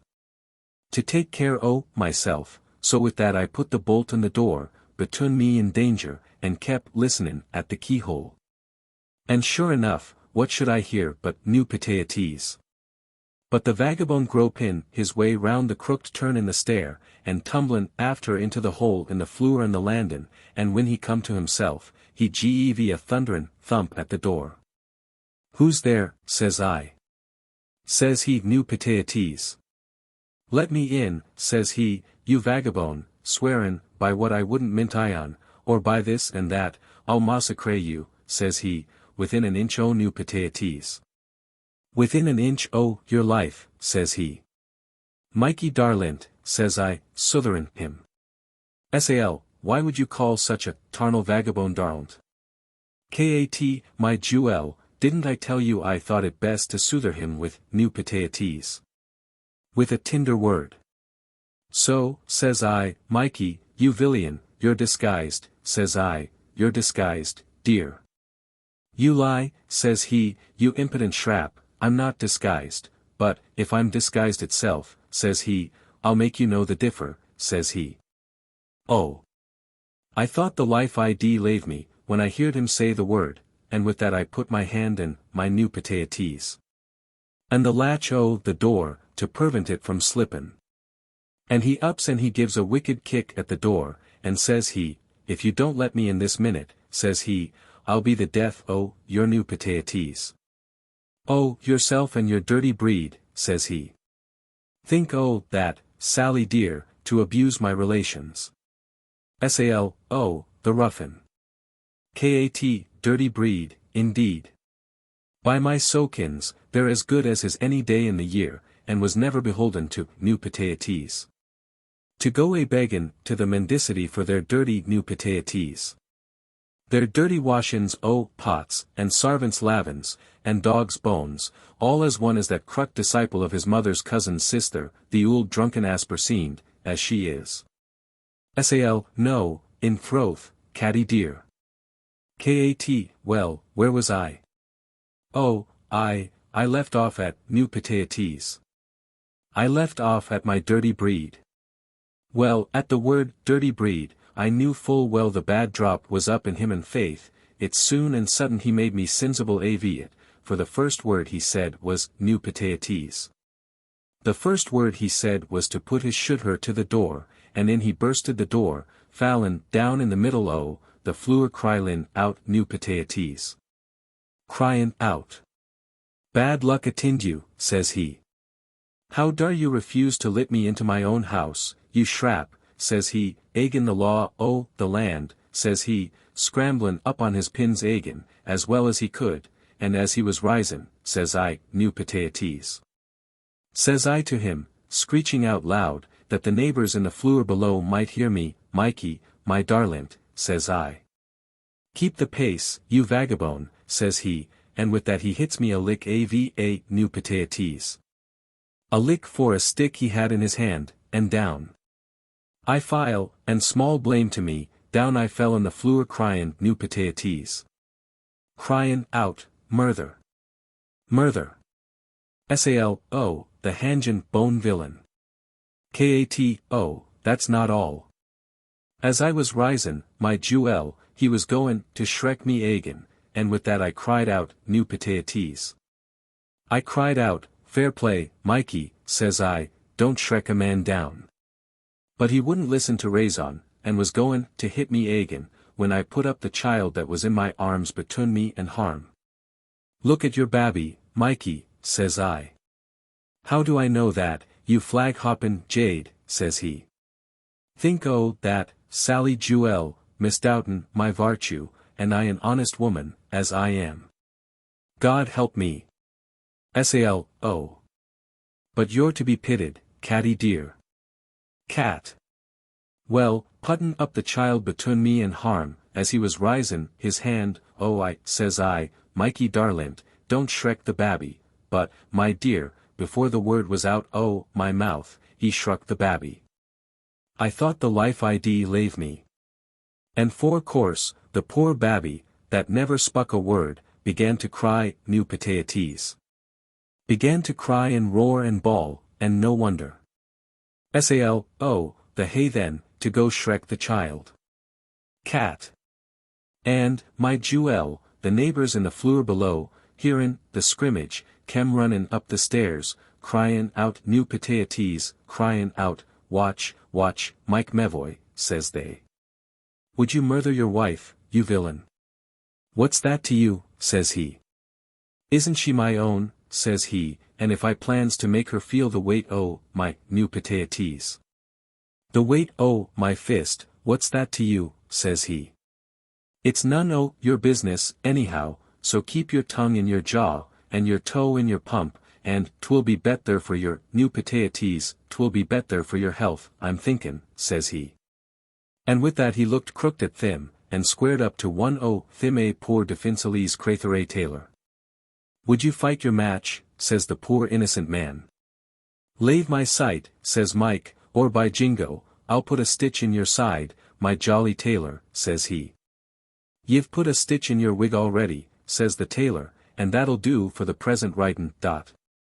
And with that, Mike was goin' to hit him with a new potatoes, a lift-hander, but B was cotch howled for before he could let go his blow. And who should stand up forninst him, but my new potatoes, but the tailor's while, and by my sowl, it's she that's the shrapper, and more's the pity she's thrown away upon one o' the sort. And says she, let me at him, says she, it's I that's used to give a man a lickin' every day in the week, you're bold in the head now, you vagabone, says she.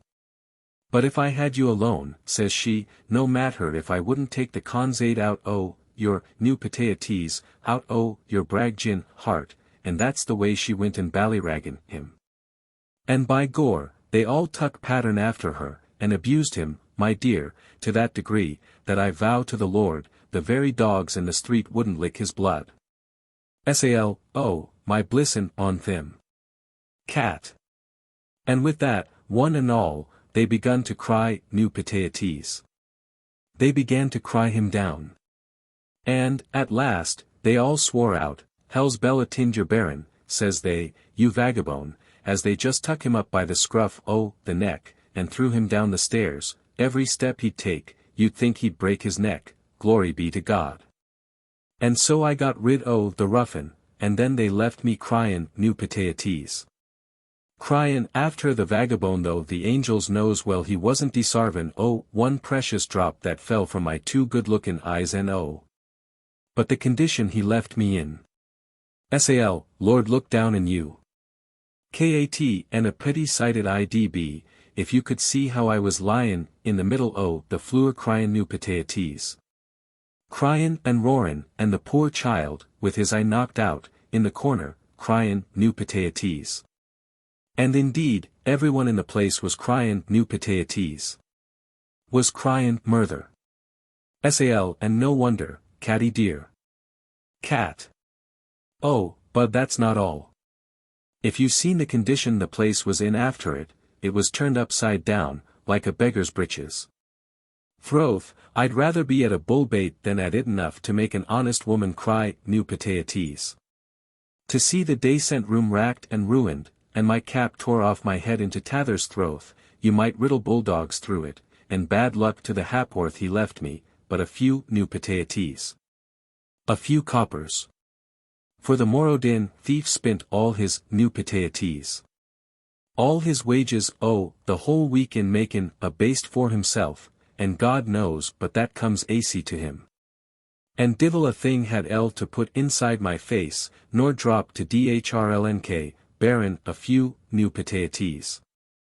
A few grains o' tay, and the ind for a quart her o' sugar, and my eyes as big as your fist, and as black as the pot, savon your presence, and a beautiful dish for new pitaties. Dish for, delf, that I bought only last week in Temple Bar, bruck in 3 halves in the middle o' the ruction and the rint o' the room not pedin I dependin only in new pitaties. And cryin' a sieveful o' proddies, or shriechin' a lock o' savoys, or the like. But I'll not break your heart any more, Sally dear. God's good, and never opens one door but he shuts another, and that's the way for it. And strengthens the wake with new pitaties. With his protection, and may the witty in the orphans bleasin' be in his name, I pray, and my thrust is in divine providence, that was always good to me, and sure, I don't despair. But not a night that I kneel down to say my prayers, that I don't pray for, new pitaties. For all manner o' bad luck to attend that vagabone, Mikey Mevoy. My curse lighten him this blessed minute. And a voice at a distance call, potatoes. Kat, who calls? Perceives, her customer. Here, ma'am. Goodbye, Sally darlint, goodbye. New pitaties. Exit Catty by the cross pottle. Paddy the Sport. During a sojourn of some days in the county of, visiting a friend, who was anxious to afford as much amusement to his guests as country sports could furnish, the dog and gun were, of course, put into requisition. And the subject of this sketch was a constant attendant on the shooting party. He was a tall, loose-made, middle-aged man, rather on the elder side of middle age, perhaps fond of wearing an oilskinned hat and a red waistcoat, much given to lying in tobacco. And an admirable hand at filling a game bag or emptying a whiskey flask. And if game was scarce in the stubbles, Paddy was sure to create plenty of another sort for his master's party, by the marvellous stories he had ever at his command. Such was Paddy the Sport, as the country people invariably called him. Paddy was fond of dealing in mystification, which he practiced often on the peasants, whom he looked upon as an inferior class of beings to himself, considering that his office of sportsman conferred a rank upon him that placed him considerably above them. To say nothing of the respect that was due to one so adroit in the use of the gun as himself. And by the way, it was quite a scene to watch the air of self-complacency that Paddy, after letting fly both barrels into a covey, and dropping his brace of birds as dead as a stone, quietly let down the piece from his shoulder and commenced reloading, looking about him the while with an admirable carelessness, and when his piece was ready for action again, returning his ramrod with the air of a master, and then, throwing the gun into the hollow of his arm, walk forward to the spot where the birds were lying, and pick them up in the most businesslike manner. But to return to Paddy's love of mystification. One day I accompanied him, or perhaps it would be fitter to say he acted as guide, in leading me across a country to a particular point, where I wanted to make a sketch. His dogs and gun, of course, bore him company, though I was only armed with my portfolio. And we beat across the fields, merrily enough, until the day became overcast, and a heavy squall of wind and rain forced us to seek shelter in the first cottage we arrived at. Here the good woman's apron was employed in dusting a three-legged stool to offer to the gentleman, and Paddy the Sport was hailed with welcome by everyone in the house, with whom he entered into conversation in his usual strain of banter and mystification. I listened for some time to the passing discourse. But the bad weather still continuing, I began to amuse myself, until it should clear, in making an outline of a group of dogs that were stretched upon the floor of the cabin, in a small green-covered sketching book that I generally carry about me for less important memoranda. This soon caused a profound silence around me. The silence was succeeded by a broken whispering, and Mr. Paddy, at last approaching me with a timidity of manner I could not account for, said, "Sure, sir, it wouldn't be worth your while to mind puttin' down the pup," pointing to one that had approached the group of dogs, and had commenced his awkward gambols with his seniors. I told him I considered the pup as the most desirable thing to notice.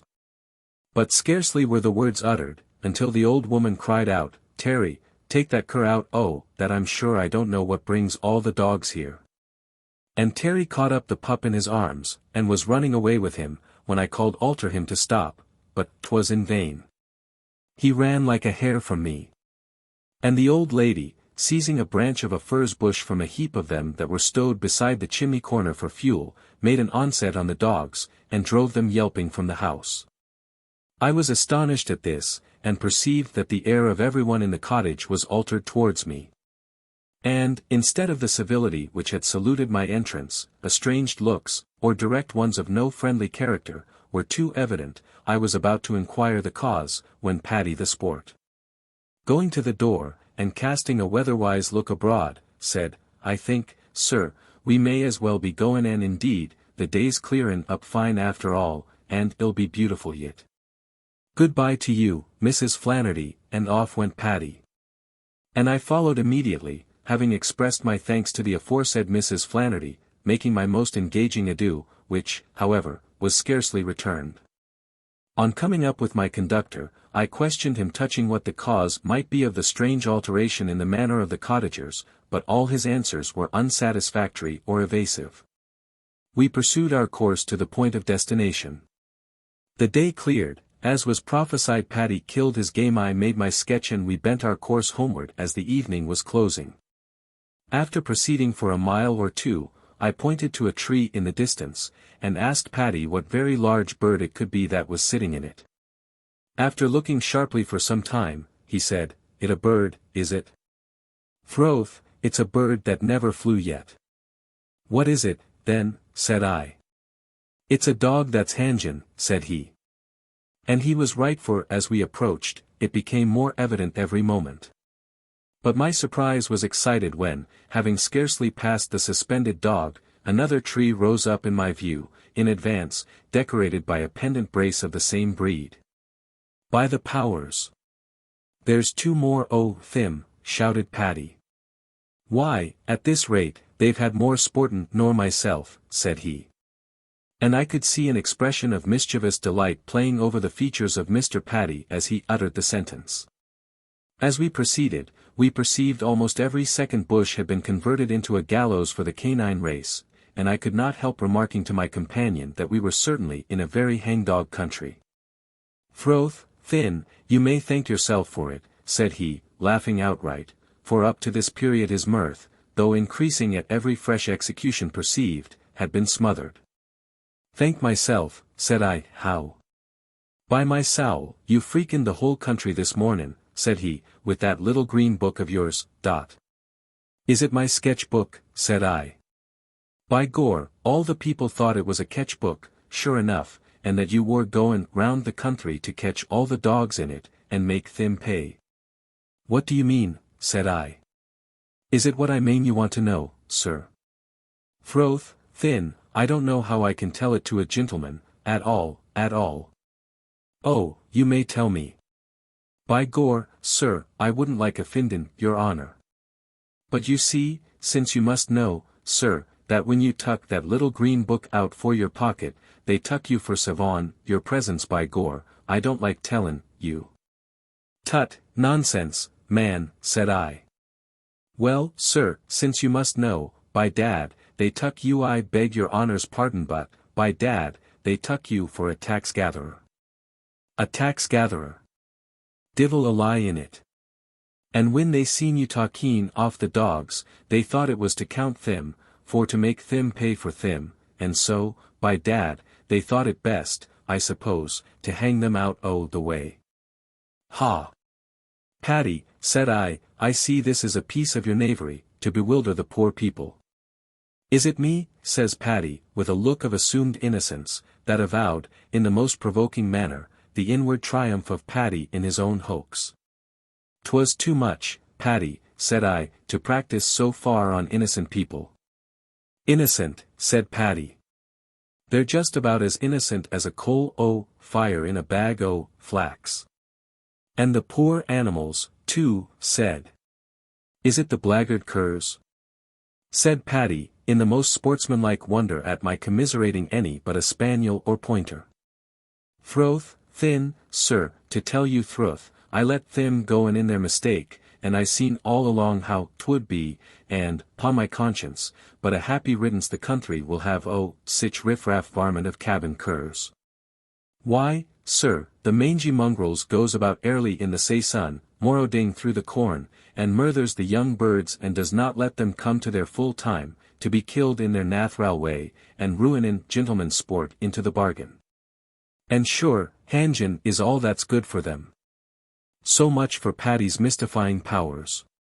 Of this coup he was not a little vain, and many a laugh he has made at my expense afterwards, by telling the story of the painter gentleman that was mistook for a tax-gatherer. Paddy being a professed storyteller, and a notorious liar, it may be naturally inferred that he dealt largely in fairy tales and ghost stories.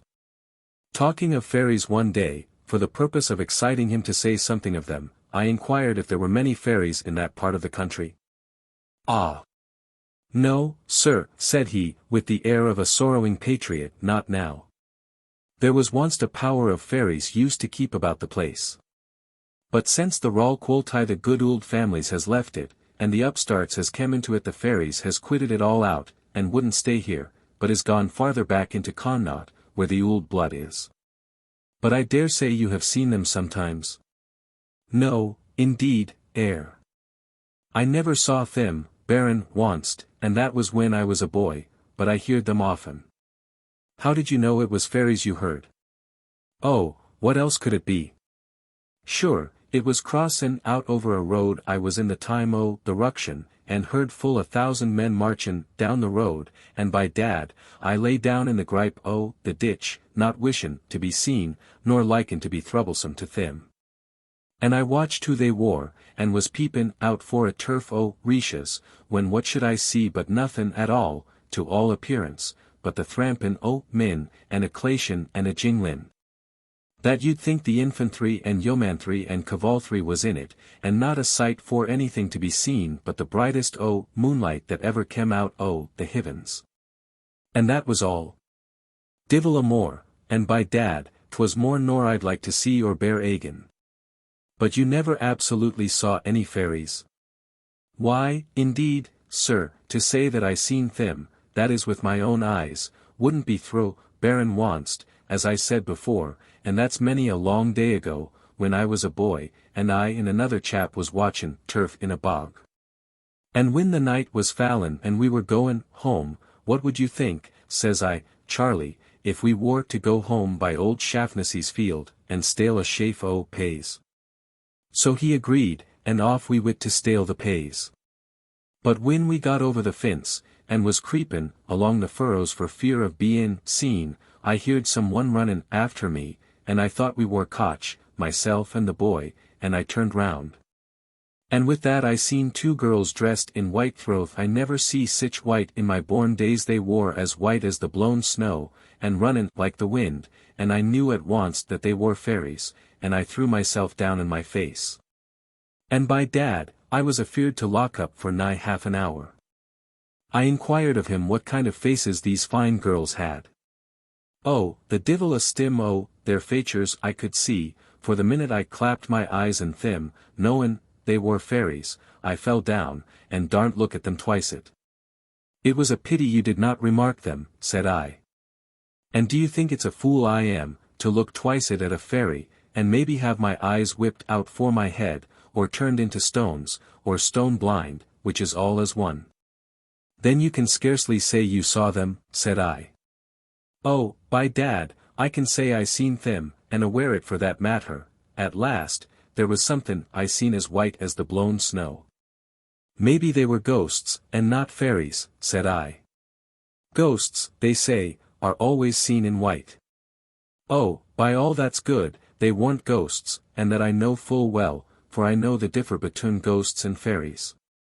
You have had experience, then, in both, I suppose. Fakes, you may say that. Oh, I had a wonderful great appearance once that kem to me, or at last to the house where I was, for, to be sure, it wasn't to me it kem. Why should it?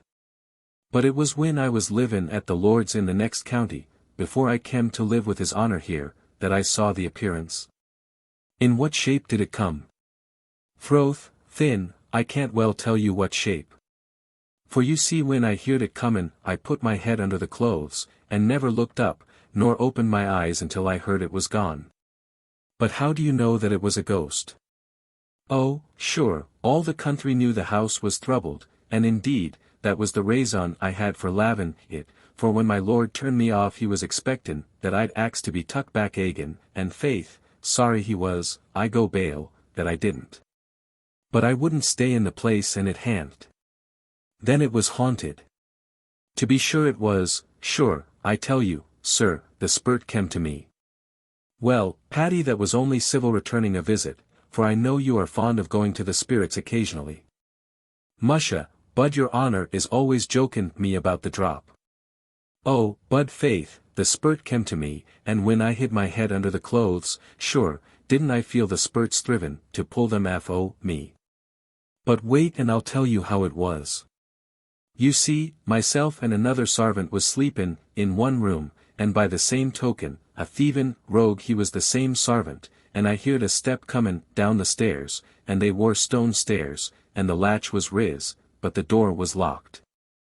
For I turned the key in it myself.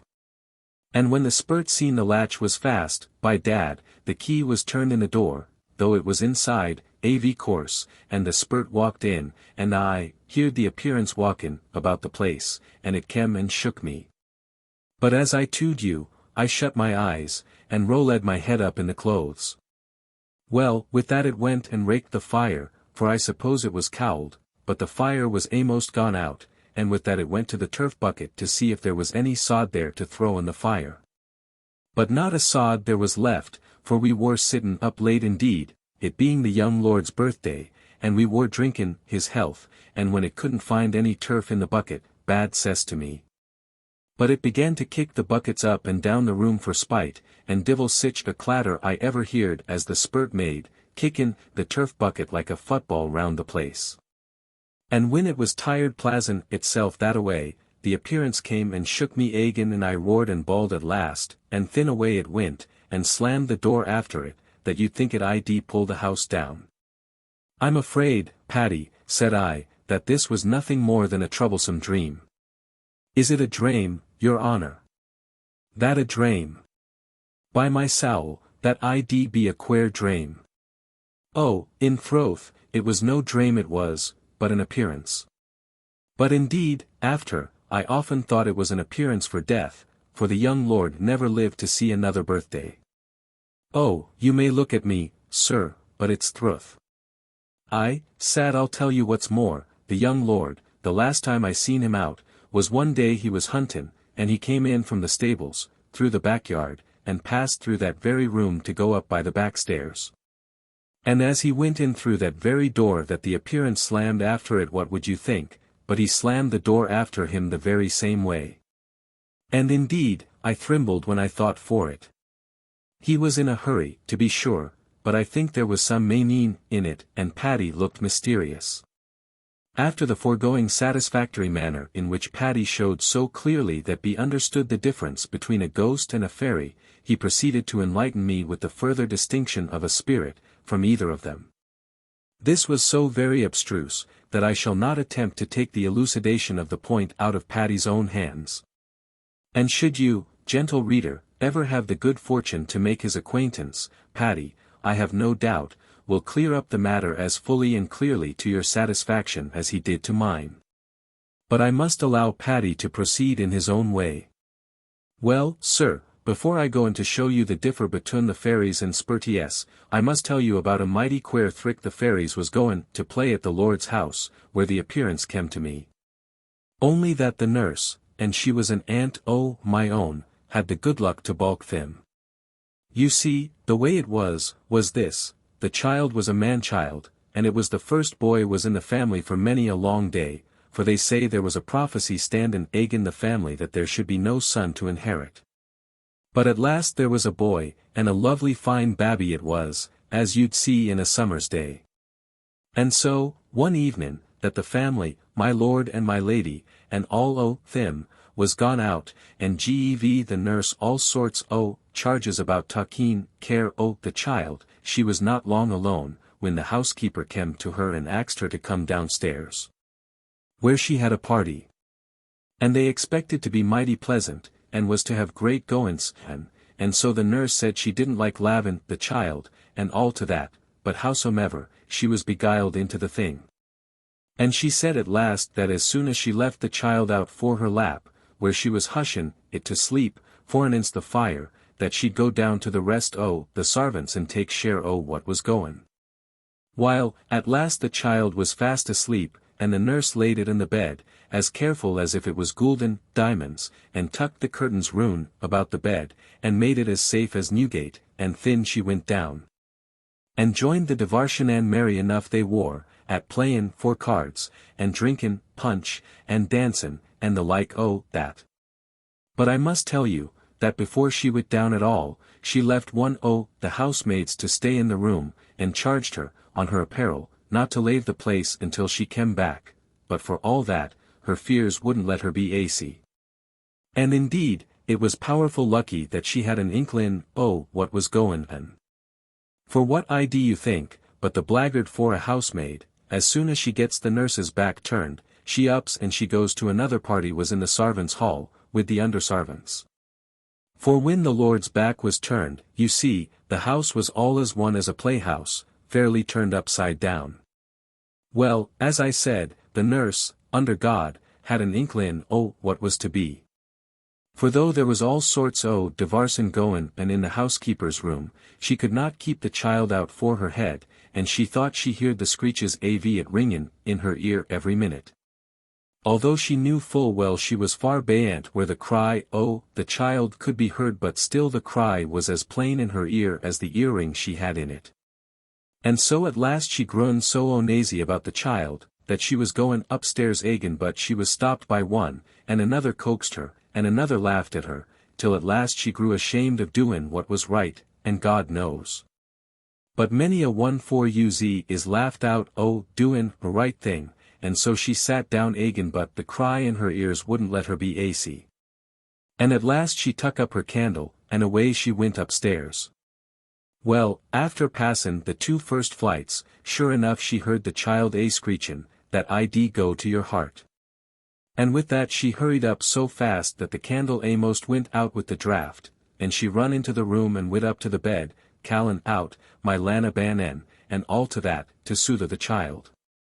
And pullin' open the bed curtain to take the darlin' up, but what would you think, not a sign the child was in the bed, good, bad, or indifferent, and she thought the life I'd lave her.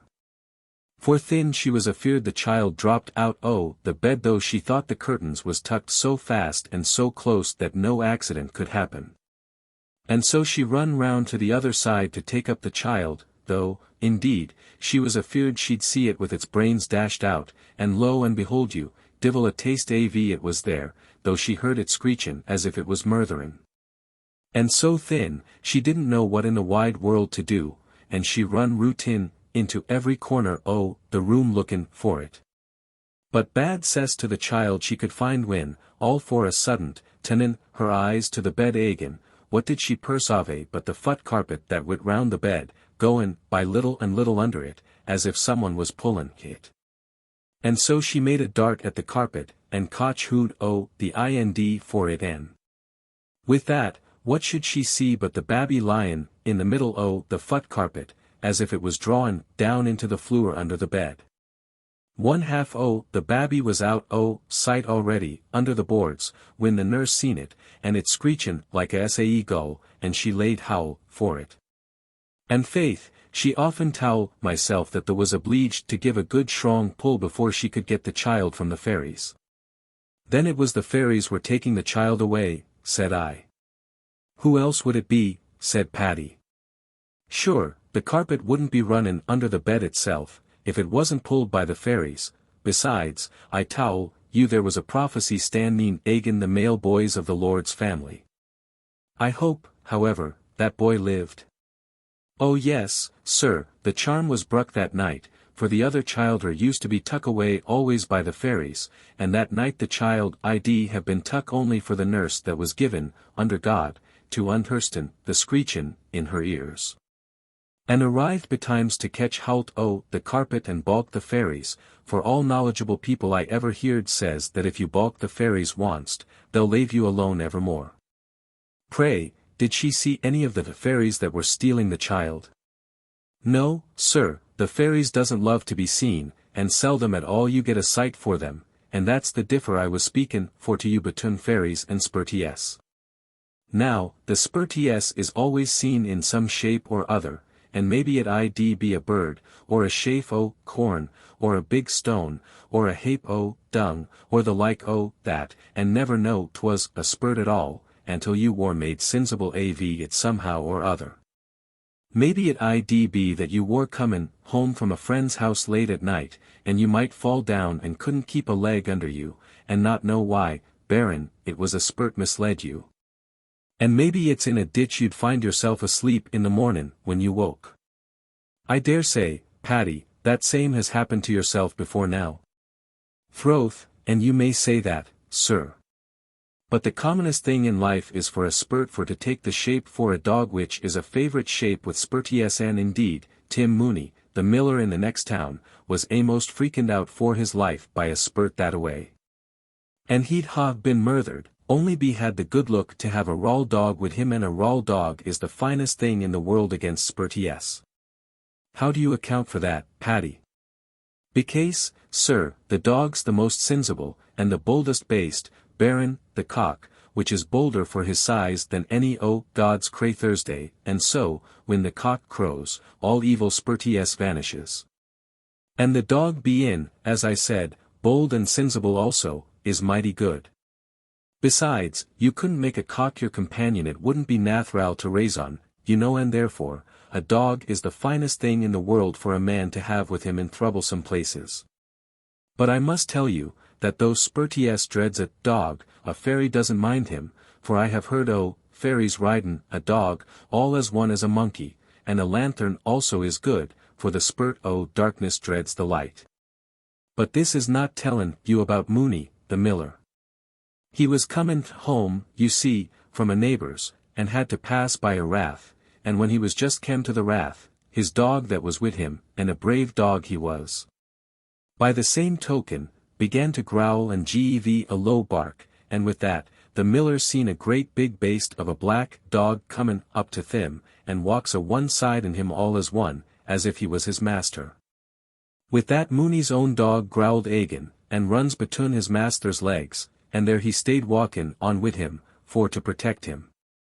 And the miller was freaking a'most out for his life, and his hair stood up straight in his head, that he was obliged to put his hand up to his hat and shove it down in his head, and 3 times it was that way. That his hair was risin' the hat aff his head with the fright, and he was obliged to hold it down, and his dog growlin' all the time, and the black thief for a dog keepin' dodgin' him along, and his eyes like coals o' fire. And the terriblest smell of sulphur, I hear, that could be, all the time, till at last they came to a little stream that divided the road, and there, my dear, the spurt disappeared, not bein' able to pass runnin' wather. For spurt yes, sir, is always wakened with wather. That I believe, said I, but I think, Paddy, you seldom put spirits to so severe a trial. Ah, thin, but your honour will you never give over jeerin' me about the drop. But in troth, what I'm tellin' you is true about it runnin' wather destroys spurt yes. Indeed, Paddy, I know that is your opinion. Oh, murther. There I made a slip agin, and never seen it till your honour had the advantage o' me. Well, no matter, it's good, anyway, but indeed, I think it has so good a good name for its own that it's a pity to spile it, baptizin' it any more. Such were the marvellous yarns that Paddy was constantly spinning. Indeed, he had a pride, I rather think, in being considered equally expert at the long bow as at the rifle. And if he had not a bouncer to astonish his hearers with, he endeavoured that his ordinary strain of conversation, or his answer to the commonest question, should be of a nature to surprise them. Such was his reply one morning to his master, when he asked Paddy what was the cause of his being so hoarse. Indeed, sir, answered Paddy, it's a cold I got, and indeed, myself doesn't know how I cotch cold, Berrin, that I slep in a field last night and forgot to shut the gate after me. Ah, Paddy, said the squire, the old story you were drunk as usual, and couldn't find your way home. You are a shocking fellow, and you'll never get on in long as you give yourself up to whiskey. Why, thin, your honour, sure that's the raison I ought to get in the faster, for isn't a spur in the head worth 2 in the heel, as the old sayin' is? Here a laugh from the squire's guests turned the scale in Paddy's favour. I give you up, Paddy, said the master, you're a sad dog, worse than Larry Lanigan. Oh, murther. Is it Lanigan you be after comparin' me to? Said Paddy. Why, Lanigan is the complatest drinker in Ireland. By my sokins, more whiskey goes through Lanigan than any other worm in the county. Is it Lanigan? Fakes, that's the lad could take the consade out for a gallon o' spurty s without quit tin hit. Froth, Lanigan is just the very chap that I'd go to first mass every mornin' in the year if holy wather was whiskey. This last reply left Paddy in possession of the field. And no further attack was made upon him on the score of his love of the drop, and this triumph on his part excited him to exert himself in creating mirth for the gentlemen who formed the shooting party. One of the company retailed that well-known joke made by Lord Norbury, viz., when a certain gentleman declared that he had shot 20 hares before breakfast, his lordship replied that he must have fired at a wig. Here Paddy declared that he thought it was no great shootin' to kill 20 hares, for that he had shot 75 brace of rabbits in one day. 75 brace, was laughed forth from everyone present. Bad look to the lie in it, said Paddy. Oh, be easy, Paddy, said his master. There it is now, and you won't believe me. Why, thin, in troth, it's not that I'm proud for it, I tell you, for I don't think it was any great things for shootin', at all. Here a louder burst of merriment than the former hailed Paddy's declaration. Well, now, said Paddy, if yez be quiet and listen to me, I'll explain it to your satisfaction. You see, it was in one for the islands aft the shore there, and he pointed seawards, it was in one o' the far islands out there, where rabbits are so plenty, and runnin' so thick that you can scarcely see the grass. Because the island is all sand, said his master. No, indeed, now, though you thought you had me there, said Paddy, very quietly. It's not the sandy island at all, but one farther out. Which of them? Do you know the little one with the black rock? Yes. Well, it's not that. But you know. Ara. Can't you tell his honor, said a peasant who was an attendant on the party, to carry the game, can't you tell his honor at once, and not be delayin'? Paddy turned on this plebeian intruder with the coolest contempt and said, hurry no man's cattle, get a jackass for yourself, and then resumed, well, sir, but you know the island with the sharp headlong. Yes. Well, it's not that either. But if you. At that rate, Paddy, said the squire, we shall never hear which island this wonderful rabbit burrow is in. How would you steer for it after passing Innismoil? Why, Finn, you should steer about nor'west, and when you cleared the black rocks you'd have the sandy island barren over your larboard bow, and Finn you'd see the island I spake av, when you run about as far as. Pooh! Pooh! Said the squire, you're dreaming, Paddy, there's no such island at all. By my soul, there is, beggin' your honor's pardon. It's very odd I never saw it. Indeed it's a wonder, sure enough. Oh, it can't be, said the squire. How big is it? Oh, by dad, it's as big as ever it'll be, said Paddy, chuckling. This answer turned the laugh against the squire again, who gave up farther cross-questioning of Paddy, whose readiness of converting his answers into joke generally frustrated any querist who was hardy enough to engage with Paddy in the hope of puzzling him. Paddy, said the squire, after that wonderful rabbit adventure, perhaps you would favor the gentleman with that story you told me once about a fox. Indeed and I will, place your honor, said Paddy. Though I know full well the divil a one word for it you believe, nor the gentleman won't either, though you're ashing me for it, but only want to laugh at me, and call me a big liar when my back's turned. Maybe we wouldn't wait for your back being turned, Paddy, to honor you with that title. Oh, indeed, I'm not sayin' you wouldn't do it as soon foreninst my face, your honor, as you often did before, and will agin, place God, and welcome. Well, Paddy, say no more about that, but let's have the story. Sure, I'm losin' no time, only tellin' the gentleman beforehand that it's what they'll be callin' hit, a lion indeed, it's uncommon, sure enough. But you see, gentlemen, you must, remember that the fox is the cunningest beast in the world, barrin' the wren. Here Paddy was questioned why he considered the wren as cunning a beast as the fox. Why, sir, becase all birds build their nest with one hole to it only, exceptin' the wren, but the one builds 2 holes to the nest, and so that if any enemy comes to disturb it upon one door, it can go out in the other. But the fox is cute to that degree, that there's many mortial a fool to him, and by dad, the fox could buy and sell many a Christian, as you'll soon see by and by, when I tell you what happened to a wood ranger that I knew onct. And a decent man he was, and wouldn't say the thing in a lie. Well, you see, he came home one night mighty tired, for he was out wid a party in the domain, cock-shootin', that day. And when he got back to his lodge, he threw a few logs o' wood at the fire to make himself comfortable, and he took whatever little matter he had for his supper, and after that he felt himself so tired that he went to bed. But you're to understand that though he went to bed, it was more for to rest himself like than to sleep, for it was early. And so he just went into bed, and there he diverted himself lookin' at the fire, that was blazin' as merry as a bonfire on the hearth.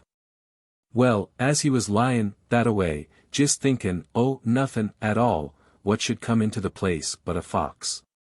But I must tell you, what I forgot to tell you before, that the ranger's house was on the borders o' the wood, and he had no one to live with him but himself, barrin' the dogs that he had the care for, that was his only companions. And he had a hole out in the door, with a swingin' board to it, that the dogs might go in or out accordin' as it pleased them. And by dad, the fox came in, as I told you, through the hole in the door, as bold as a ram, and walked over to the fire, and sat down for an instant.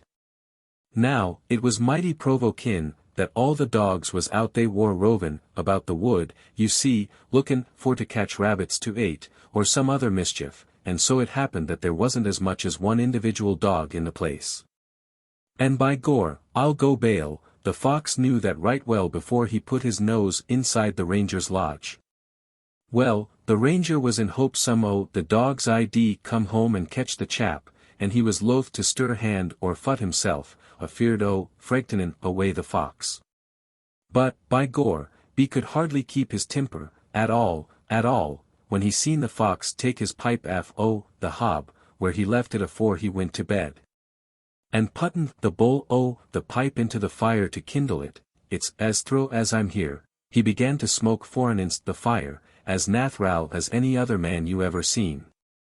Musha, bad luck to your impudence, you long-tailed blackguard, says the ranger, and is it smokin' my pipe you are? Oh, Finn, by this and by that, if I had my gun convenient to me, it's fire and smoke of another sort, and what you wouldn't bargain for, I'd give you, says he. But still he was loath to stir, hopin' the dogs I'd come home. And, by Gor, my fine fellow, says he to the fox, if one o' the dogs comes home, Salpather wouldn't save you, and that's a strong pickle. So with that he watched until the fox wasn't mindin' him, but was busy shakin' the cinders out o' the pipe when he was done with it. And so the ranger thought he was goin' to go immediately after gettin' an air o' the fire and a shaw o' the pipe.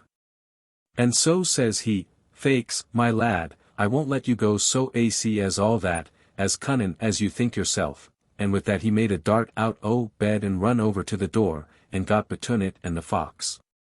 And now, says he, your bread's baked, my buck, and maybe my lord won't, have a fine run out o' you, and the dogs at your breesh every yard, you Morodin thief, and the divil mind you, says he, for your impudence for sure.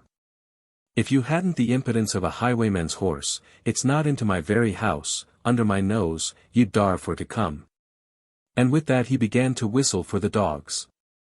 And the fox, that stood eyeing him all the time while he was spockin', began to think it was time to be joggin', when he beard the whistle, and says the fox to himself, Throth, indeed, you think yourself a mighty great ranger now, says he. And you think you're very cute, but upon my tail, and that's a big oath, I'd be long sorry to let sich a mallet-headed bog-throtter as yourself take a dirty advantage o' me, and I'll engage, says the fox. I'll make you lave the door soon and suddent. And with that he turned to where the ranger's brogues was lyin' hard beside the fire, and what would you think, but the fox tuck up one o' the brogues, and went over to the fire and threw it into it. I think that'll make you start, says the fox. Divil resave the start, says the ranger, that won't do, my buck, says he, the brogue may burn to cinders, says B, but out o' this I won't stir. And thin, puttin' his fingers into his mouth, he gave a blast for a whistle you'd hear a mile off, and shouted for the dogs. So that won't do, says the fox. Well, I must try another offer, says he. And with that he tuck up the other brogue, and threw it into the fire too. There, now, says he, you may keep the other company, says he, and there's a pair o' ye now, as the divil said to his knee-buckles.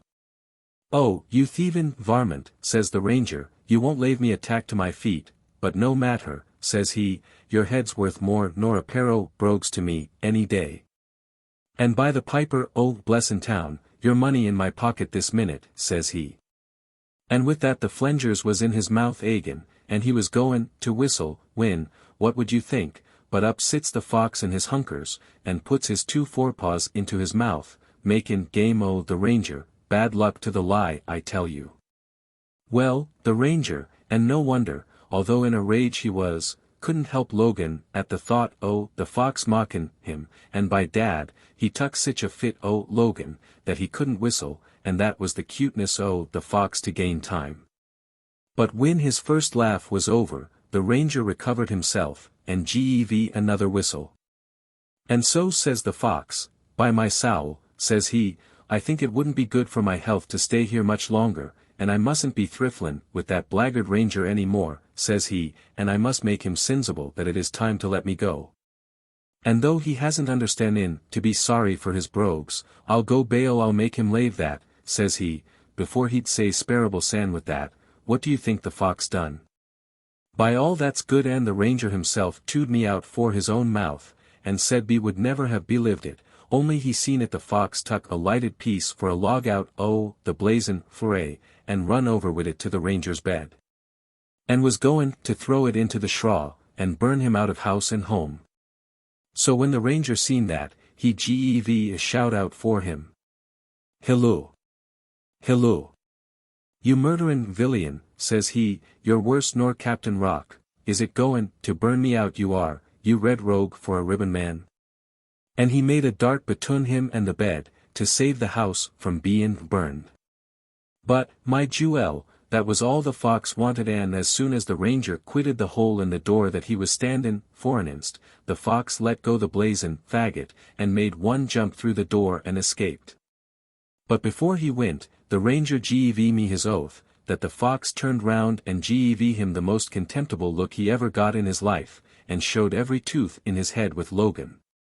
And at last he put out his tongue at him, as much as to say, "You've missed me, like your mummy's blessin'," and off with him, like a flesh lightine. The White Horse of the Peppers. A Legend of the Boyne. It was the night of the 2nd of July, in the year 1690, that a small remnant of a discomfited army was forming its position, in no very good order, on the slope of a wild hill on the borders of the county of Dublin. In front of a small square tower a sentinel was pacing up and down, darkly brooding over the disastrous fight of the preceding day, and his measured tread was sometimes broken by the fierce stamp of his foot upon the earth. As some bitter thought and muttered curse arose, when the feelings of the man overcame the habit of the soldier. The hum of the arrival of a small squadron of horse came from the vale below, borne up the bill on the faint breeze that sometimes freshens a summer's night, but neither the laugh nor the song, which so often enlivens a military post, mingled with the sound. The very trumpet seemed to have lost the inspiring tingle of its tone, and its blast sounded heavily on the ear of the sentinel. There come more of our retreating comrades, thought he, as he stalked before the low portal it was his duty to guard. Retreating. Curse the word. Shall we never do anything but fall back and back before this D.D. Dutchman and his followers? And yesterday too, with so fine an opportunity of cutting the rascals to pieces, and all thrown away, and so much hard fighting to go for nothing. Oh, if Sarsfield had led us, we'd have another tale to tell. And here he struck the heavy heel of his war boot into the ground, and hurried up and down.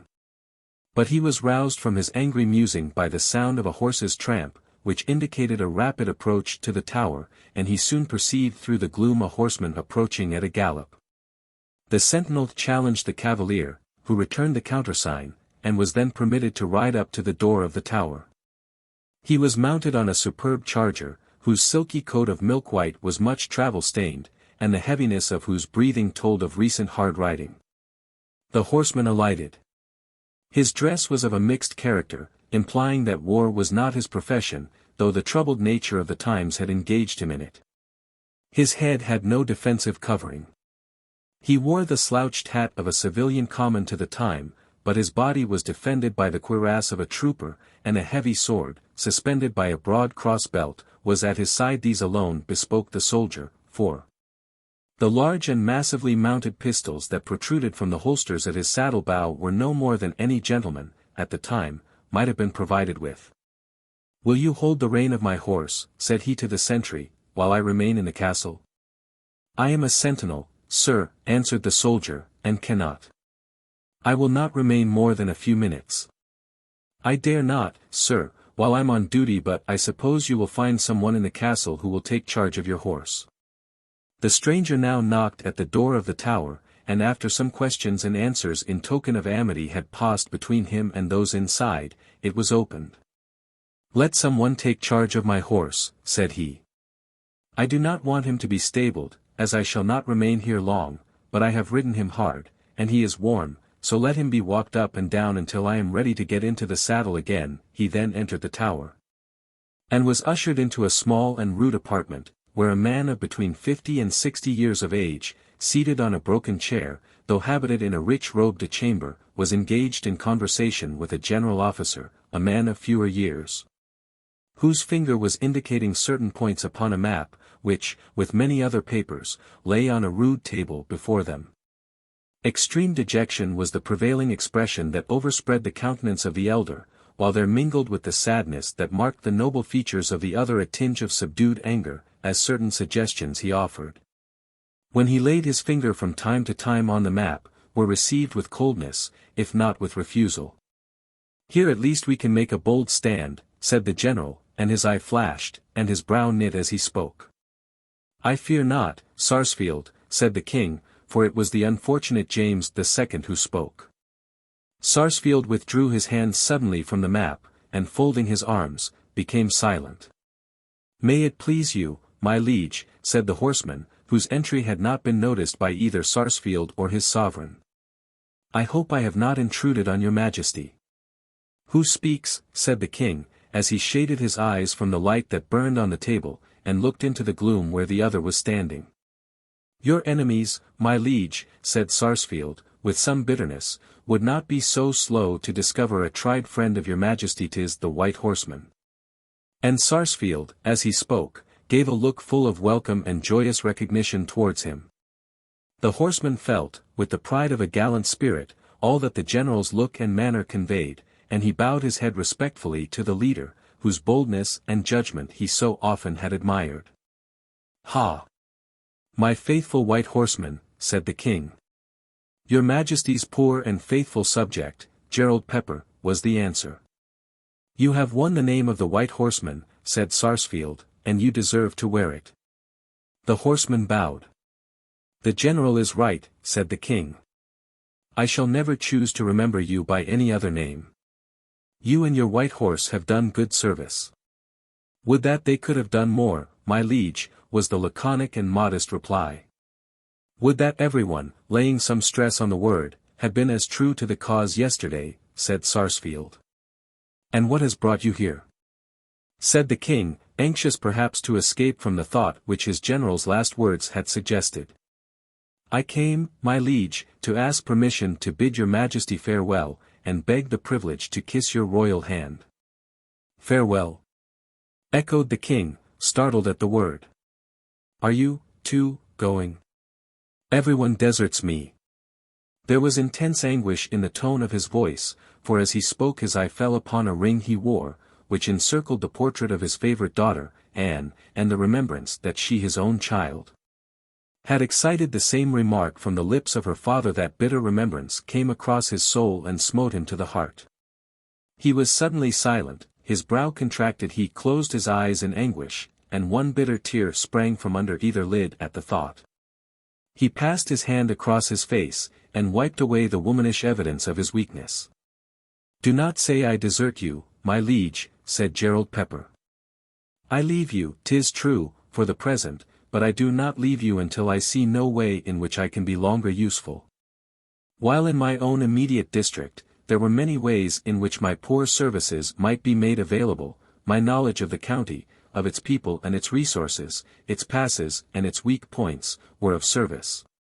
But here, or farther southward, where your majesty is going, I can no longer do anything which might win the distinction that your majesty and General Sarsfield are pleased to honor me with. You have still a stout heart, a clear head, a bold arm, and a noble horse," said Sarsfield.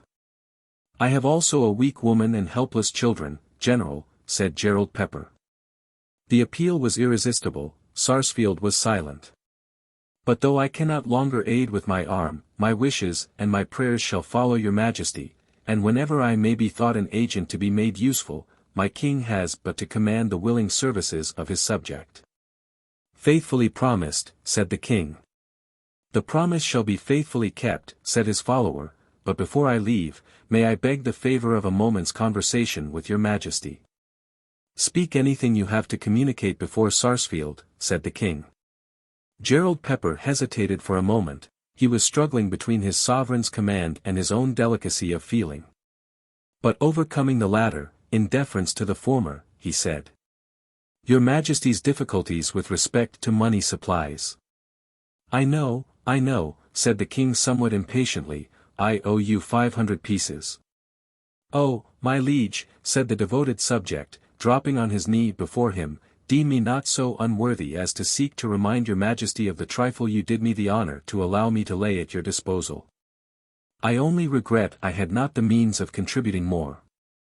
It is not that, but I have brought here another 100 pieces, it is all I can raise at present, and if your Majesty will further honour me by the acceptance of so poor a pittance, when the immediate necessities of your army may render every trifle a matter of importance, I shall leave you with a more contented spirit, conscious that I have done all within my power for my king. And as he spoke, he laid on the table a purse containing the gold. I cannot deny that we are sorely straitened, said the king, but I do not like. Pray do not refuse it, my liege, said Gerald. Still kneeling, do not refuse the last poor service your subject may ever have it in his power to do in your cause.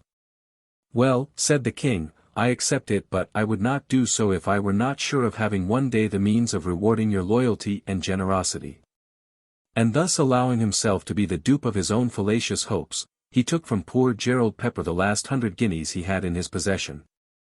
With that happy facility kings have always exhibited in accepting sacrifices from enthusiastic and self-devoted followers. My mission here is ended now, said Gerald. May I be permitted to kiss my sovereign's hand? Would that all my subjects were as faithful, said James, as he held out his hand to Gerald Pepper, who kissed it respectfully, and then arose. What do you propose doing when you leave me? Said the king. To return to my home as soon as I may, my liege. If it be my fate to be driven from my kingdom by my unnatural son-in-law, I hope he may be merciful to my people, and that none may suffer from their adherence to the cause of their rightful sovereign. I wish, my liege, said Gerald, that he may have half the consideration for his Irish subjects which your Majesty had for your English ones, and he shook his head doubtfully as he spoke, and his countenance suddenly fell. A hard-drawn sigh escaped from Sarsfield, and then, biting his lip, and with knitted brow, he exchanged a look of bitter meaning with Gerald Pepper. Adieu then, said the king, since you will go. See our good friend to his saddle, Sarsfield. Once more, good night. King James will not forget the White Horseman. So saying, he waved his band in adieu. Gerald Pepper bowed low to his sovereign, and Sarsfield followed him from the chamber. They were both silent till they arrived at the portal of the tower, and when the door was opened, Sarsfield crossed the threshold with the visitor, and stepped into the fresh air, which he inhaled audibly 3 or 4 times. As if it were a relief to him. Good night, General Sarsfield, said Gerald. Good night, my gallant friend, said Sarsfield, in a voice that expressed much vexation of spirit. Be not so much cast down, General, said Gerald. Better days may come, and fairer fields be fought. Never, never, said Sarsfield. Never was a fairer field than that of yesterday, never was a surer game if it had been rightly played. But there is a fate, my friend, hangs over our cause, and I fear that destiny throws against us.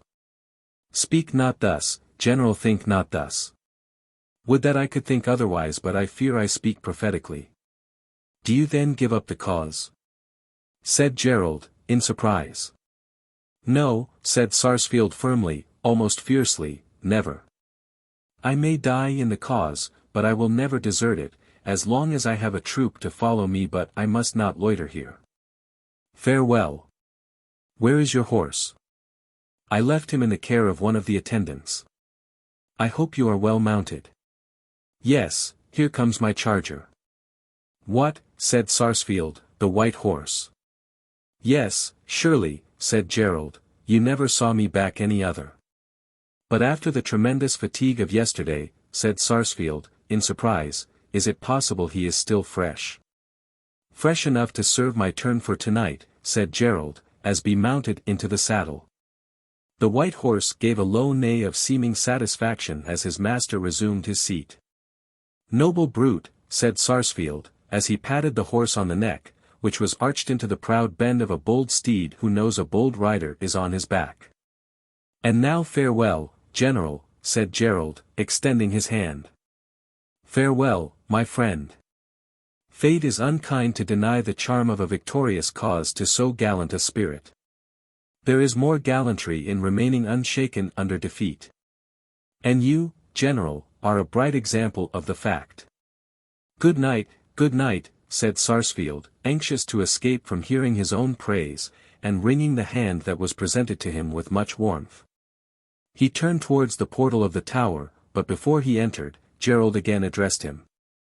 "Pray tell me, General, is your regiment here? Before I go, I would wish to take leave of the officers of that gallant corps, in whose ranks I have had the honor to draw a sword."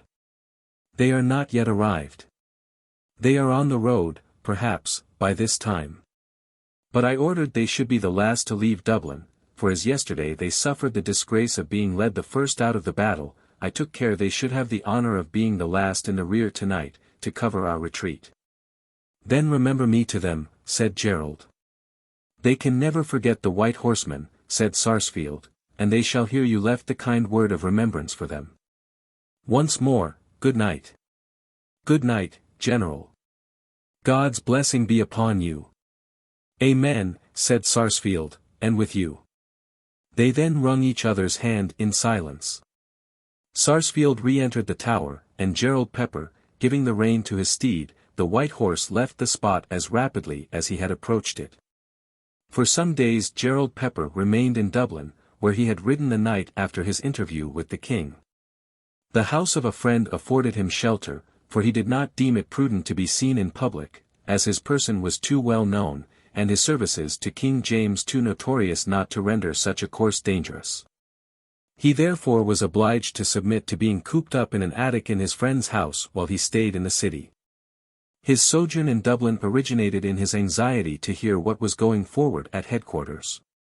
For there was but too much reason to fear, from all former examples in Ireland, that forfeitures to a great extent would take place, and to ascertain whether his name should be amongst the proscribed was the object that detained him from his home.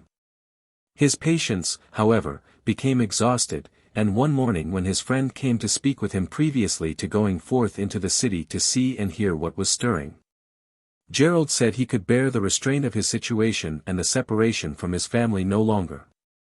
"My poor Magdalene," said he, "can but ill endure the suspense attendant upon my protracted absence, and I fear her gentle nature will sink under so severe a trial, therefore, my excellent, my kind friend, tomorrow morning I will leave you. Perhaps a day or two more may set your mind at rest or, at least will end your suspense respecting the course about to be pursued with the adherents of the king." "I wait no longer than today," said Gerald, "I am resolved." His friend sallied forth, with this parting assurance from his guest, and had not been absent more than an hour or two when he returned.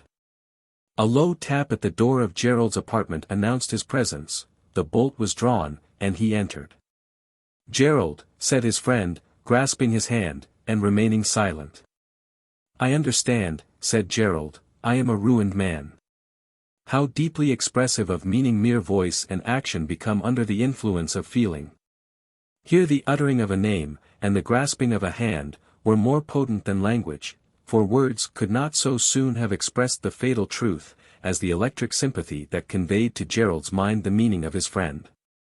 How mysterious the influence between thought and action! I do not mean the action that is the result of mere habit, but the action which we cannot avoid, being a law of nature, and which everyone indulges in, under the influence of strong affections of the mind. Grief and joy, hope and despair, fear and courage, have each an action to distinguish them, as strongly marked as the distinctions which separate different species. His friend made no other answer to Gerald's ejaculation than a suppressed groan, and then another fierce grasp of the band and a melancholy look into each other's eyes passed between them. They then parted palms, and each took a seat, and sat opposite each other for some minutes in perfect silence. In that interval the minds of both were busily engaged. Gerald's thoughts flew back at once to his home, his dear home. He thought of his sweet Magdalene and his darling children. He saw Magdalene deprived of the comforts of life, without a roof to shelter her, and heard his babes cry for food, as they shivered in the cold. The thought overcame him, and he hid his face in his hands. The mind of his friend had been engaged at the moment as to what was the best course Gerald could pursue under existing circumstances, and his case, though hard, seemed not hopeless. Therefore, when B saw Gerald sink as he had done, unconscious of the bitter thought that overcame him, he rose from his seat, and laying his hand kindly on the shoulder of his friend, B said, cheer up, man. Matters are not so desperate as to reduce you to despair at once. You are not the man I take you for if such a blow as this, heavy though it be, overcome you. Gerald looked up. His eye was bright and his countenance serene, as he met the compassionating look that was cast upon him. He had recovered all his self-possession. The voice of his friend had dispelled the terrible vision that fancy had presented him with, and recalled his ideas from home, where his affectionate nature first prompted them to fly. I do not despair, he said. But there was a dreadful thought arose, which quite unmanned me for the moment, but you see I am calm again. Yes, you look like yourself now. And will not relapse, I promise you. When once I know the worst, I am equal to meet my destiny, whatever it may be, and having said so much, tell me what that fate is. Ruined I know I am, but tell me in what degree. Is my person denounced, as well as my patrimony plundered from me? No. Your life and freedom are not menaced, but your property is forfeited, and in all probability many days will not elapse until you may be dispossessed by some new master. Days, said Gerald, hours you mean. These gentry make quick work of such matters. I must hasten home directly. Will not tomorrow answer? Asked his friend. Today may be profitably spent here, in consulting as to your best mode of proceeding regarding the future. The lapse of one day might produce a ias of some consequence to a man who is robbed of every acre he has in the world. How? Asked his friend. I would like to be beforehand with the plunderers, that I might secure any small articles of value, such as jewels or plate, from their clutches. Surely these are not included in the forfeiture of a man's lands. The troopers of the Prince of Orange will not be very nice in making such legal distinctions, therefore I will hasten home, and save all I can from the wreck. Before you go, one word more, said his friend. If your property happen to fall to the lot of a trooper, as you say one of these fellows would rather have a round sum of hard cash than be encumbered with lands, and if you manage matters well, a few hundred pieces may buy off the invader. I have heard of thousands of broad acres being so saved in Cromwell's time. That hope of rescue is debarred me, said Gerald. All the disposable cash I had gave to the king. What? Not a rouleau left. The last 100 I could command I gave him. That's unfortunate, said his friend, the more so, as it is beyond my power to supply the want. I know it, said Gerald impatiently, don't name it. If heaven be pleased to spare me life and health, I shall be able to weather the storm. I have as much plate and other valuables as, when converted into cash, will enable me to carry my family to France, and still leave something in my purse. At the French court, I hope I can reckon on a good reception, and I have my sword to offer to the service of the French king, and I doubt not, from the interest I think I can command, that I should find employment in the ranks of gallant Louis. You have decided soon on your course of proceeding, Gerald, said his friend, somewhat surprised at the coolness and consideration he exhibited. Yes, and you wonder at it, said Gerald, because you saw me cast down for a moment. But the bitter thought that overcame me is past. I see distinctly the path before me which will save my wife and children from want, and that once secured, I repine not, nor shall cast one regret after the property I have lost in so noble a cause. Farewell, my friend. Thanks and blessings be yours, from me and mine, for all your care for me. Before I leave Ireland you shall see me again, but for the present, farewell. In 10 minutes more Gerald Pepper was in his saddle, and his trusty steed was bearing him to the home which cost him so much anxiety. As B pushed his way rapidly along the road, his thoughts were so wholly engrossed by his present calamitous circumstances, that he heeded no outward object, nor even uttered one cheering word, or sound of encouragement, to his favorite horse. And it was not until the noble round tower of swords rose upon his view that B became conscious of how far he had progressed homewards, and of the speed with which B had been going. He drew the bridle when he had arrived at the summit of the hill that commands the extensive plain which lies at the foot of the mountain range that skirts the counties of Dublin and Kildare, and stretches onward into Meath and Louth, and the more northern counties. The mountains of Carlingford and Mourne spired upwards in their beautiful forms, where the extreme distance melted into blue base, and the sea could scarcely be distinguished from the horizon. But nearer, on his right, its level line of blue was distinctly defined, as glimpses of it appeared over the woods of Feltram and Malahide, occasionally broken by the promontory of Howth, the grotesque pinnacles of Ireland's Eye, and the bold island of Lambay. As he was leisurely descending the hill into the village beneath him, a figure suddenly appeared on a bank that overhung the road, and leaped into the highway. He ran over towards Gerald, and clasping his knee with both hands, said, with fervour, "God save you, Master Gerald dear." "Oh, Finn, is that yourself safe and sound again?" "What?" said Gerald in surprise. "Rory O'Gay. By what chance are you here?" "You may say chance, sure enough. Wait a minute, and I'll tell you, for it's out breath I am with the race I made across the field, without, when I seen you powderin' down the road at the rate of a hunt. And afeard I was you would be gone past and out call before I could get to the ditch." "Ls my family well," said Gerald, "can you tell me?" "They're all hearty." "Thanks be to God," said Gerald devoutly. "Amen," responded Rory. "My poor wife, I suppose, has been fretting." "Froth, to be sure, and no wonder. The poor mistress, but she keeps up wonderful, and I was goin' to Dublin myself to look for you." "You, Rory?" "Ease, me, and why not? And very nigh missin' you I was, and would, only for tearaway here," putting his hand on the neck of the horse. "For you were so far off when I first got a sight you, that I'll think L wouldn't have minded you, but L knew the proud toss of Tearaway's head, more betoken the white coat of him makes him so noticeable." "But who sent you to Dublin to look for me?" "Myself and nobody else. It was my own notion, for I seen the mistress was onaisy, and I had a misgivin', somehow that I'd come upon you, and sure enough, I did, for here you are." "But not in Dublin, Rory," said Gerald, who could not forbear a smile even in his sadness. "Well, it's all one, sure," said Rory, "for here you are, and I found you, as I said before. And now, Master Gerald dear, that I see you're safe yourself, will you tell me how matters goes on with the king in his cause?" "Badly enough, I fear, Rory, and worse with his friends," said Gerald, with a heavy sigh. Rory caught at his meaning with native intelligence, and looking up into his face with the most touching expression of affection and anxiety, said, "God keep us from harm, Master Gerald dear, and sure, it's not yourself that is come to trouble, I hope." "Yes, Rory," said Gerald, "I am a ruined man."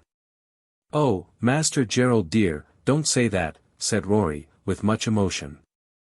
"Who dar ruinate you?" said he indignantly. And then, his voice dropping into a tone of tenderness, he added, "Who'd have the heart to ruinate you?" "Those who have nothing to fear nor love me for, Rory," answered Gerald. "Is it thim vagabond Williamites, thim traitors to their king and their God and their country, thim outlandish villains? The Peppers Ballygarth ruinated. Oh, what will the country come to at all, at all? But how is it they can ruinate you, Master Gerald?" "By leaving me without house or land. You don't want to make me believe they'll drive you out Ballygarth." "Ballygarth is no longer mine, Rory. I shall not have an acre left me." "Why, who dar for to take it from you?"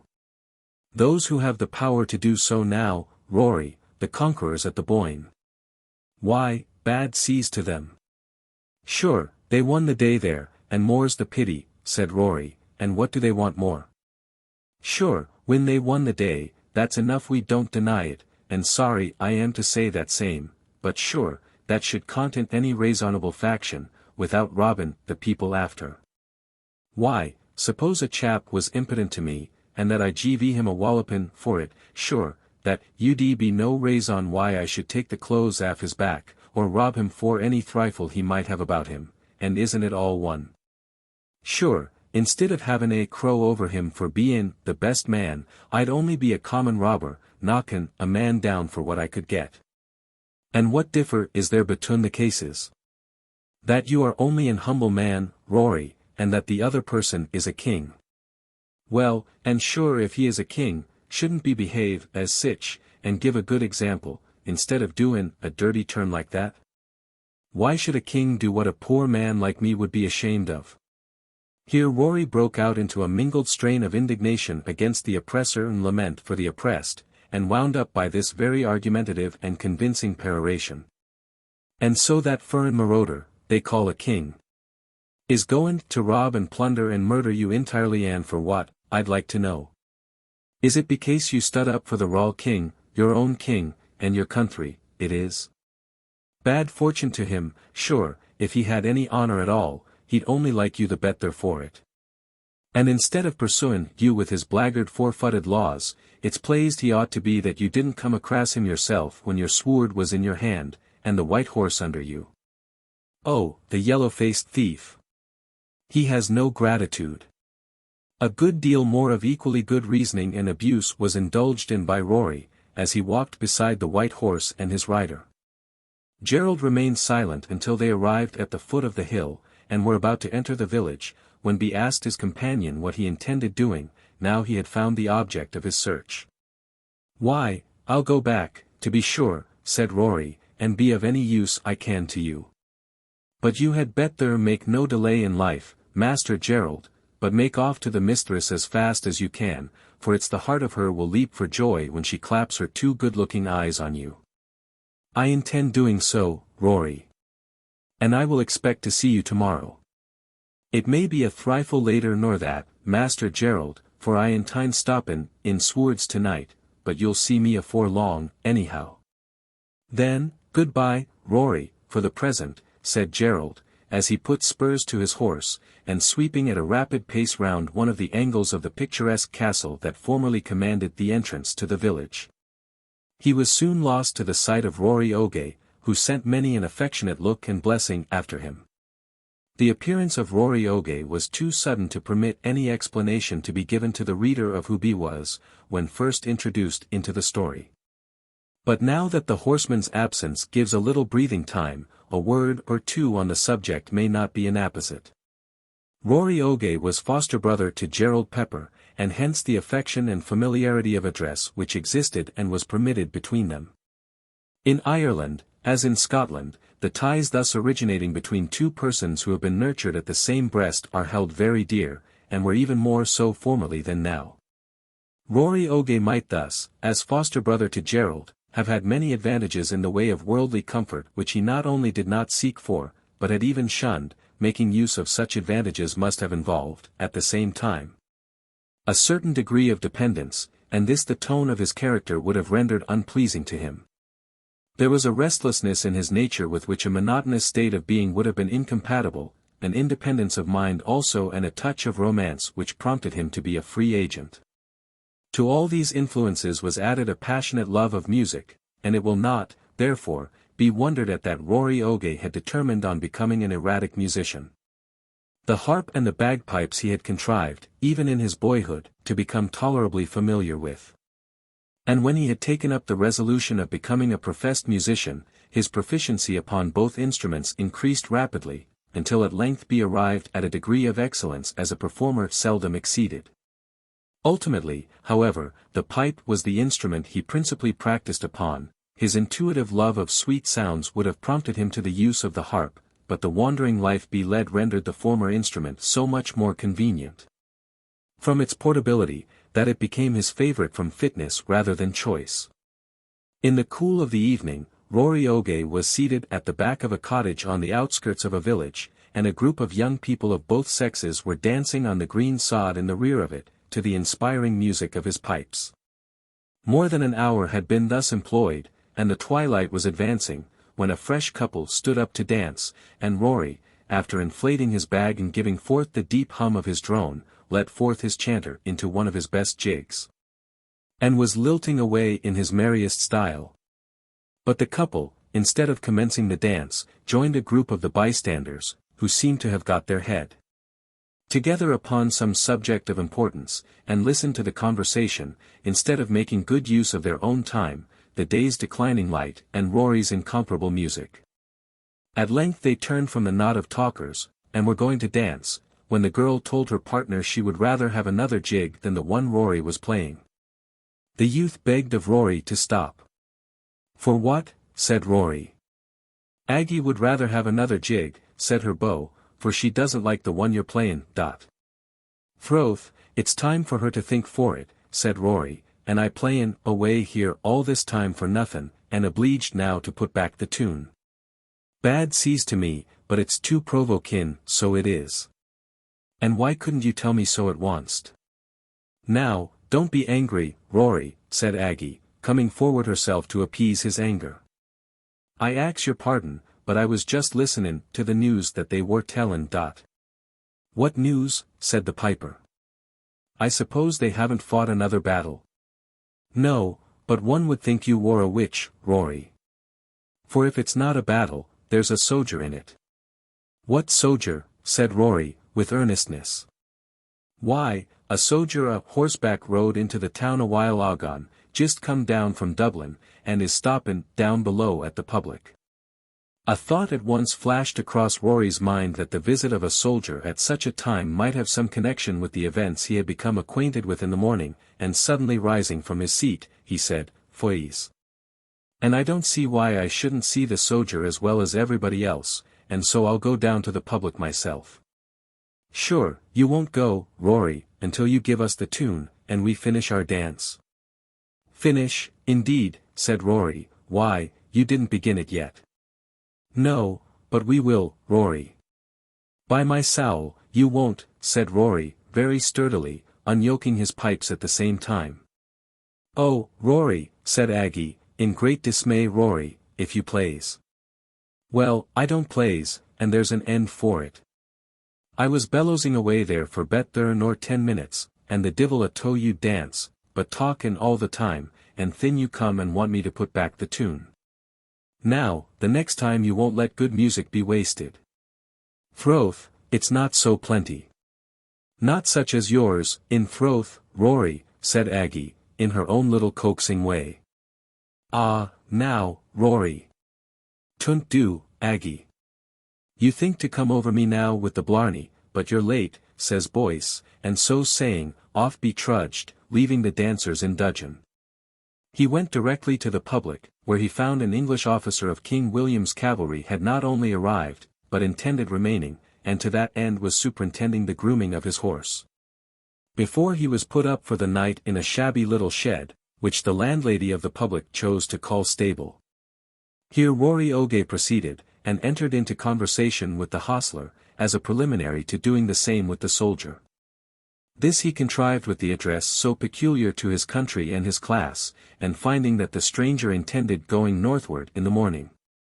The suspicion which had induced him to leave the dance and visit the public ripened into uneasiness as to the object of the stranger.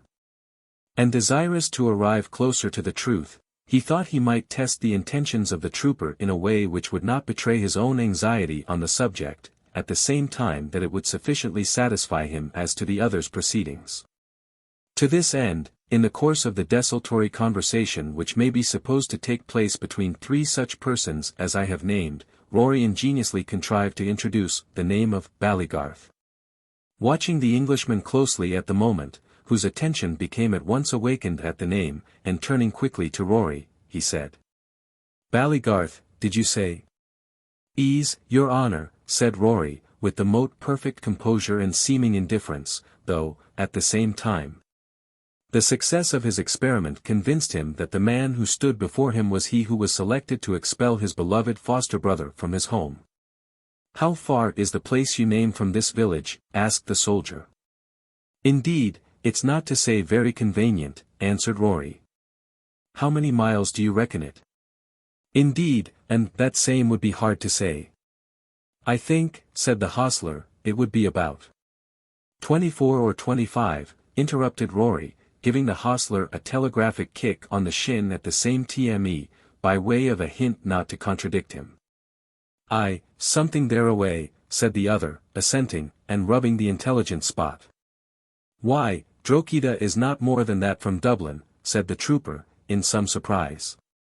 "It's Drogheda you mean, I suppose, sir," said Rory, noticing the Englishman's false pronunciation, rather than his remark of the intentional mistake as to the distance named. "Aye, Drogheda, or whatever you call it." "Oh, that's no rule in life, your honour.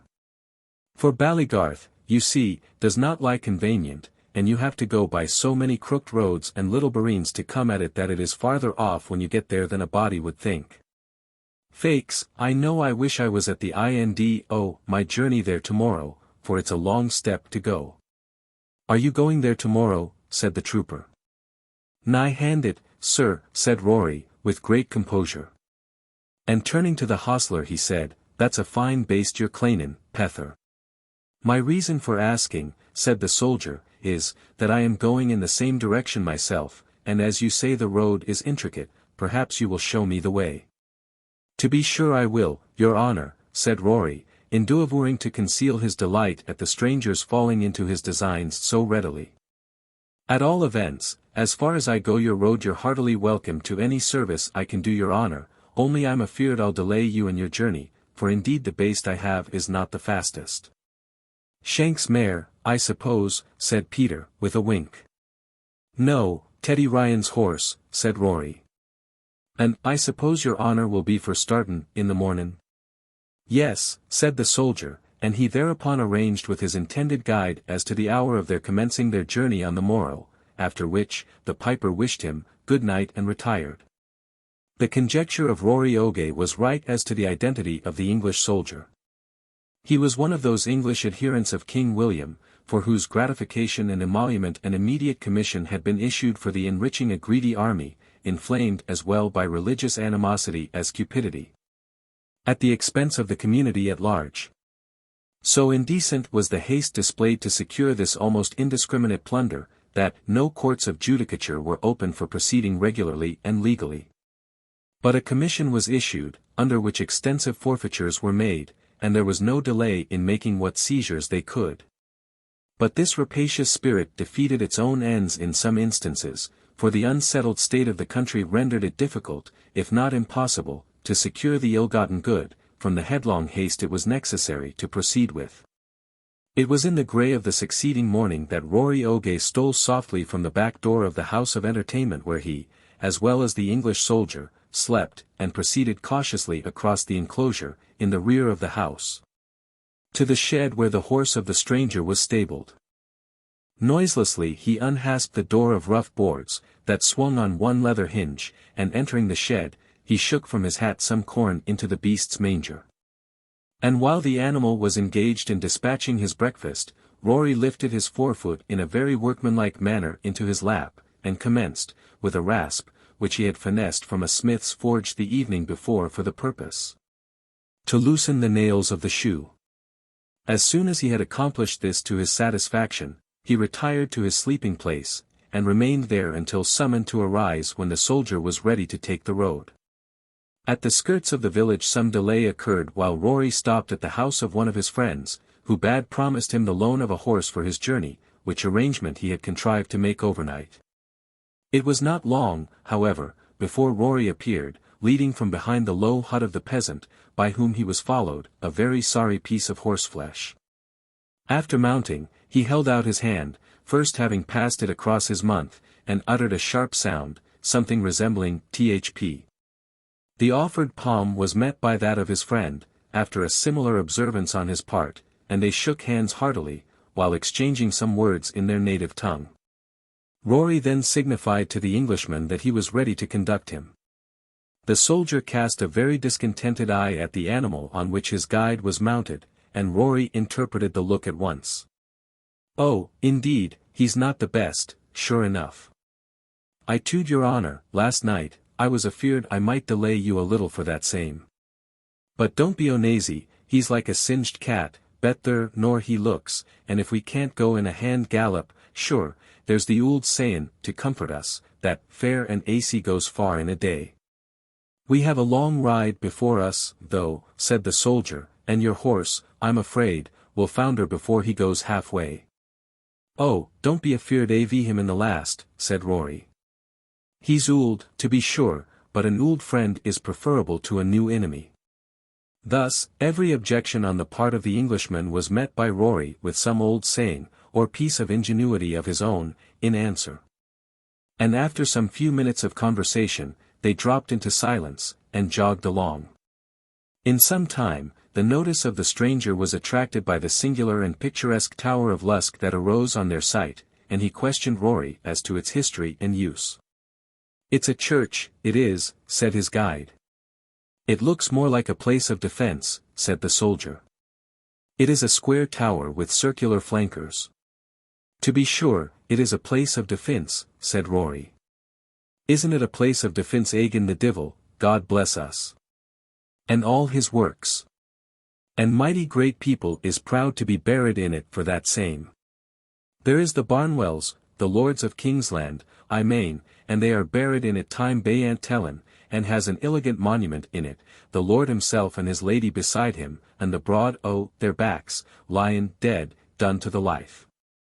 There was scarcely any tower or house which came within view of the road they pursued that did not present Rory with an occasion for giving some account of it, or recounting some tale connected with it, and thus many a mile was passed over. It must be confessed, to be sure, that Rory had most of the conversation to himself, as the soldier helped him very little. But as Rory's object was to keep his attention engaged, and while away the time, and delay him on the road as long as he could, he did not relax in his efforts to entertain, however little.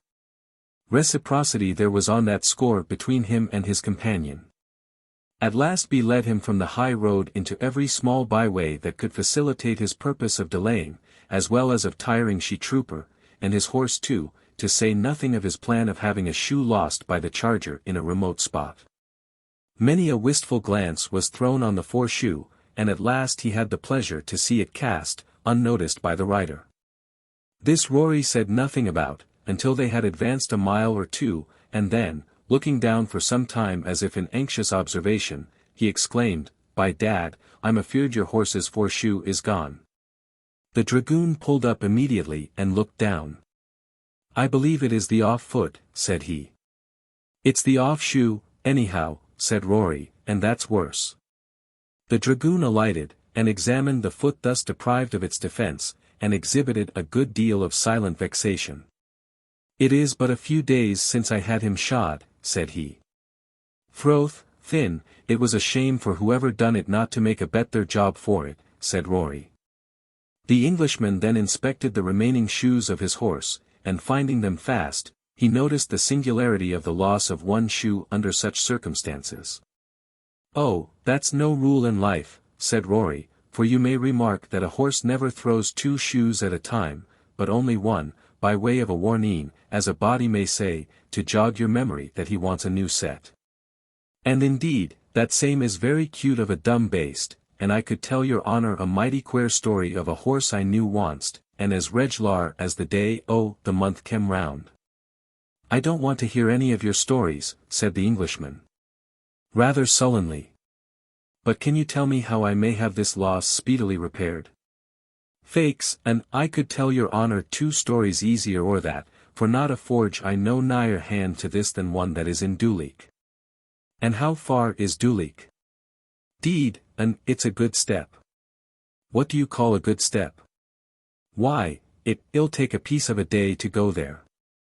"Curse you," said the dragoon, at last provoked beyond his constitutional phlegm at such evasive replies. "Can't you say how many miles?" "I ax your honour's pardon," replied his guide, who now saw that trifling would not answer. "To the best my knowledge, we are Duleek about 5 miles, or thereaway." "Confound it," said the soldier. 5 miles, and this barbarous road, and your long miles into the bargain." "Sure, I don't deny the road is not the best," said Rory, "but if it's not good, sure, we give you good measure, at all events." It was in vain that the Englishman grumbled. Rory had so ready and so queer an answer to every objection raised by the soldier, that at last he remounted, and was fain to content himself with proceeding at a very slow pace along the vile by-road they travelled, lest he might injure the hoof of his charger. And now Rory, having effected the first part of his object, set all his wits to work how he could make the rest of the road as little tiresome as possible to the stranger.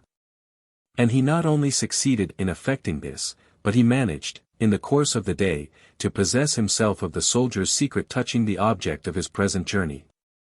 In the doing this, the scene would have been an amusing one to a third person. It was an encounter between phlegm and wit, a trial between English reserve and Irish ingenuity. By the way, it is not unworthy of observation that a common spring of action influences the higher and the lower animal, under the circumstances of oppression and pursuit. The oppressed and the pursued have only stratagem to encounter force or escape destruction.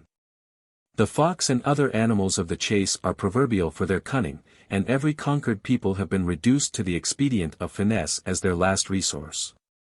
The slave driver tells you that every Negro is a liar. It is the violation of charity on the one hand that induces the violation of truth on the other, and weakness, in all cases, is thus driven to deceit, as its last defense against power. The soldier, in the course of his conversation with his guide, thought himself very knowing when he said, in a careless way, that he believed there was someone of the name of Pepper lived at Ballygarth. Someone, is it? Said Borry, looking astonished. Oh! Is that all you know about it? Someone, indeed. By my conscience, and it's plenty of them there is. The country is overrun with them. But I speak of Pepper of Ballygarth, said the other. The Peppers o' Ballygart, you mane, for they are livin' all over it as thick as rabbits in the back of an ould ditch. I mean he who is called Gerald Pepper. Why, thin, indeed, I never heard him called that away before, and I dunna which o' them at all you mane, for you see, there is so many o' them, as I said before, that we are obliged to make a differ between them by inventin' names for them. And so we call a smooth-skinned chap that is among them White Pepper, and a dark fellow, another o' the family, Black Pepper, and there's a great long shriel that is christened Long Pepper.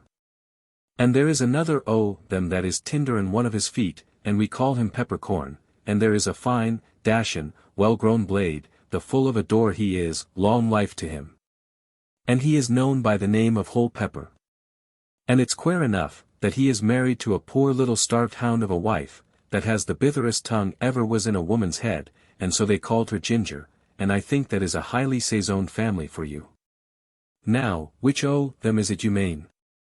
Is it White Pepper, or Black Pepper, or Long Pepper, or Whole Pepper, or Peppercorn? I don't know any of them, said the soldier. Gerald Pepper is the man I want.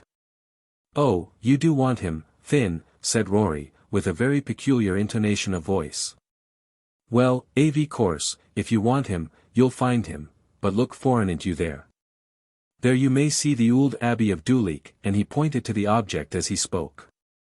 This was yet a mile or so distant, and the day was pretty well advanced by the time the travellers entered the village. Rory asked the soldier where it was his honour's pleasure to stop while he got his hone shod, and recommended him to go to the Abbey, where, of course, the monks would be proud to give any accommodation in life, to a gentleman like him. But this proposal the soldier did not much relish.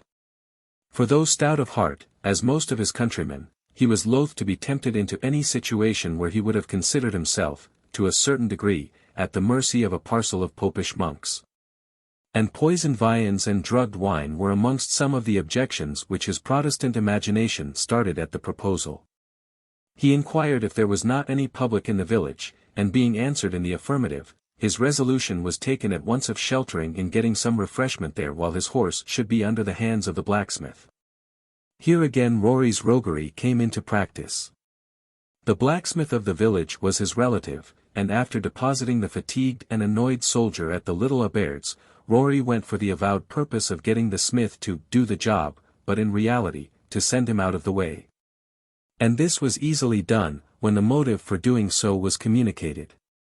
On his return to the public, there was a great deal of well-affected disappointment on Rory's part at the absence of his near relation, the smith, as he told the betrayed trooper how provoking it was that he wasn't in the forge at that present, but was expected at every hand's turn, and that the very first instant Minute came home, ally, that was his wife, would run up and tell his honor, and the horse should be shod in no time.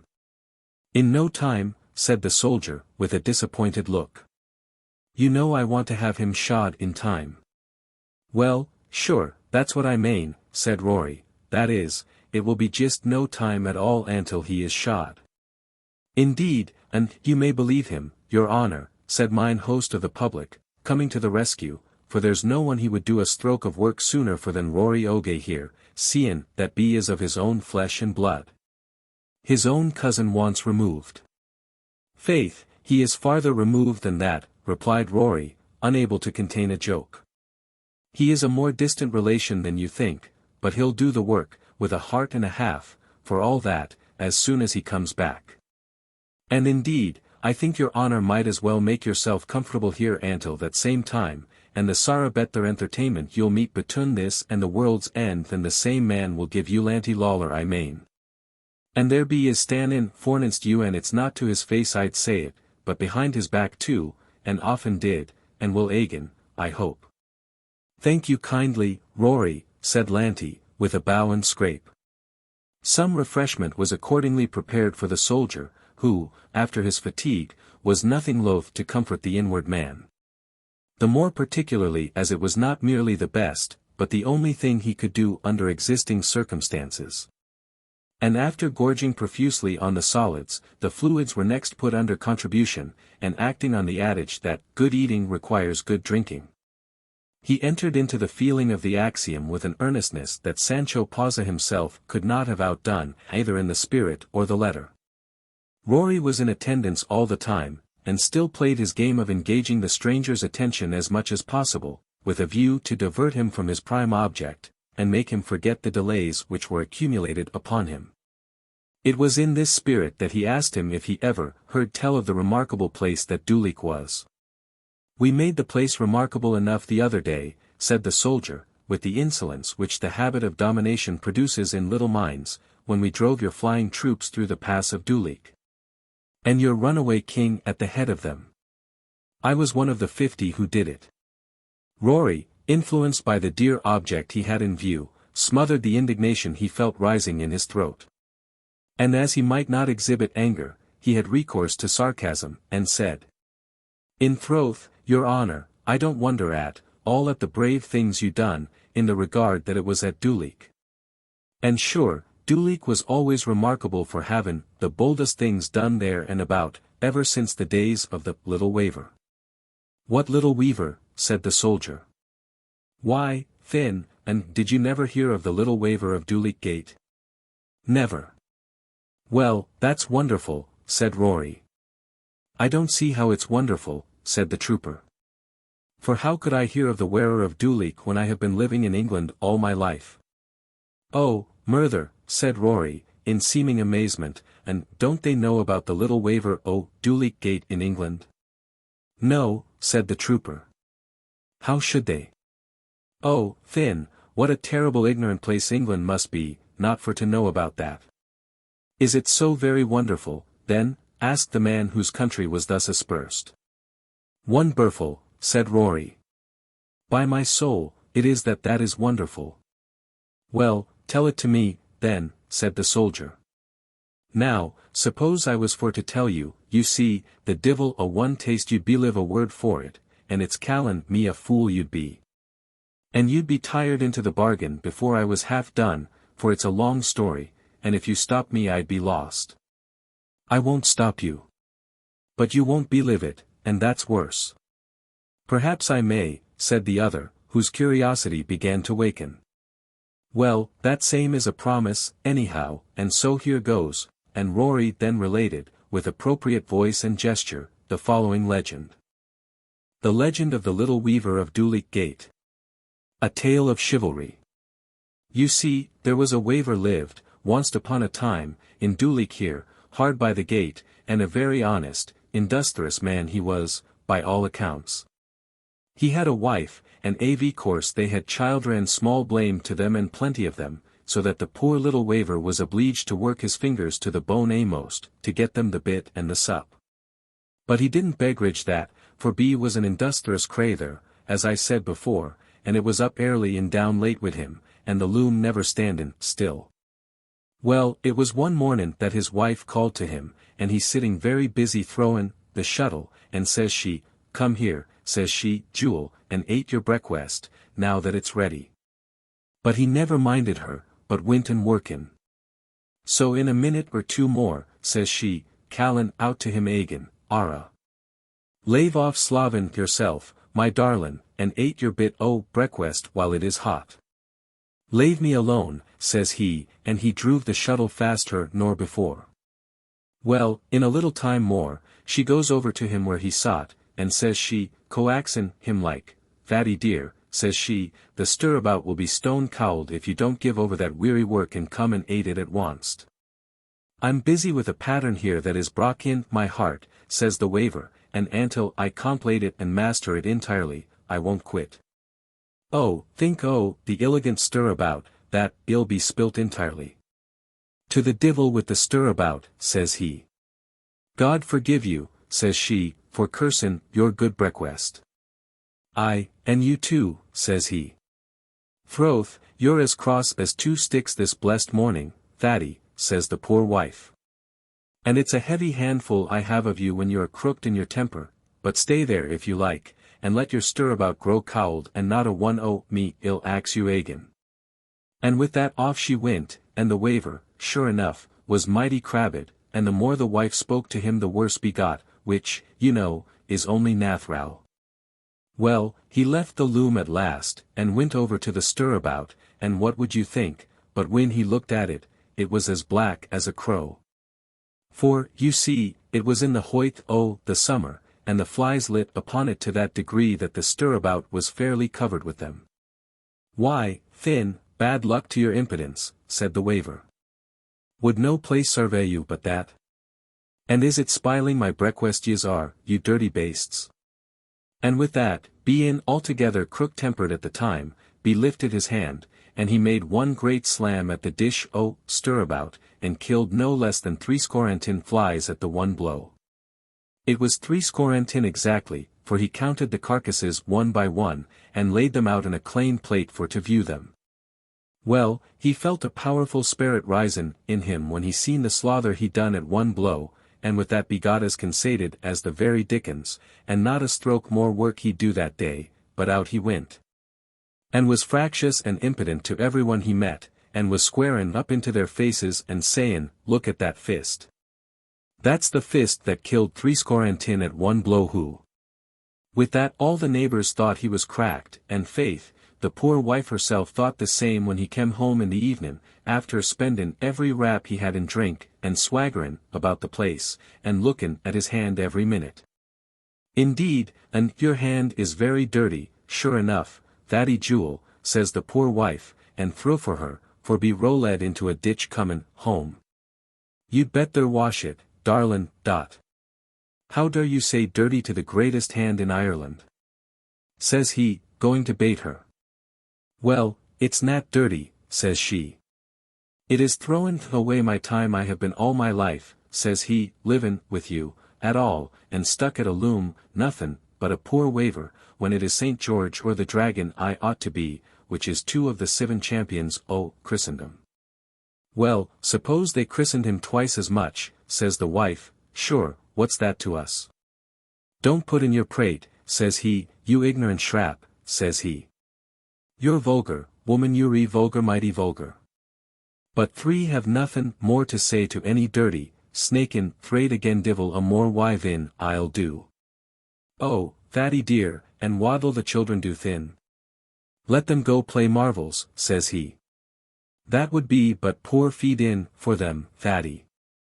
"They shan't want for feed in," says he, "for it's a rich man I'll be soon, and a great man too." "Usha, but I'm glad to hear it, darlin', though I dunna how it's to be, but I think you had better go to bed, Thaddy." "Don't talk to me of any bed, but the bed o' glory, woman," says he, lookin' mortial grand. "Oh, God send We'll all be in glory yet, says the wife, Crassin herself, but go to sleep, Thady, for this present. I'll sleep with the brave yet, says he. Indeed, and a brave sleep will do you a power o' good, my darlin', says she. And it's I that will be the knight, says he. All night, if you plaze, Thady, says she. None o' your coaxin', says he. I'm determined on it, and I'll set off immediately, and be a knight errant. A what, says she. A knight errant, woman. Lord be good to me, what's that, says she. A knight errant is a raw gentleman, says he, going round the world for sport, with a sword by his side, talking whatever he pleases for himself, and that's a knight errant, says he. Just most like yourself, sir, said Rory, with a sly, sarcastic look at the trooper, who sat listening to him with a sort of half-stupid, half-drunken wonder. Well, sure enough, he went about among his neighbours the next day, and he got an ould kittle from one and a saucepan from another, and he took them to the tailor, and he sewed him up a shoot o' tin clothes like any knight errant. And he borrowed a pot lid, and that he was very particular about, because it was his shield, and he went to a friend o' his, a painter and glazier, and made him paint in his shield in big letters. I'm the man of all men. That kill 70. At a blow. When the people sees that, says the waver to himself, the sorrow one will dar for to come near me. And with that he told the wife to scour out the small iron pot for him, for, says he, it will make an elegant helmet, and when it was done be put it in his head, and his wife said. Oh, murther, Thady Jewel. Is it puttin' a great heavy iron pot in your head you are, by way for a hat? Sartinly, says he, for a knight errant should always have a woid on his brain. But, Thady dear, says the wife, there's a hole in it, and it can't keep out the weather. It will be the cooler, says he, puttin' it in him.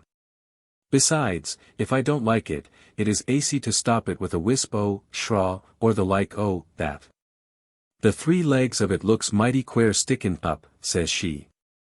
Every helmet has a spike stickin' out o' the top of it, says the weaver, and if mine has 3, it's only the grander it is.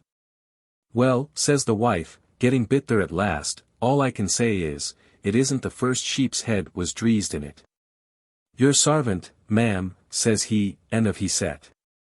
Well, he was in want of a horse, and so he went to a field hard by, where the miller's horse was grazin', that used to carry the ground corn round the country.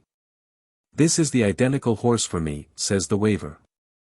He is used to carry in flour and mail, and what am I but the flower o' chivalry in a coat o' mail, so that the horse won't be put out for his way in the last. But as he was ridin' him out o' the field, who should see him but the miller?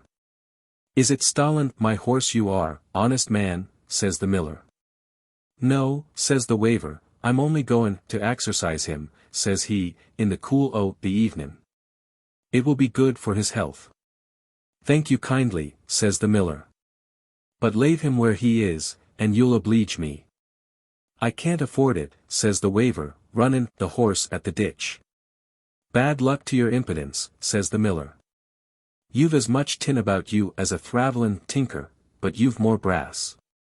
Come back here, you vagabone, says he. But he was late. Away galloped the waver, and took the road to Dublin, for he thought the best thing he could do was to go to the King o' Dublin, for Dublin was a great place then, and had a king for its own. And he thought maybe the King o' Dublin would give him work. Well, he was 4 days goin' to Dublin, for the baste was not the best, and the roads worse, not all as one was now, but there was no turnpikes then, glory be to God. When he got to Dublin, he went straight to the palace, and when he got into the courtyard he let his horse go and graze about the place, for the grass was growin' out between the stones, everything was flourishin' thin, in Dublin, you see. Well, the king was lookin' out of his drawing-room windy for diversion when the waver came in, but the waver pretended not to see him, and he went over to a stone sate under the windy.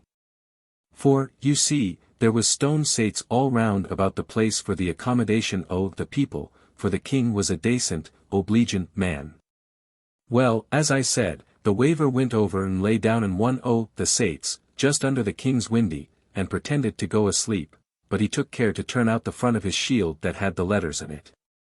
Well, my dear, with that the king calls out to one of the lords of his court that was standin' behind him, hootin' up the skirt of his coat, accordin' to raison, and says he, look here, says he, what do you think of a vagabond like that? Comin' under my very nose to go sleep. It is through I'm a good king, says he, and I accommodate the people by havin' sates for them to sit down and enjoy the recreation and contemplatlin of seein' me here lookin' outta my drawin' room windy for divarsion. But that is no raison they are to make a hotel o' the place, and come and sleep here. Who is it at all, says the king. Not a one o' me knows, plaise your majesty. I think be must be a foreigner, says the king, becase his dress is outlandish. And doesn't know manners, more betoken, says the lord. I'll go down and circumspect him myself, says the king. Folly me, says he to the lord, waving his hand at the same time in the most dignacious manner. Down he went accordingly, followed by the lord. And when he went over to where the waver was lying, sure, the first thing he seen was his shy ID with the big letters in it, and with that says he to the lord, by dad, says he, this is the very man I want. For what, plaise your majesty? Says the lord. To kill that vagabond dragon, to be sure, says the king. Sure, do you think he could kill him, says the lord, when all the stoutest knights in the land wasn't equal to it, but never came back, and was ate up alive by the cruel deceiver. Sure, don't you see there, says the king, pointin' at the shield, that be killed 70 at one blow, and the man that done that, I think, is a match for anything. So, with that, he went over to the waver and shook him by the shoulder for to wake him, and the waver rubbed his eyes as if just wakened, and the king says to him, God save you, said he. God save you kindly, says the waver, pretendin' he was quite ongnosed who he was spokin' to. Do you know who I am, says the king, that you make so free, good man? No, indeed, says the waver, you have the advantage o' me. To be sure I have, says the king, moighty high, sure, ain't I the king o' Dublin, says he. The waver dropped down on his 2 knees forninst the king, and says he, I beg God's pardon and yours for the liberty I'll tuck. Plaise your holiness, I hope you'll excuse it. No offence, says the king. Get up, good man. And what brings you here, says he. I'm in want o' work, plaise your reverence, says the waver. Well, suppose I give you work, says the king. I'll be proud to serve you, my lord, says the waver. Very well, says the king. You killed 70 at one blow, I understand, says the king. Ease, says the waver. That was the last thrifle o' work I done, and I'm afeard my hand, it'll go out o' practice if I don't get some job to do at once. You shall have a job immediately, says the king. It is not 70, or any fine thing like that. It is only a blackguard dragon, that is disturbin' the country and ruinatin' my tenantry with atin' their palfrey, and I'm lost for want of eggs, says the king. Froth, thin, plaise your worship, says the waver, you look as yallow as if you swallowed 12 yolks this minute. Well, I want this dragon to be killed, says the king. It will be no trouble in life to you. And I am only sorry that it isn't better worth your while, for he isn't worth fearin', at all. Only I must tell you that he lives in the county Galway, in the middle of a bog, and he has an advantage in that. Oh, I don't value it in the last, says the waver. For the last 70 I killed was in a soft place. When will you undertake the job, then, says the king. Let me at him at once, says the waver. That's what I like, says the king. You're the very man for my money, says he. Talkin' of money, says the waver, by the same token, I'll want a thrifle o' change from you for my thravellin' charges. As much as you plaise, says the king. And with the word, he brought him into his closet, where there was an ould stockin' in an oak chest, burstin' with golden guineas. Take as many as you plaise, says the king. And sure enough, my dear, the little waver stuffed his tin clothes as full as they could hood with them. "Now, I'm ready for the road," says the waver. "Very well," says the king, "but you must have a fresh horse," says he. "With all my heart," says the waver, who thought he might as well exchange the miller's ould garron for a betther. And maybe it's wonderin' you are, that the waver would think of goin' to fight the dragon after what he heerd about him, when he was pretendin' to be asleep, but he had no sich notion. All he intended was to fob the goold, and ride back again to Duleek with his gains and a good horse. But you see, cute as the waver was, the king was cuter still, for these high quality, you see, is great desavers. And so the horse the waver was put in was larned in purpose, and sure, the minute he was mounted, away powdered the horse, and the divil a toe he'd go but right down to Galway. Well, for 4 days be was goin' evermore, until at last the waver seen a crowd o' people runnin', as if ould Nick was at their heels, and they shoutin' 1,000 murders and cryin', "The dragon! The dragon!" And he couldn't stop the horse nor make him turn back, but away he pelted right forninst the terrible baste that was comin' up to him, and there was the most nefarious smell o' sulphur, savon, your presence, enough to knock you down. And faith, the waver seen he had no time to lose, and so he thrun himself off the horse and made to a three that was growin' nigh hand, and away he clambered up into it as nimble as a cat. And not a minute had he to spare, for the dragon came up in a powerful rage, and he devoured the horse, body and bones, in less than no time. And then he began to sniffle and scent about for the waver, and at last he slapped his eye on him, where he was, up in the three, and says he, "In throth, you might as well come down out o' that," says he, "for I'll have you as sure as eggs is mate."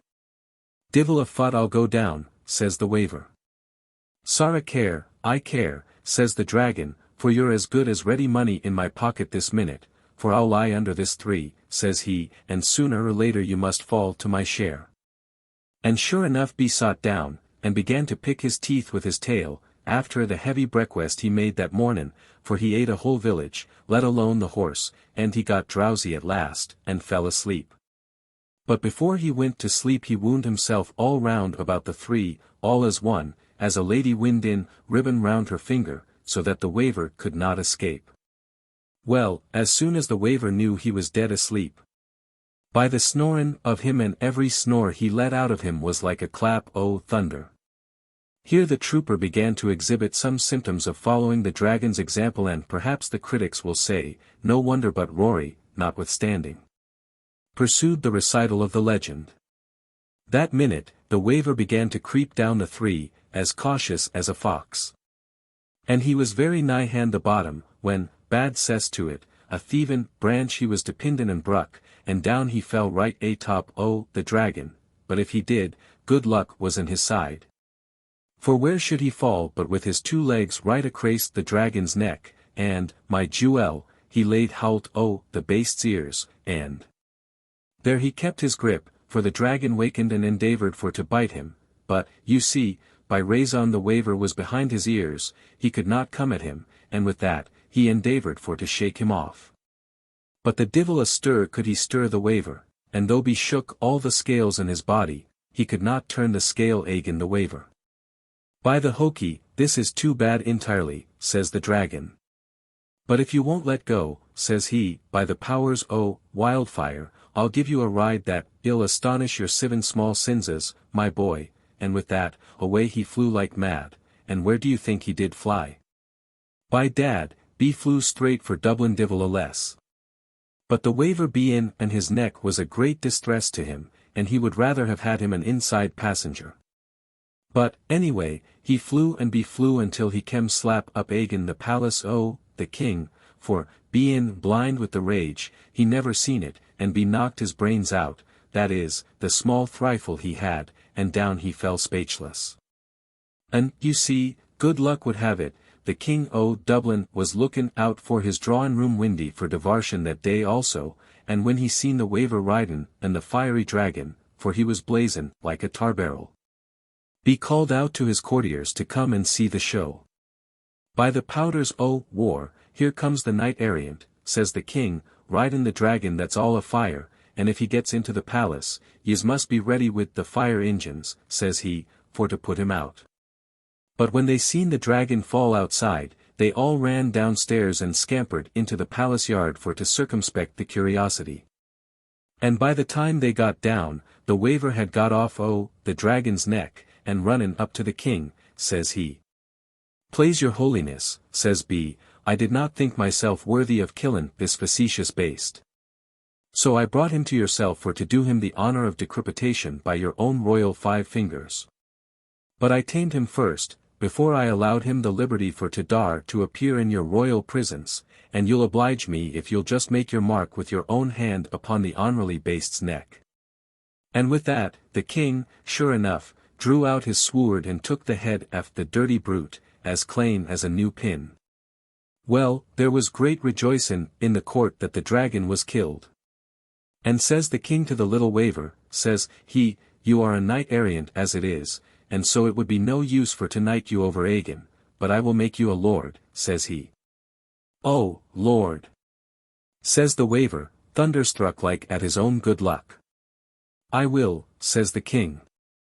And as you are the first man that I ever heard tell of that rode a dragon, you shall be called Lord Mount Dragon, says he.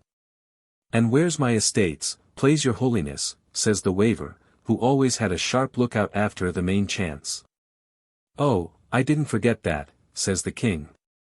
It is my royal pleasure to provide well for you, and for that raison I make you a present of all the dragons in the world, and give you the power over them from this out, says he. Is that all, says the waver. All, says the king. Why, you ungrateful little vagabond, was the like ever given to any man before? I believe not, indeed, says the waver. Many thanks to your majesty. But that is not all I'll do for you, says the king. I'll give you my daughter too, in marriage, says he. Now, you see, that was nothin' more than what be promised the waver in his first promise. For, by all accounts, the king's daughter was the greatest dragon ever was seen, and had the divil's own tongue, and a beard a yard long, which she pretended was put in her, by way of a penance, by Father Mulcahy, her confessor. But it was well known was in the family for ages, and no wonder it was so long, by raison of that same. Rory paused. He thought that not only the closed eyes but the heavy breathing of the soldier gave sure evidence of sleep. And in another minute, an audible snore gave notice that he might spare himself any further trouble, and forthwith the chronicler of the little weaver stole softly out of the room. Conclusion of the White Horse of the Peppers. Let the division I have made in my tales serve, in the mind of the reader, as an imaginary boundary between the past day and the ensuing morning. Let him, in his own fancy also, settle how the soldier watched, slept, dreamt or waked through this interval. Rory did not make his appearance, however. He had left the public on the preceding evening, having made every necessary arrangement for carrying on the affair he had taken in hand.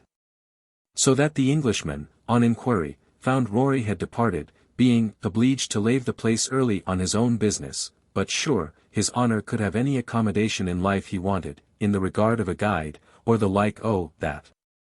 Now.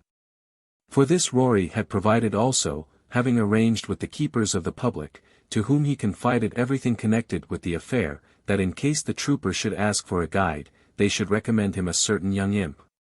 The son of Rory's cousin, the blacksmith, and one of the most mischievous, knowing and daring young vagabonds in the parish. To such guidance, therefore, did the Englishman commit himself on this, the third day of his search after the lands of the Peppers, which still remained a terra incognita to him. And the boy, being previously tutored upon the duties he was to perform in his new capacity, was not one likely to enlighten him upon the subject. The system of the preceding day was acted upon, except the outing of the horse's shoe.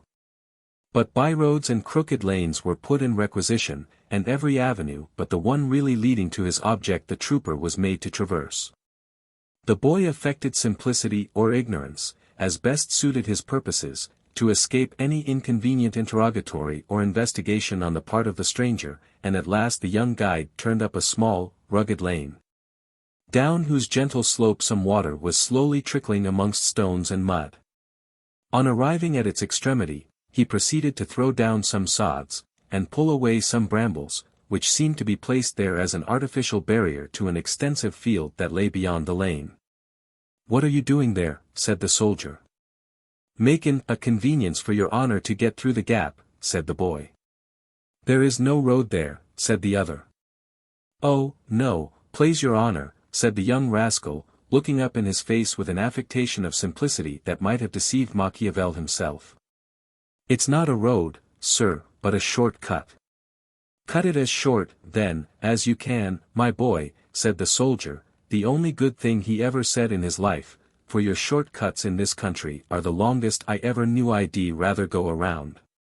So we must go round, by the bottom o' this field, sir, and then, over the hill beyant there, we come out in the road. Then there is a road beyond the hill." "A fine road, sir," said the boy, who, having cleared a passage for the horseman, proceeded before him at a smart pace, and led him down the slope of the hill to a small valley, intersected by a sluggish stream which ran at its foot. When the boy arrived at this valley, he stepped briskly across it, though the water splashed up about his feet at every bound he gave, and dashing on through the stream. He arrived at the other side by the time the trooper had reached the nearer one. Here the latter was obliged to pull up, for his horse at the first step sank so deep, that the animal instinctively withdrew his foot from the treacherous morass.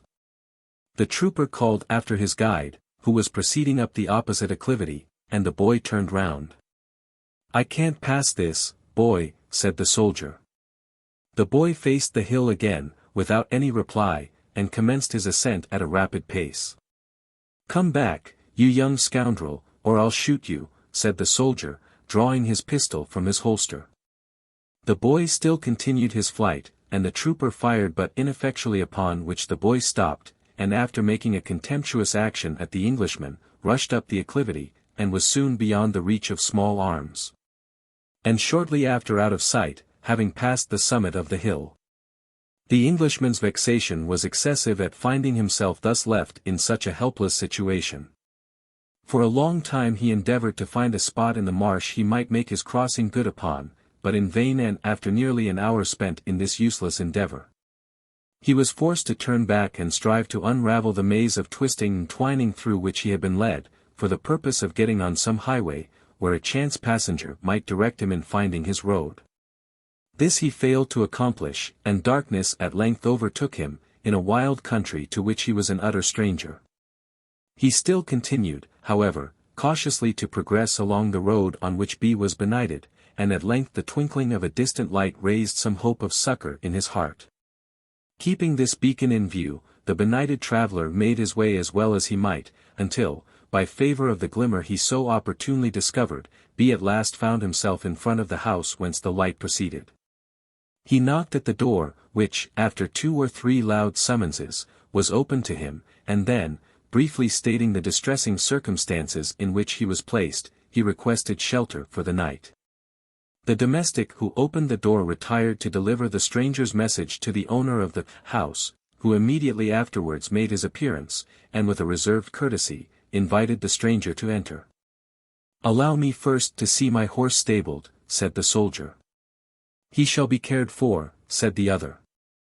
"Excuse me, sir," returned the blunt Englishman, "if I wish to see him in his stall. It has been a hard day for the poor brute, and I fear one of his hoofs is much injured. How far, I am anxious to see." "As you please, sir," said the gentleman, who ordered a menial to conduct the stranger to the stable. There, by the light of a lantern, the soldier examined the extent of injury his charger had sustained, and had good reason to fear that the next day would find him totally unserviceable. After venting many a hearty curse on Irish roads and Irish guides, B was retiring from the stable when his attention was attracted by a superb white horse, and much as he was engrossed, by his present annoyance. The noble proportions of the animal were too striking to be overlooked. After admiring all his parts, he said to the attendant, "What a beautiful creature this is!" "Troth, you may say that," was the answer. "What a charger he would make!" "Sure enough. He must be very fleet." "As the wind, dot." "And leaps?" "Who?" "Over the moon, if you axed him." That horse must trot at least 10 miles the hour. Tin. Fakes, it wouldn't be convenient to him to trot under 14, and with this assurance on the part of the groom, he left the stable. On being led into the dwelling house, the stranger found the table spread for supper, and the owner of the mansion, pointing to a chair, invited him to partake of the evening meal. The reader need scarcely be told that the invitation came from Gerald Pepper, for I suppose the white horse in the stable has already explained whose house chance had directed the trooper to. Though all his endeavors to find it had proved unavailing, Gerald still maintained the bearing which characterized his first meeting with the Englishman on his threshold. It was that of reserved courtesy. Magdalene, his gentle wife, was seated near the table, with an infant child sleeping upon her lap. Her sweet features were strikingly expressive of sadness. And as the stranger entered the apartment, her eyes were raised in one timorous glance upon the man whose terrible mission she was too well aware of, and the long lashes sank downwards again upon the pale cheek, which recent sorrow had robbed of its bloom. "Come, sir," said Gerald, "after such a day of fatigue as yours has been, some refreshment will be welcome," and the Englishman presently, by deeds, not words, commenced giving ample evidence of the truth of the observation. As the meal proceeded, he recounted some of the mishaps that had befallen him, all of which Gerald knew before, through Rory Oge, who was in the house at that very moment, though, for obvious reasons, he did not make his appearance. And at last the stranger put the question to his host, if he knew anyone in the neighborhood called Gerald Pepper. Magdalene felt her blood run cold, but Gerald quietly replied, there was a person of that name thereabouts. "Is his property a good one?" said the trooper. "Very much reduced of late," replied Gerald. "Ballygarth they call it," said the soldier. "Is that far from here?" "It would puzzle me to tell you how to go to it from this place," was the answer. "It is very provoking," said the trooper. "I have been looking for it these 3 days, and cannot find it, and nobody seems to know where it is." Magdalene, at these words, felt a momentary relief, yet still she scarcely dared to breathe. "The truth is," continued the soldier, "that I am entitled, under the king's last commission, to the property, for all Pepper's possessions have been forfeited." The baby, as it slept in the mother's lap, smiled as its legalized despoiler uttered these last words, and poor Magdalene, smote to the heart by the incident, melted into tears. But by a powerful effort, she repressed any audible evidence of grief, and shading her eyes with her hand, her tears dropped in silence over her sleeping child. Gerald observed her emotion, and found it difficult to master his own feelings. "Now it is rather hard," continued the soldier, "that I have been hunting up and down the country for this confounded place, and can't find it. I thought it a fine thing, but I suppose it's nothing to talk of, or somebody would know of it. And more provoking still, we soldiers have yet our hands so full of work, that I only got 4 days' leave, and tomorrow night I am bound to return to Dublin, or I shall be guilty of a breach of duty. And how I am to return, with my horse in the disabled state in which this detestable country has left him, I cannot conceive." "You will be hard run to accomplish it," said Gerald. "Now will you make a bargain with me?" said the soldier. "Of what nature?" said Gerald. "There," said the soldier, throwing down on the table a piece of folded parchment, "there is the debenture entitling the holder thereof to the property I have named. Now, I must give up looking for it, for the present, and I am tired of hunting after it, into the bargain. Besides, God knows when I may be able to come here again. You are on the spot, and may make use of this instrument, which empowers you to take full possession of the property whatever it may be, to you it may be valuable. At a word, then, if I give you this debenture, will you give me the white horse that is standing in your stable?" Next to his wife and children, Gerald Pepper loved his white horse. And the favorite animal so suddenly and unexpectedly named startled him, and strange as it may appear, he paused for a moment.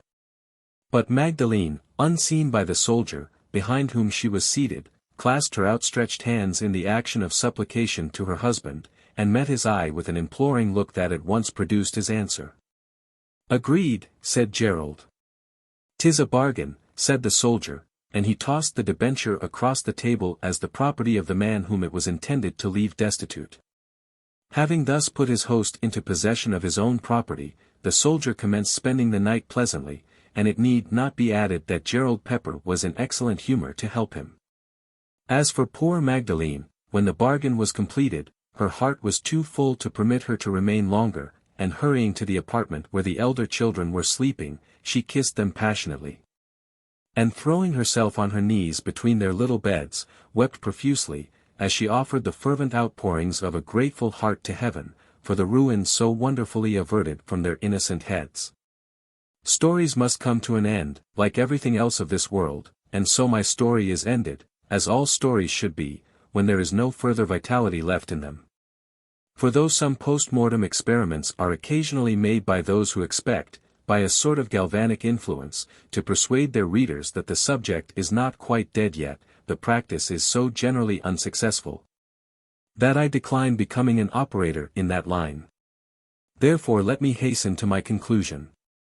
The next morning the English soldier was in his saddle at an early hour, and seemed to entertain all the satisfaction of an habitual horseman in feeling the stately tread of the bold steed beneath him.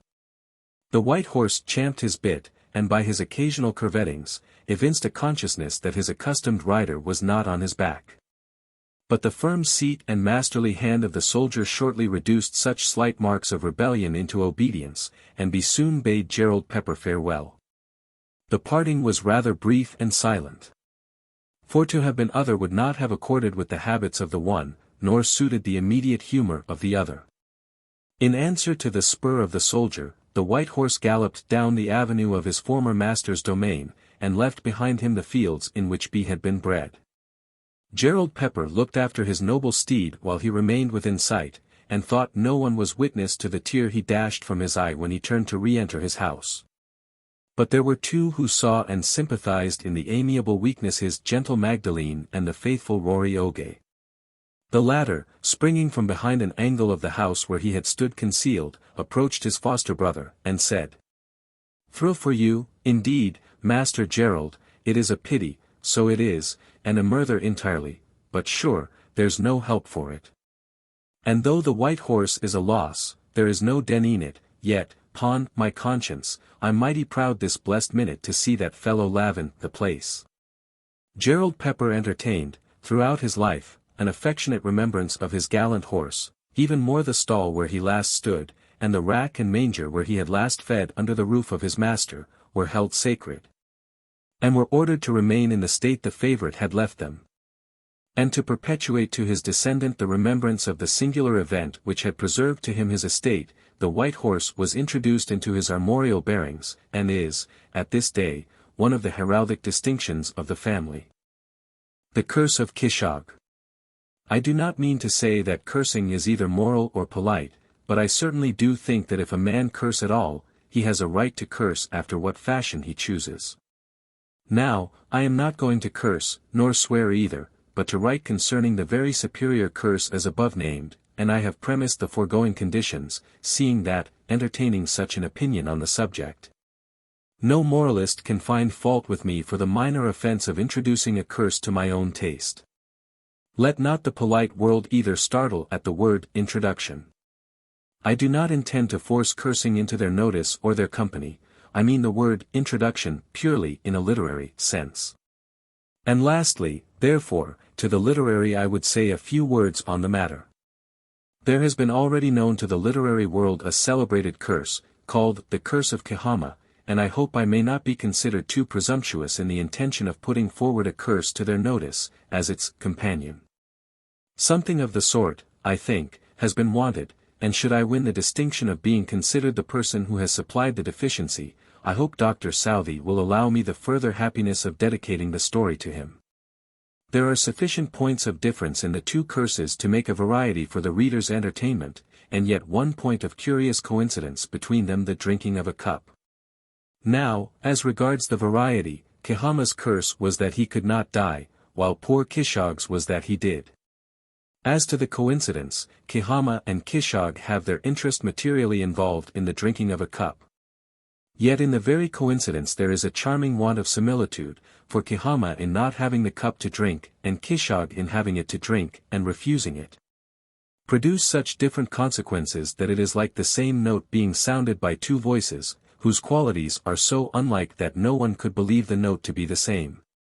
But lest I should anticipate my story, I will close my observations on the rival merits of the two epics, and request the reader, in pursuance of my desire of being permitted to tell my story according to my own fancy, to step in with me for a few minutes into what is no genteeler place than a shebeen house.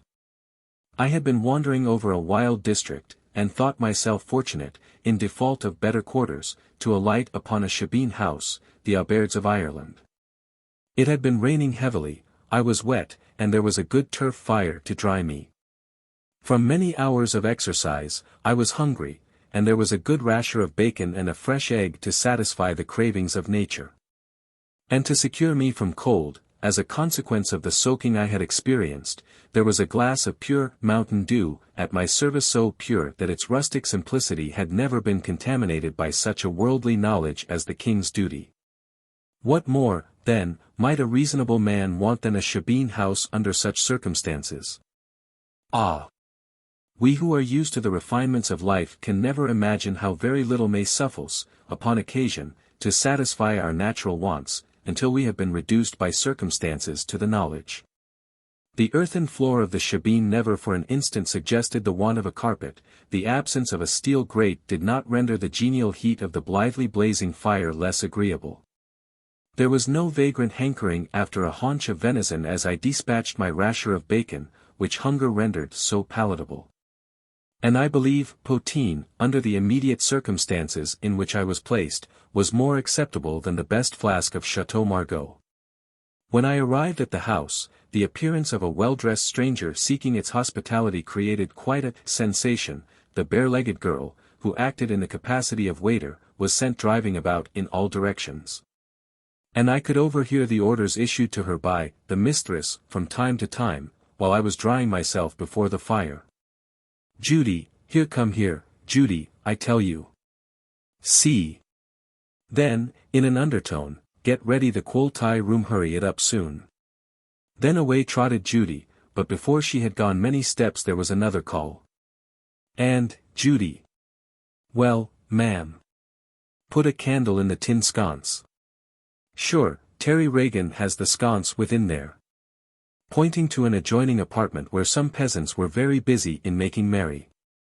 "Well, no matter for that, scoop out a pratie, and that'll do well enough for Terry, sure, he knows no better, and take the sconce for the gentleman." I interrupted her here, to beg she would not put herself to any inconvenience on my account, for I was very comfortable where I was, before her good fire. "Oh, as for the fire, your honour, Judy shall put some live turf in the hearth, and you'll be as snug as you plaze."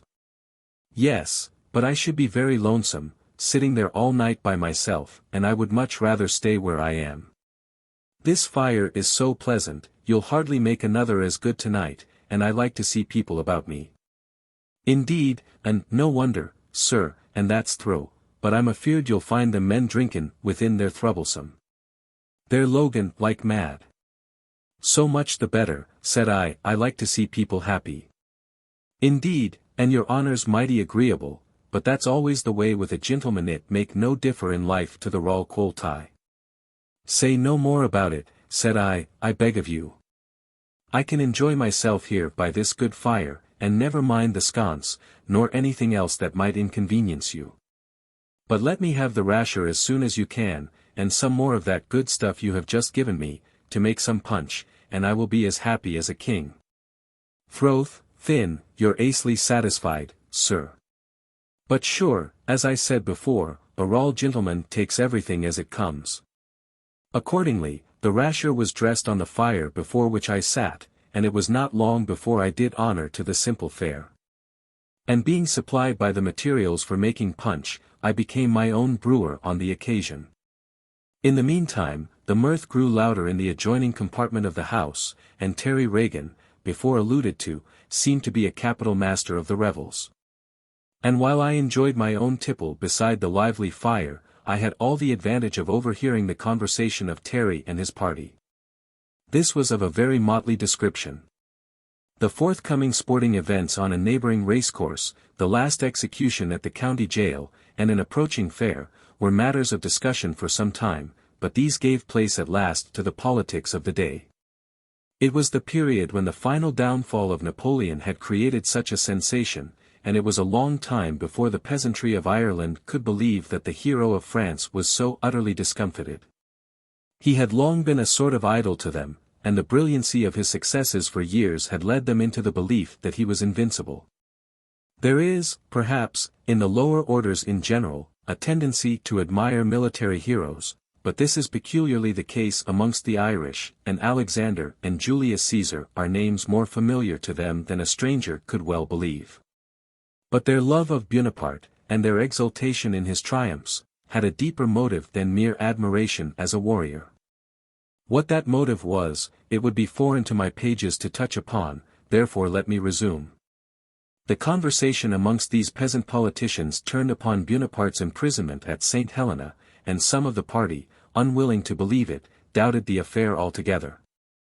"By the powders o' war," said one, "I'll never believe that he's a prisoner." "Tut, who could take him prisoner? There's none o' them equal to it." "Oh, I'm afeard it's too through it is," said another.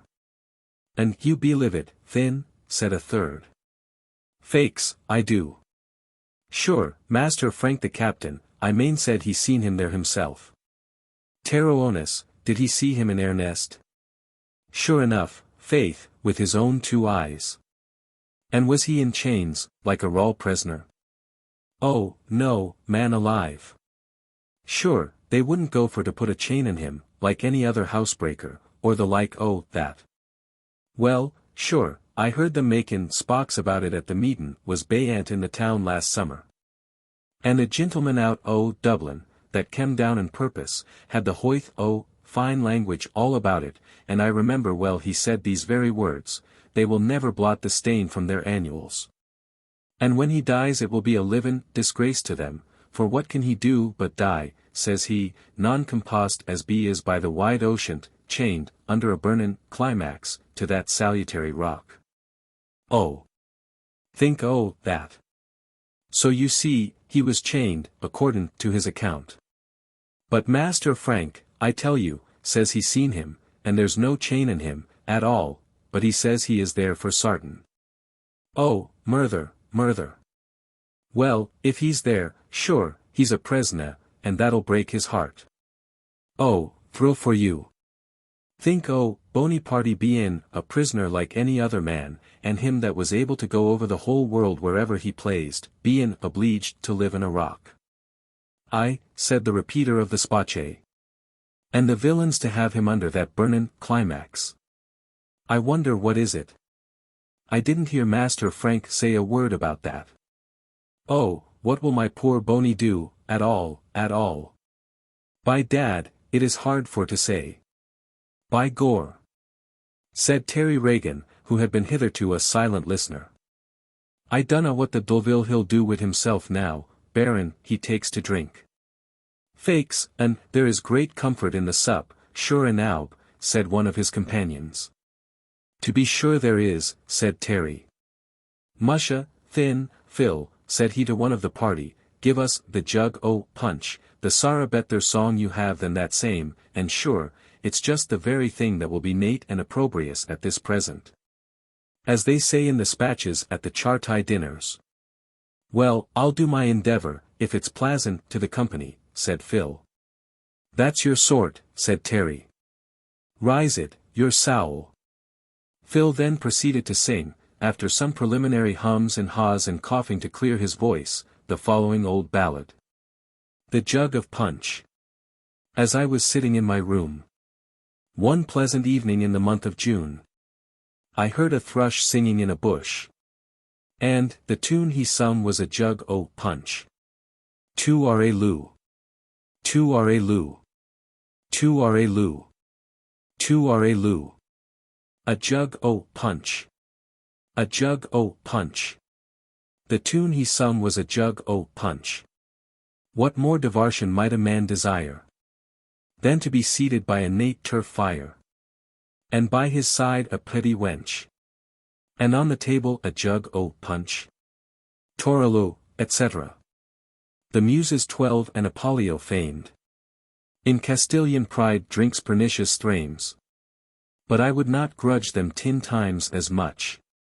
As long as I had a jug o' punch. Torolo, etc. Then the mortal gods drinks their nectar wine. And they tell me claret is very fine. But I'd give them all, just in a bunch. For one jolly pull at a jug o' punch. Torolo, etc. The doctor falls, with all his art. To cure and imprison and the heart. But if life was gone within an inch. What would bring it back like a jug o' punch? Torolo, etc. But when I am dead and in my grave. No costly tombstone will I crave. But I'll dig a grave both wide and deep. With a jug o' punch at my head and feet. Tu are Lough. Tu are Lough. Tu are Lough. Tu are Lough. A jug o' punch. A jug o' punch. Oh. More power to your elbow, my jug o' punch. Most uproarious applause followed this brilliant lyric, and the thumping of fists and the pewter pot on the table testified the admiration the company entertained for their minstrel. My soul, Phil. Said Terry Regan, it's betther and betther you're growing every night I hear you, and the real choice spirit is in you that improves with age. Faith, and there's no choicer spirit than this same Mrs. Mullowney has in her house, said one of the party, on whom the liquor had begun to operate, and who did not take Terry Regan's allusion. Well, fill your glass again with it, said Terry, doing the honors, and then, resuming the conversation and addressing Phil again, he said, why, Thin, Phil, you have a terrible fine voice. Troth, and you have, Phil, said another of the party. It's a pity your mother hadn't more of yez that I may see the woman that deserves you, and that I may dance at your weddin. Faixon, I'd rather sing at my own wake, said Phil. Och that you may be able, said Terry Regan, but I'm afeard there'll be a man hanged the day you die. Pray for yourself, Terry, if you plaze, said Phil. Well, sing us another song, Thin. Not a one more I remember, said Phil. Remember, said Terry. Bad cess to me, but you know more songs than would make the fortune of a ballad singer. Throth, I can't think of one. Ah, don't think at all, man, but let the song out of you. Sure, it'll come of itself if you're willin'. Bad cess to me if I remember one. Oh, I'll jog your memory, said Terry. Sing us the song you deluddered old Rooney's daughter with. What's that? Said Phil. Oh, you pretend not to know, you deceiver. Throth, and I don't, said Phil. Why, bad fortune to you, you know it well sure, the poor girl was never the same since she heard it, you came over her so, with the tenderness. Well, what was it? Can't you tell me? It was the pig that was in Aughrim. Oh, that's a beautiful song, sure enough, and it's too through, it is. Oh, them vagabond stamers that's goin' evermore to England, the divil a pig they'll lave in the country, at all. Faix, I'm afeard so, but that's no rule why you should not sing the song. Out with it, Phil, my boy. Well, here goes, said Phil, and he commenced singing in a most doleful strain the following ballad. The pig that was in Aughrim. The pig that was in Aughrim was druv to foreign parts. And when he was goin' and the road it bruck the ould sow's heart. Oh, says she, my country's ruined and deserted now by all. And the rise of pigs in England will ensure the country's fall. For the landlords and the pigs are all goin' hand in hand. Oh, stop, Phil Jewel, said the fellow who had been doing so much honor to Mrs. Mullowney's liquor. Stop, Phil, my darlin', and here he began to cry in a fit of drunken tenderness.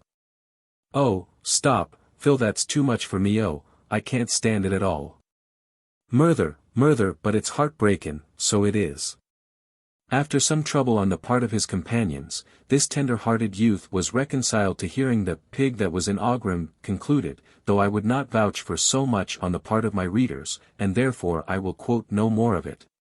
But he was not the only person who began to be influenced by the potent beverage that had been circulating, and the party became louder in their mirth and more diffuse in their conversation, which occasionally was conducted on the good old plan of a Dutch concert, where every man plays his own tune. At last, one of the revellers, who had just sufficient sense left to know it was time to go, yet not sufficient resolution to put his notion in practice, got up and said, "Good night, boys." "Who's that sayin' good night?"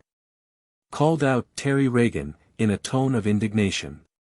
"Oh, it's only me, and it's time for me to go, you know yourself, Terry," said the deserter, "and the wife will be as mad as a hatter if I stay out longer."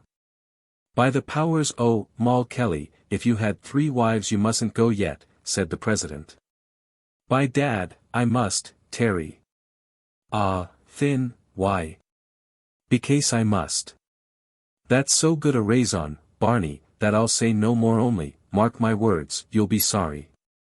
"We'll be sorry," said Barney. "Faix, and it's sorry enough I am and small blame to me, for the company's pleasant and the drink's good." "And why won't you stay, Thin?" "Becase I must go, as I told you before." "Well, be off wid you at onst, and don't be spilin' good company, if you won't stay. Be off wid you, I tell you, and don't be standin' there with your hat in your hand like an ass between 2 bundles o' hay, as you are, but go if you're goin' and the curse of Kishogue in you." "Well, good night, boys," said the departing reveller. "Faix, ye shall have no good night from us. You're a bad fellow, Barney Corrigan, so the curse o' Kishogue in you." "Oh, Terranowns," said Barney, pausing at the door, "don't put the curse in a man that is goin' the road, and has to pass by the rath. Fairies are supposed to haunt all old mounds of earth, such as raths, tumuli, etc., etc. More betoken, and no knowin' where the fairies would be." "Froth, Thin, and I will," said Terry Regan, increasing in energy, as he saw Barney was irresolute, "and may the curse o' Kishogue light on you again and again." "Oh, do you bear this?" exclaimed Barney, in a most comical state of distress. "Aye," shouted the whole party, almost at a breath, "the curse o' Kishogue and you and your health to wear it." "Why, Thin, what the dickens do you mane by that curse?" said Barney. "I thought I knew all the curses out, but I never heard of the curse o' Kishogue before." "Oh, you poor, ignorant crathur," said Terry, "where were you born and bred, at all, at all?" "Oh, signs on it, you were always in a hurry to break up good company, or it's not a skin you'd be for the manin of the curse o' Kishogue." "Why, Thin, what does it mane?" said Barney, thoroughly posed. "Pull off your cubeen and sit down forninst me there, and tackle to the drink like a man, and it is I that will enlighten your benighted understandin', and a beautiful warnin' it will be to you all the days o' your life.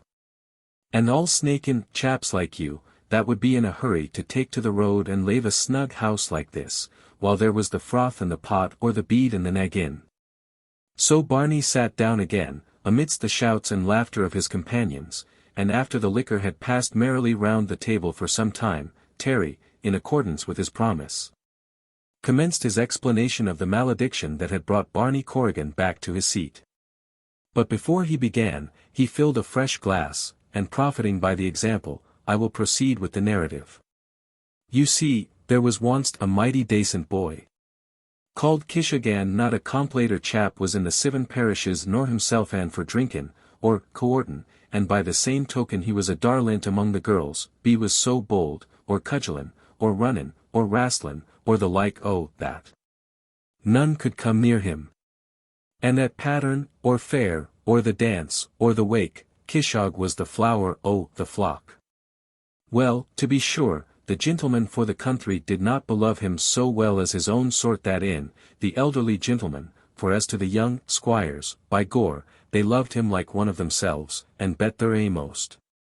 For they knew well that Kishogue was the boy to put them up to all sorts and sizes of divilment and divarsion, and that was all they wanted but the ould, steady, gentlemen the responsible people like. Didn't give in to his ways at all, and in troth, they used to be thinkin' that if Kishogue was out of the country, body and bones, that the country would not be the worse for it, in the last. And that the deer and the hares and the patherages wouldn't be scarcer in the last, and that the throut and the salmon would lead an acier life. But they could get no halt of him, good or bad, for he was cute as a fox, and there was no sich thing as getting him at an amplush, at all, for he was like a weasel a'most asleep with his eyes open. Well, that's the way it was for many a long day, and Kishogue was as happy as the day was long, until, as bad luck I'd have it, he made a mistake one night, as the story goes, and by dad, how he could make the same mistake was never cleared up yet. Berrin, that the night was dark, or that Kishogue had a drop o' drink in. But the mistake was made, and this was the mistake, you see, that he conceived he seen his own mare trespassing in the man's field by the roadside, and so, with that he cotched the mare, that is, the mare to all appearance. But it was not his own mare, but the squire's horse, which be tuck for his own mare all in a mistake, and he thought that she had strayed away, and not lee keen to see his base trespassing in another man's field, what does be do? But be drives home the horse in a mistake, you see, and how he could do the like is hard to say, except that the night was dark, as I said before, or that he had a drop too much in. But howsomever, the mistake was made, and a sore mistake it was for poor Kishogue, for he never perceived it at all, until 3 days after, when the policeman came to him and told him he should go along with him. For what? Says Kishogue. Oh, you're mighty innocent, says the policeman. Throw for you, sir, says Kishogue, as quiet, as a child. And where are you going to take me, may I make bold to ax, sir, says he. To jail, says the peeler. For what? Says Kishogue. For staling the squire's horse, says the peeler. It's the first I heard of it, says Kishogue. Throth, thin, 'twon't be the last you'll hear of it, says the other. Why, Terranowns, sure, it's no housebreaking for a man to drive home his own mare, says Kishogue. No, says the peeler, but it is burglarious to circumvent another man's horse, says he. But supposin' 'twas a mistake, says Kishogue. By gor, it'll be the dear mistake to you, says the policeman. That's a poor case, says Kishogue. But there was no use in talkin'.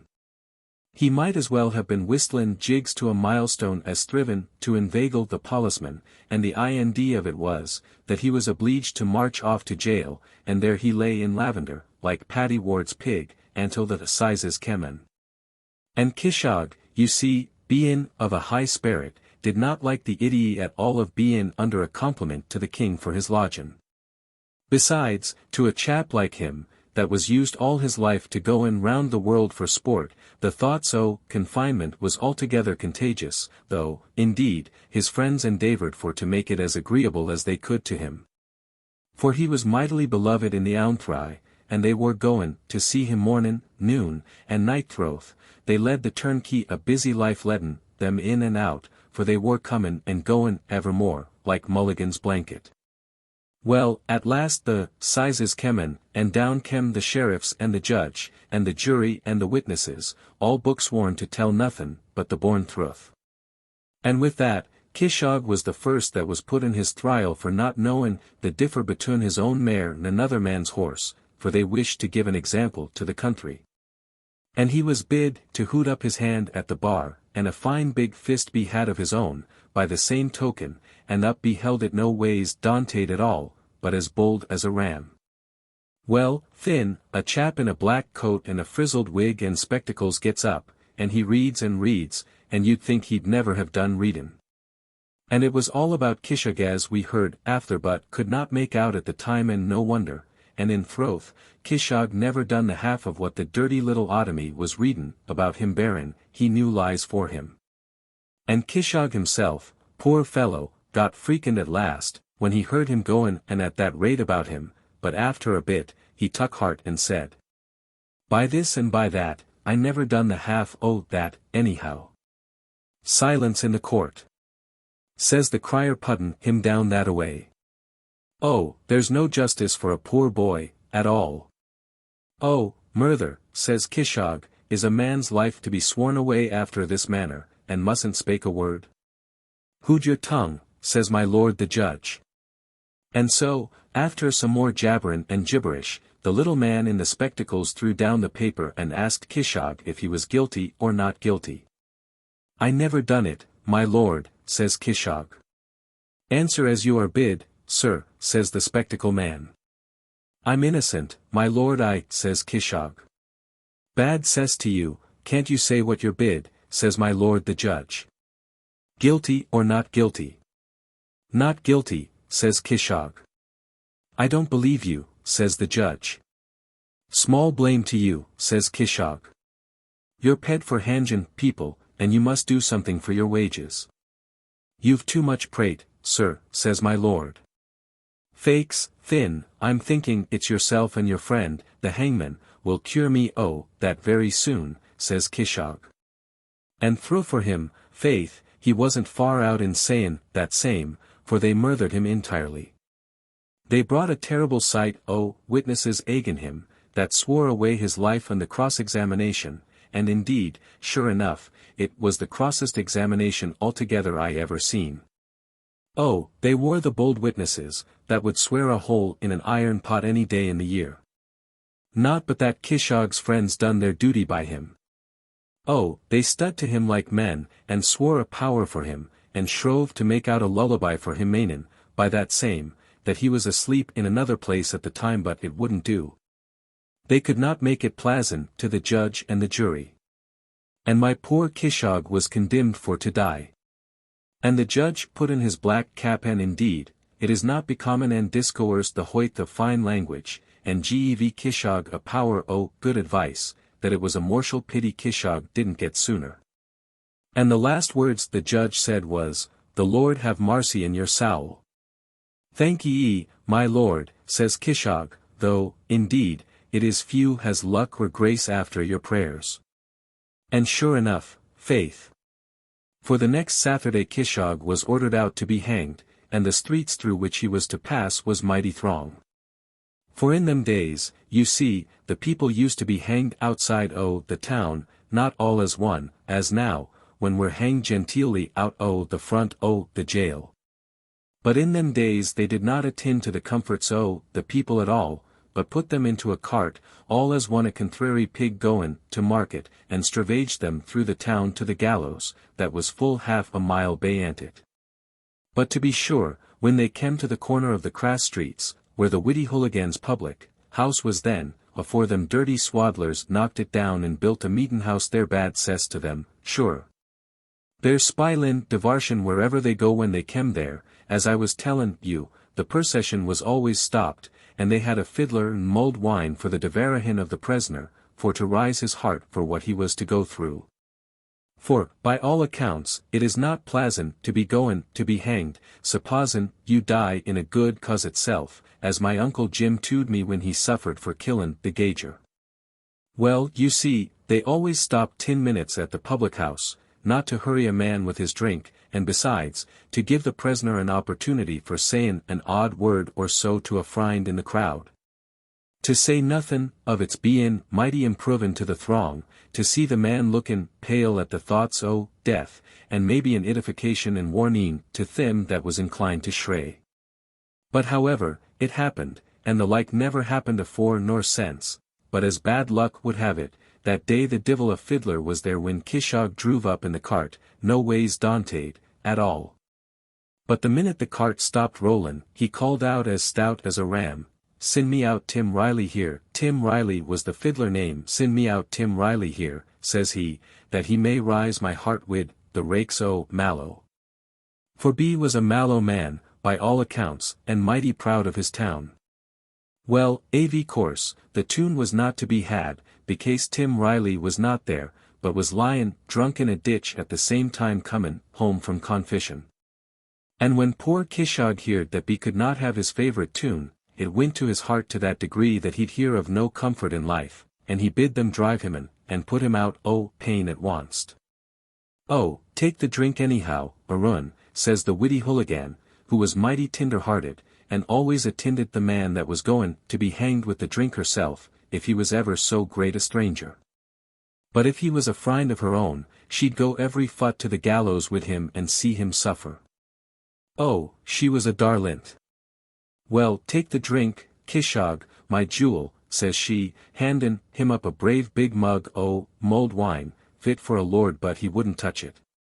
Take it out, oh, my sight, says he, for my heart is low because Tim Riley desaved me, when I expected to die game, like one of the rakes o' Mallow. Take it out, oh, my sight, says he, puttin' it away with his hand, and sure, 'twas the first time Kishogue was ever known to refuse the drop o' drink, and many remarked that it was the change before death was comin' over him. Well, away they led, to the gallows, where there was no delay in life for the prisoner, and the sheriff asked him if he had anything to say to him before he suffered. But Kishogue hadn't a word to throw to a dog, and of course, he said nothin' to the sheriff, and wouldn't say a word that might be improvin', even to the crowd, by way of an edification. And indeed, a sore disappointment it was to the throng, for they thought he would make an elegant dyin' speech. And the prenthers there, and the ballad singers, all ready for to take it down complete, and thought it was a dirty turn of Kishogue to chate them out o' their honest penny, like. But they owed him no spite, for all that, for they considered his heart was low on account of the disappointment, and he was lookin' mighty pale while they were makin' matters tidy for him. And indeed, the last words he said himself was, "Put me out o' pain at onst, for my heart is low because Tim Riley desaved me, when I thought be would rise it, that I might die like a raw rake o' Mallow."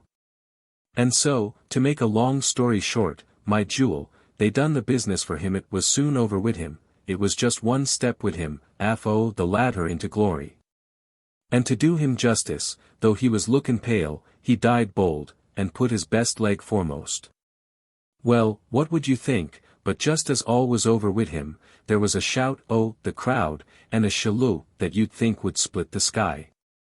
And what should we see gallopin' up to the gallows, but a man covered with dust and a white horse, to all appearance, but it wasn't a white horse but a black horse, only white with the foam, he was druve to that degree.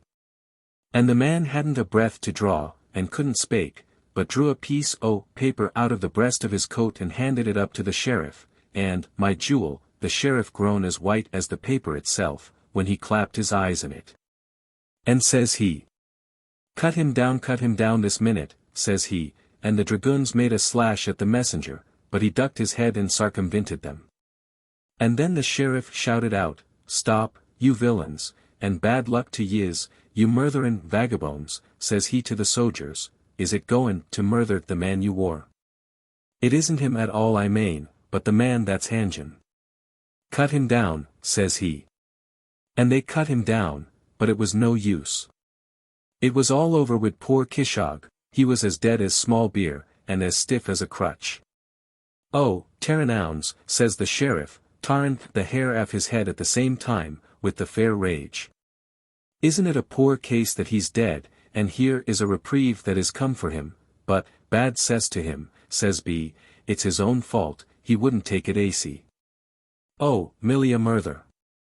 Millie a murther," cried out the witty hooligan, in the crowd. "Oh, Kishogue, my darlint, why did you refuse my mulled wine? Oh, if you stopped with me to take your drop o' drink, you'd be alive and merry now." So that is the meaning of the Curse o' Kishogue. For, you see, Kishogue was hanged for lavin' his liquor behind him. The fairy finder. Finding a fortune, is a phrase often heard amongst the peasantry of Ireland. If any man from small beginnings arrives at wealth, in a reasonable course of time, the fact is scarcely ever considered as the result of perseverance, superior intelligence or industry. It passes as a byword through the country that found a fortin.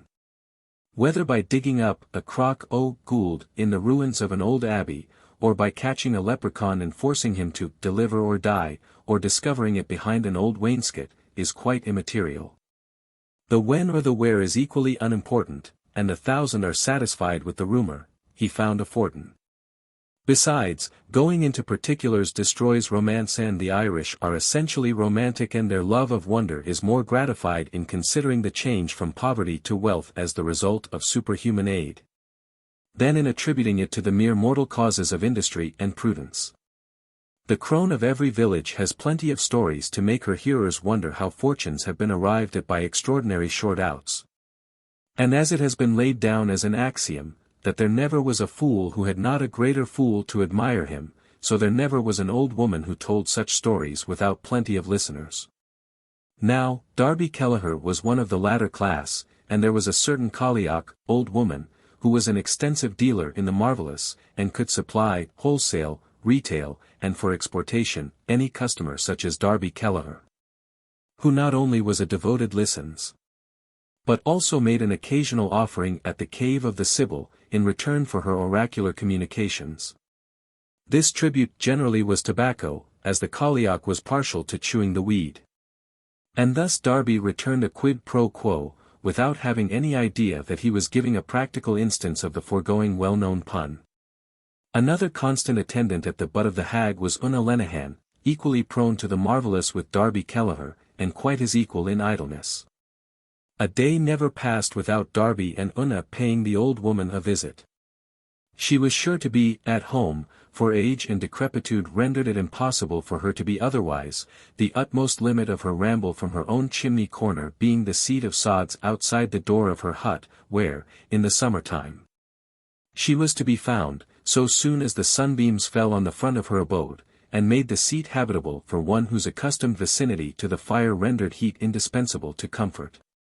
Here she would sit and rock herself to and fro in the hot noons of July and August, her own appearance and that of her wretched cabin being in admirable keeping. To a fanciful beholder the question might have suggested itself, whether the hag was made for the hovel or it for her. Or whether they bad grown into a likeness of one another, as man and wife are said to do, for there were many points of resemblance between them. The tattered thatch of the hut was like the straggling hair of its mistress, and time, that had grizzled the latter, had covered the former with grey lichens. To its mud walls, a strong likeness was to be found in the tint of the old woman's shriveled skin, they were both seriously out of the perpendicular. And the rude mud and wicker chimney of the edifice having toppled over the gable, stuck out, something in the fashion of the dudeen, or short pipe, that projected from the old woman's upper story. And so they both were smoking away from morning till night, and to complete the similitude sadly, both were poor, both lonely, both fast falling to decay. Here were Darby Kelleher and Una Lenihan sure to meet every day. Darby might make his appearance thus. "Good morrow, kindly, granny." "The same to you, Avic," mumbled out the crone. "Here's some bocce for you, granny." "Many thanks to you, Darby.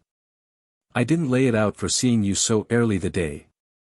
"No, nor you wouldn't neither, only I was passin' this-a-way, runnin' an errand for the squire and I thought I might as well step in and ax you how you wore." "Good boy, Darby."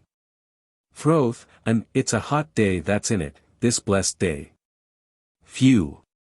Fakes, it's out o' breath I am, and mighty hot entirely, for I was runnin' a'most half the way, becase it's an errand, you see, and the squire tewed me to make haste, and so I did, and wint acraced the fields by the short cut. And as I was passin' by the ould castle, I remembered what you tewed me a while ago, granny, about the crock o' goold that is there for sartin, if anyone could come upon it. And that's through indeed, Darby Avican never heard any other the longest day I can remember." "Well, well. Think o' that. Oh, Finn, it's he that, he'll be the lucky fellow that finds it. Through for you, Darby. But that won't be until it is laid out for some one to rise it." "Sure, that's what I said to myself often, and why mightn't it be my chance to be the man that it was laid out for to find it?" "There's no knowin'," mumbled the crone mysteriously, as she shook the ashes out of her tobacco pipe, and replenished the dudeen with some of the fresh stock Darby had presented. "Fakes, and that's through, sure enough." "Oh, but you've a power o' knowledge, granny." "Sure enough, indeed, there's no knowin', but they say there's great virtue in drames." "That's undeniable, Darby," said the hag. "And by the same token maybe you'd step into the house and bring me out a bit o' live turf to light my pipe." "To be sure, granny," and away went Darby to execute the commission.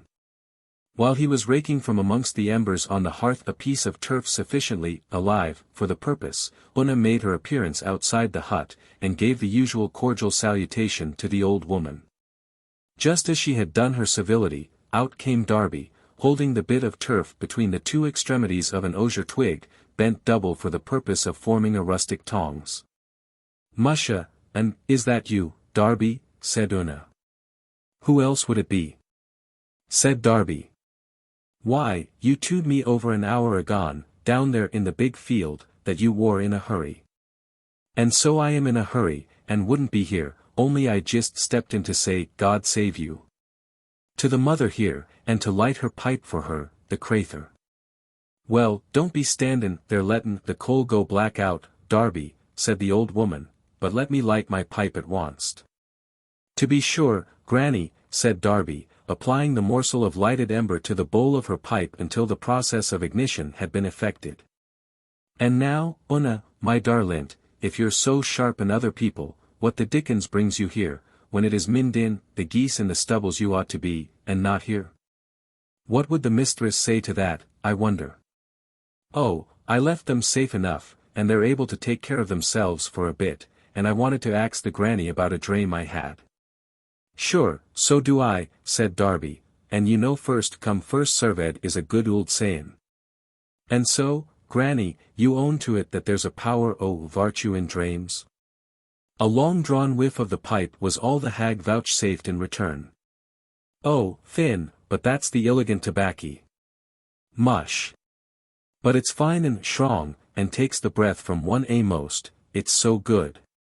Long life to you, Darby Paw. You're kindly welcome, Granny. And as I was sayin' about the drames, you say there's a power o' vartue in them. Who says agin it?" said the hag authoritatively, and looking with severity on Darby. "Sure, and it's not me you'd suspect o' the like.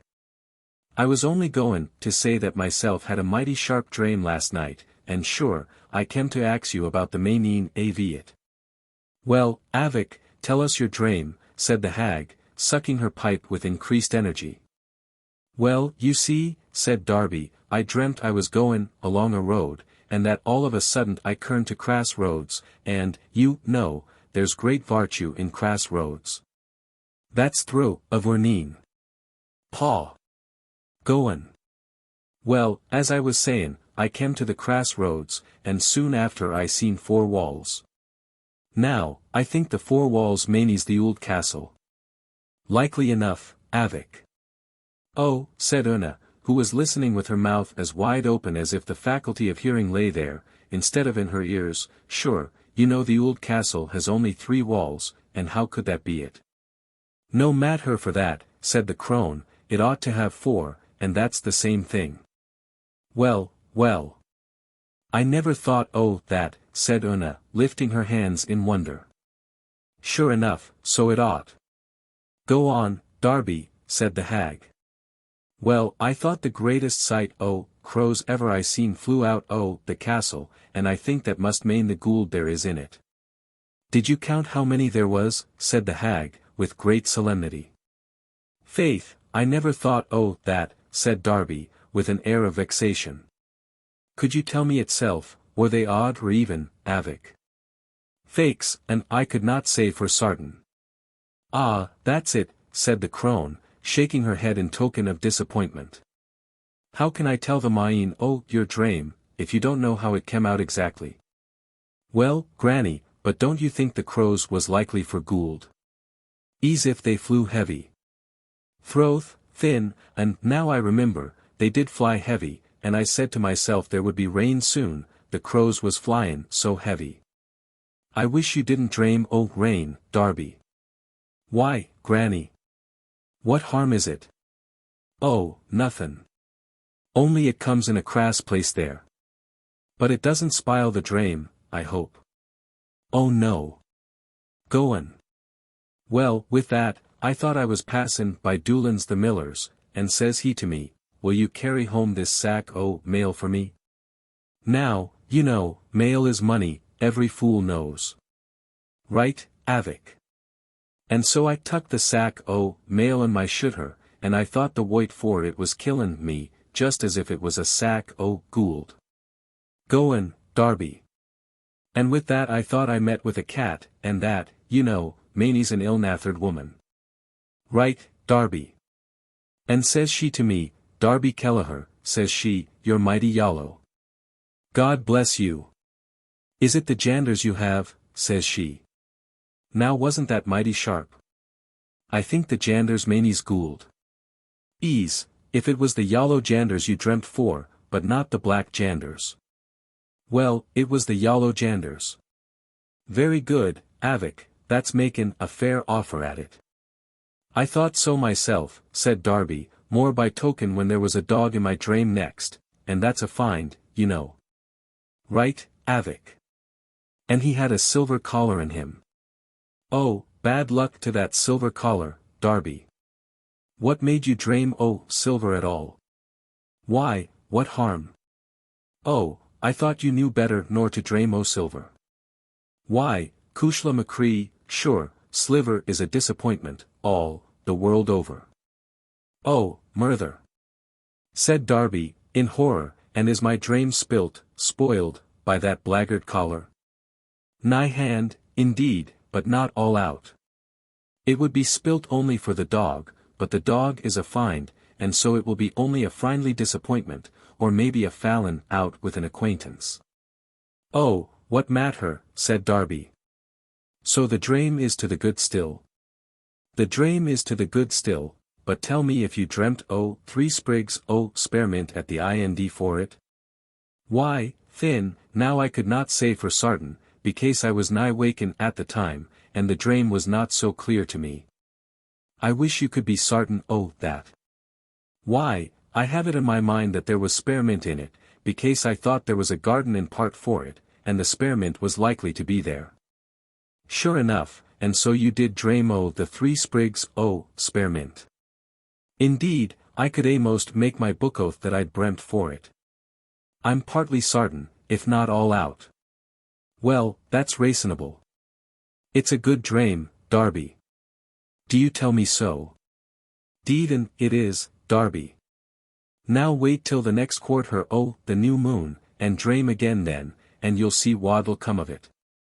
By dad, and I will, granny. Oh, but it's you has taken the mainin out of it bayant everything.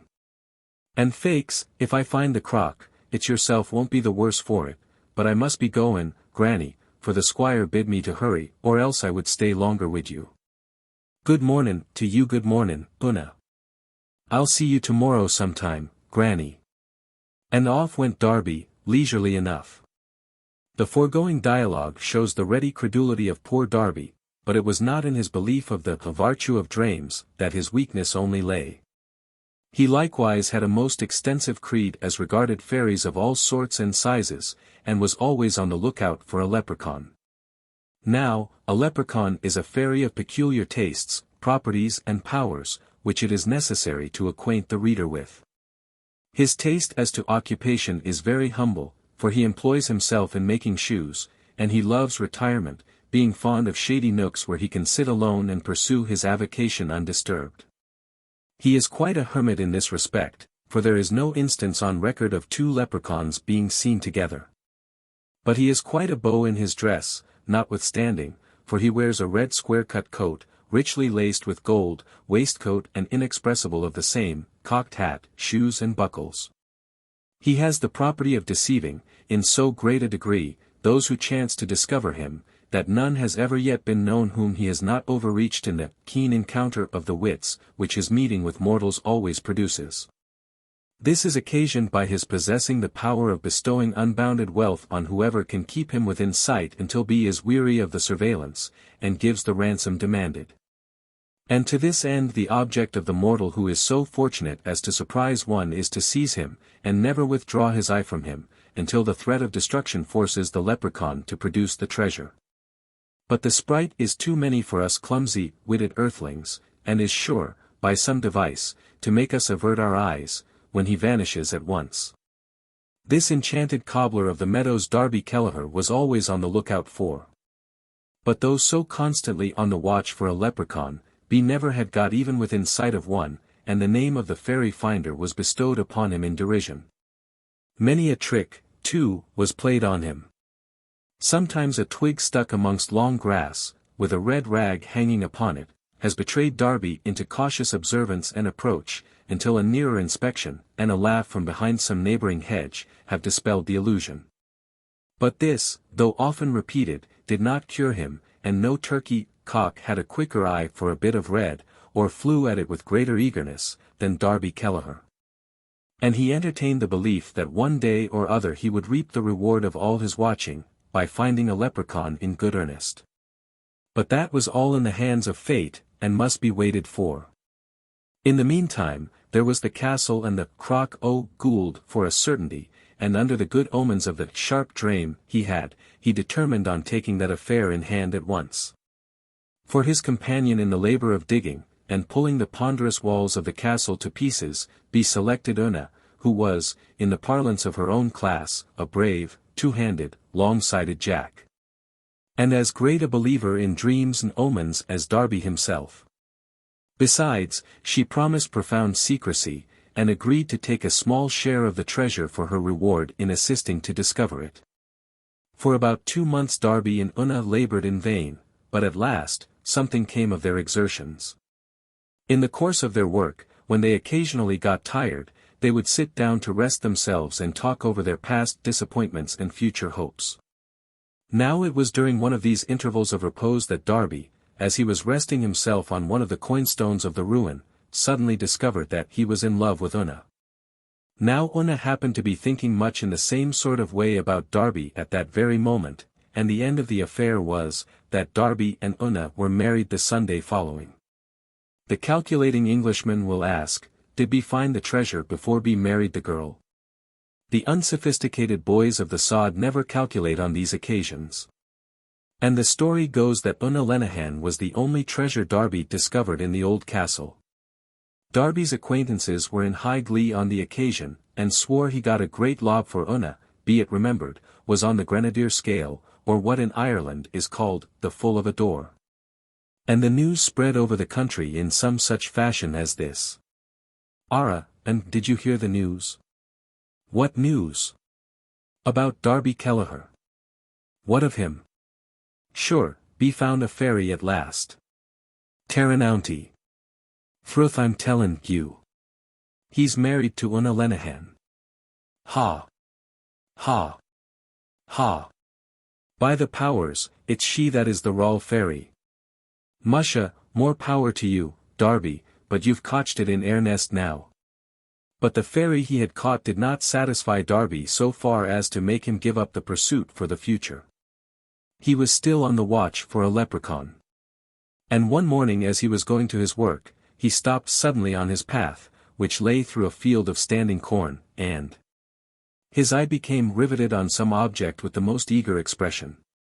He crouched and crawled, and was making his way with great caution towards the point of his attraction, when he was visited on the back of the head with a thump that considerably disturbed his visual powers, and the voice of his mother. A vigorous old beldame saluted his ear at the same time with a hearty "Bad luck to you, you lazy thief. What are you slinging there for, when it's minned in your work you ought to be? Whist. Whist. Mother, said Darby, holding up his hand in token of silence. What do you mean, you omadhaun? Mother, be quiet, I bid you. Whist. I see it. What do you see? Stoop down here. Straight forninst you, don't you see it as plain as a pikestaff? See what? That little red thing. Well, what of it? See there, how it stirs. Oh, murther. It's goin' to be off afore I can catch it. Oh, murther. Why did you come here at all, makin' a noise and frightenin' it away? Frightenin' what, you big fool? The leprechaun there. Wisht. It is quiet agin.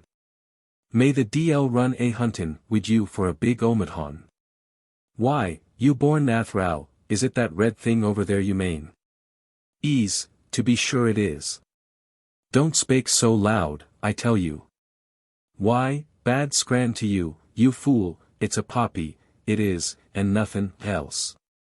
And the old woman went over to the spot where it grew, and plucking it up by the roots, threw it at Darby, with a great deal of abuse into the bargain, and bade him go mind his work, instead of being a slinging vagabond, as he was. It was some time after this occurrence that Darby Kelleher had a meeting with a certain Dr. Dionysius Mac Finn, whose name became much more famous than it had hitherto been, from the wonderful events that ensued in consequence. Of the doctor himself it becomes necessary to say something. His father was one Paddy Finn, and had been so prosperous in the capacity of a cow doctor, that his son Dennis, seeing the dignity of a professor in the healing art must increase in proportion to the nobleness of the animal he operates upon, determined to make the human, instead of the brute creation, the object of his care. To this end he was assisted by his father, who had scraped some money together in his humble calling, and having a spice of ambition in him, as well as his aspiring son, he set him up in the neighboring village as an apothecary. Here Denny enjoyed the reputation of being an elegant bone-setter, and cracked skulls the result of fair fighting and whiskey fevers were treated by him on the most approved principles. But Denny's father was gathered unto his fathers, and the son came into the enjoyment of all the old man's money. This, considering his condition, was considerable, and the possession of a few £100 so inflated the apothecary, that he determined on becoming a doctor at once. For this purpose he gave up his apothecary's shop, and set off where do you think, to Spain. Here he remained for some time, and returned to Ireland, declaring himself a full physician of one of the Spanish universities. His name of Denny Finn transformed into Dr. Dionysius Mac Finn, or, as his neighbors chose to call it, Mac Fun, and fun enough the doctor certainly gave birth to. The little money he once had was spent in his pursuit of professional honors, and he returned to his native place with a full title and an empty purse, and his practice did not tend to fill it. At the same time, there was a struggle to keep up appearance. He kept a horse, or what he intended to be considered as such, but 'twas only a pony, and if he had but occasion to go to the end of the village on a visit, the pony was ordered on service. He was glad to accept an invitation to dinner whenever he had the luck to get one, and the offer of a bed even was sure to be accepted, because that ensured breakfast the next morning. Thus poor Dr. Dionysius made out the cause. Often asked to dinner from mingled motives of kindness and fun, for while a good dinner was a welcome novelty to the doctor, the absurdities of his pretension and manner rendered him a subject of unfailing diversion to his entertainers. Now, he had gone the round of all the snug farmers and country gentlemen in the district, but at last he had the honor to receive an invitation from the squire himself, and on the appointed day Dr. Dionysius bestrode his pony. Attired in the full dress of a Spanish physician, which happens to be red from head to foot, and presented himself at the hall. When a groom appeared to take his horse to the stable, the doctor requested that his steed might be turned loose into the lawn, declaring it to be more wholesome for the animal than being cooped up in a house. The saddle and bridle were accordingly removed, and his desire complied with. The doctor's appearance in the drawing-room, attired as he was, caused no small diversion, but attention was speedily called off from him by the announcement of dinner, that electric sound that stimulates a company at the same instant, and supersedes every other consideration whatsoever. Moreover, the squire's dinners were notoriously good, and the doctor profited largely by the same that day, and let no opportunity of filling his glass with the choice wines that surrounded him. This he did to so much purpose, that the poor little man was very far gone when the guests were about to separate. At the doctor's request the bell was rung, and his horse ordered, as the last remaining few of the company were about to separate, but every one of them had departed, and still there was no announcement of the steed being at the door.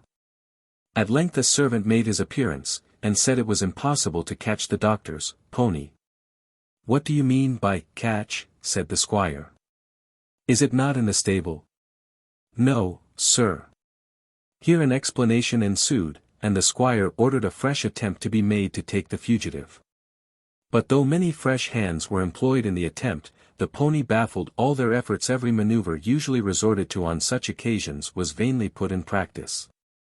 He was screwed up into corners, but no sooner was he there than, squealing and flinging up his heels, he broke through the blockade. Again his flank was turned by nimble runners, but the pony was nimbler still. A sieve full of oats was presented as an inducement, but the pony was above such vulgar tricks, and defied all attempts at being captured. This was the mode by which the doctor generally secured the offer of a bed, and he might have been successful in this instance but for a knowing old coachman who was up to the trick, and out of pure fun, chose to expose it. So, bringing out a huge blunderbuss, he said, "Never mind, just let me at him, and I'll engage I'll make him stand." "Oh, my good man," said the doctor, "pray don't take so much trouble, just let me go with you." And proceeding to the spot where the pony was still luxuriating on the rich grass of the squire's lawn, he gave a low whistle, and the little animal walked up to his owner with as much tractability as a dog. The saddling and bridling did not take much time, and the doctor was obliged to renounce his hopes of a bed and the morrow's breakfast, and ride home or homewards. I should say, for it was as idle his destiny as his wish to sleep at home that night, for he was so overpowered with his potations that he could not guide the pony. And the pony's palate was so tickled by the fresh herbage that he wished for more of it, and finding a gate that led to a meadow, open by the roadside, he turned into the field, where he very soon turned the doctor into a ditch. So that they had bed and board between them to their heart's content. The doctor and his horse slept and ate profoundly all night, and even the rosy-fingered morn, as the poets have it, found them in the continuance of their enjoyment. Now it happened that Darby Kelleher was passing along the path that lay by the side of the ditch where the doctor was sleeping, and on perceiving him, Darby made as dead a set as ever pointer did at game. The doctor, be it remembered, was dressed in red. Moreover, he was a little man, and his gold-laced hat and ponderous shoe-buckles completed the resemblance to the being that Darby took him for. Darby was at last certain that B had discovered a leprechaun, and amaze so riveted him to the spot, and anxiety made his pulse beat so fast, that he could not move nor breathe for some seconds. At last he recovered himself, and stealing stealthily to the spot where the doctor slept, every inch of his approach made him more certain of the reality of his prize. And when he found himself within reach of it, he made one furious spring, and flung himself on the unfortunate little man, fastening his tremendous fist on his throat, at the same time exclaiming in triumph, "Hurrah! By the hokey, I have you at last." The poor little doctor, thus rudely and suddenly aroused from his tipsy sleep, looked excessively bewildered when he opened his eyes, and met the glare of ferocious delight that Darby Kelleher cast upon him, and gurgled out, "What's the matter?" As well as the grip of Darby's hand upon his throat would permit him. "Gould's the matter," shouted Darby. "Gould! Gould! Gould! What about Gould?" says the doctor. "Gould yallow Gould, that's the matter." "Is it Paddy Gould that's taken ill again?" said the doctor, rubbing his eyes. "Don't choke me, my good man." "I'll go immediately," said he, endeavoring to rise. "By my soul, you won't," said Darby, tightening his hold. "For mercy's sake, let me go," said the doctor. "Let you go, indeed, ow! Ow! For the tender mercy! Gould! Gould! You little vagabond! Well, I'm going, if you let me." Divil a step, and here he nearly choked him. "Oh, murder! For God's sake! Wisht, you thief! How dare you say God, you divil's imp?" The poor little man, between the suddenness of his waking and the roughness of the treatment he was under, was in such a state of bewilderment, that for the first time he now perceived he was lying amongst grass and under bushes. And rolling his eyes about, he exclaimed, "Where am I? God bless me! Wisht! You little crooked automy, by the holy farmer, if you say God again, I'll cut your throat. What do you hold me so tight for? Just for fear you'd vanish, you see. Oh, I know you well. Then, my good man, if you know me so well, treat me with proper respect, if you please. Divil send you respect. Respect, indeed. That's a good thing. Musha, bad luck to your impudence, you thievin' Gould rogue. Who taught you to call such names to your betters, fellow? How dare you use a professional gentleman so rudely? Oh, do you hear this? a professional gentleman. Ara, do you think I don't know you, you little old cobbler? Cobbler. Zounds, what do you mean, you ruffian? Let me go, sirrah, and he struggled violently to rise. Not a taste, skewer, to the step you'll go out, oh, this till you give me what I want. What do you want, then? Gould. Ho. Ho. So you're a robber, sir. You want to rob me, do you? Oh, what robbery it is. Froth, that won't do, as cunnin' as you think yourself, you won't frighten me that way. Come, give it at once, you may as well. I'll never let go my grip, oh, you until you hand me out the gould. Pawn the honor of a gentleman, gold nor silver is not in my company. I have fourpence halfpenny in my breeches pocket, which you are welcome to if you let go my throat. Fourpence halfpenny. Why, Finn, do you think me sich a gom, all out, as to put me off wid fourpence hap New York? Froth, for 3 straws, this minute I'd thrash you within an inch o' your life for your impudence. Come, no humbuggin', out with the gould. I have no gold. Don't choke me. If you murder me, remember there's law in the land, you'd better let me go. Not a future G to me the gould, I tell you, you little vagabone, said Darby, shaking him violently. Don't murder me, for heaven's sake. I will murder you if you don't give me a hatful o' gould this minute. A hatful of gold. Why, who do you take me for? Sure, I know you're a leprechaun, you deceiver of the world. A leprechaun, said the doctor, in mingled indignation and amazement. My good man, you mistake. Oh, how soft I am. Tunt do, I tell you. I have you, and I'll hood you.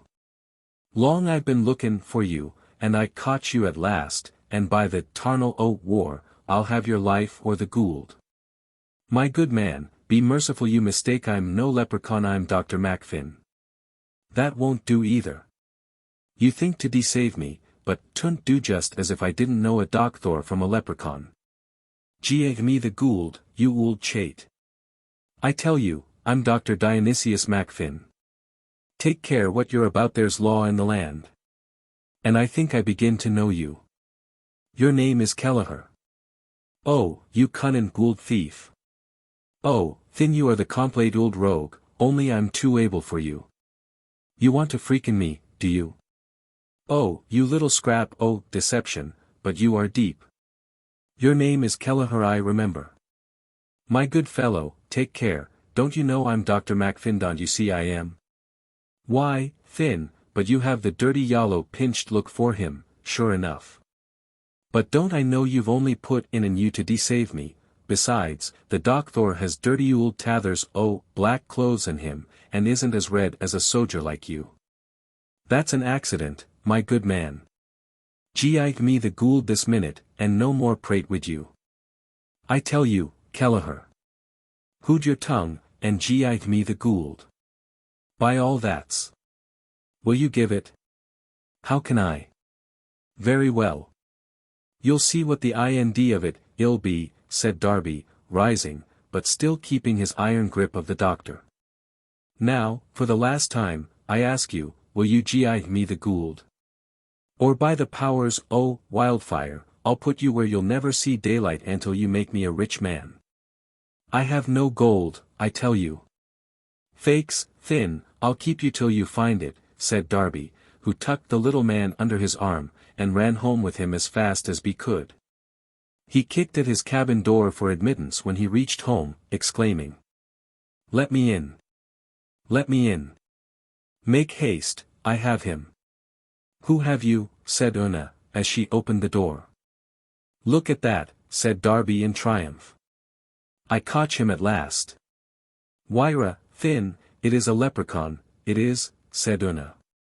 Divil a less, said Darby, throwing down the doctor on the bed, and still holding him fast.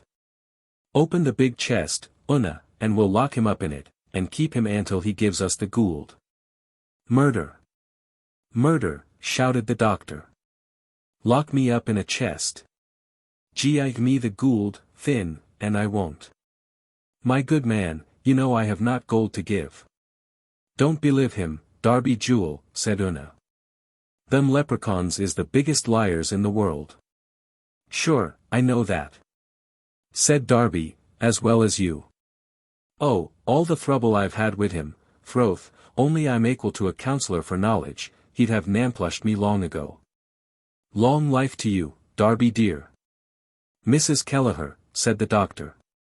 Oh, Lord, said Una, in surprise, did you ever hear the likes? Oh, that how he knows my name. To be sure he does, said Darby, and why not? Sure, he's a fairy, you know. I'm no fairy, Mrs. Kelleher. I'm a Dr. Macfin. Don't believe him, darlin', said Darby. Make haste and open the chest. Darby Kelleher, said the doctor, let me go, and I'll cure you whenever you want my assistance. Well, I want your assistance now, said Darby, for I'm very bad this minute with poverty, and if you cure me I'll let you go. What will become of me? Said the doctor in despair, as Darby carried him towards the big chest which Una had opened. I'll tell you what'll become you, said Darby, seizing a hatchet that lay within his reach. By the 7 blessed candles, if you don't consent before night to fill me that big chest full gold, I'll chop you as small as herbs, for the pot. And Darby crammed him into the box. Oh, Mrs. Kelleher, be merciful to me, said the doctor, and whenever you're sick I'll attend you.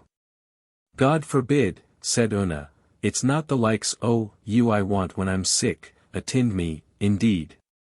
Bad luck to you, you little imp, maybe you'd run away with my babby, or it's a banshee you turn yourself into, and sing for my death. Shut him up, Darby, it's not looky to be hootin' discourse the likes for him. Oh! Roared the doctor, as his cries were stifled by the lid of the chest being closed on him. The key was turned, and Una sprinkled some holy water she had in a little bottle that hung in one corner of the cabin over the look, to prevent the fairy having any power upon it. Darby and Una now sat down in consultation on their affairs, and began forming their plans on an extensive scale, as to what they were to do with their money, for have it they must now that the leprechaun was fairly in their power.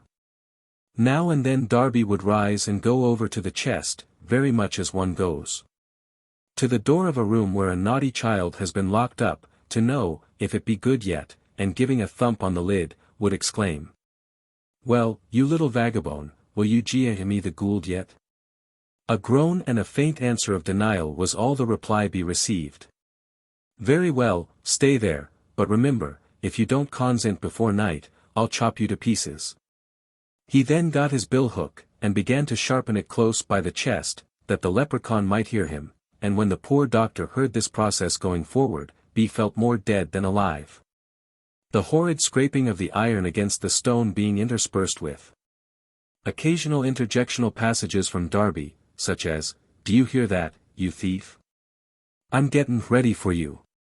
Then away he'd rasp at the grindstone again, and as he paused to feel the edge of the weapon, exclaim, by the powers, I'll have it as sharp as a razor. In the meantime, it was well for the prisoner that there were many large chinks in the cheat, or suffocation from his confinement would have anticipated Darby's pious intention upon him. And when he found matters likely to go so hard with him, the thought struck him at last of affecting to be what Darby mistook him for and regaining his freedom by stratagem. To this end, when Darby had done sharpening his bill-hook, the doctor replied, in answer to one of Darby's summonses for gold, that he saw it was in vain longer to deny giving it, that Darby was too cunning for him, and that he was ready to make him the richest man in the country. I'll take no less than the full o' that chest, said Darby. You'll have 10 times the full of it, Darby, said the doctor, if you'll only do what I bid you. Sure, I'll do anything. Well, you must first prepare the mystificandorum brandorum. Terranouns, how do I know what that is? Silence, Darby Kelleher, and attend to me, that's a magical ointment, which I will show you how to make. And whenever you want gold, all you have to do is to rub a little of it on the point of a pickaxe or your spade, and dig wherever you please, and you will be sure to find treasure. Oh, think that. Fakes, and I'll make plenty of it when you show me, how is it made. You must go into the town, Darby, and get me 3 things, and fold them 3 times in 3 rags torn out of the left side of a petticoat that has not known water for a year. Faith, I can do that much, anyhow, said Una, who began tearing the prescribed pieces out of her undergarment. And what 3 things am I to get you? First bring me a grain of salt from a house that stands at cross roads. Crass roads, said Darby, looking significantly at Una. By my sowl, but it's my dreams comin' out. Silence, Darby Kelleher, said the doctor, with solemnity. Mark me, Darby Kelleher. And then he proceeded to repeat a parcel of gibberish to Darby, which he enjoined him to remember and repeat again.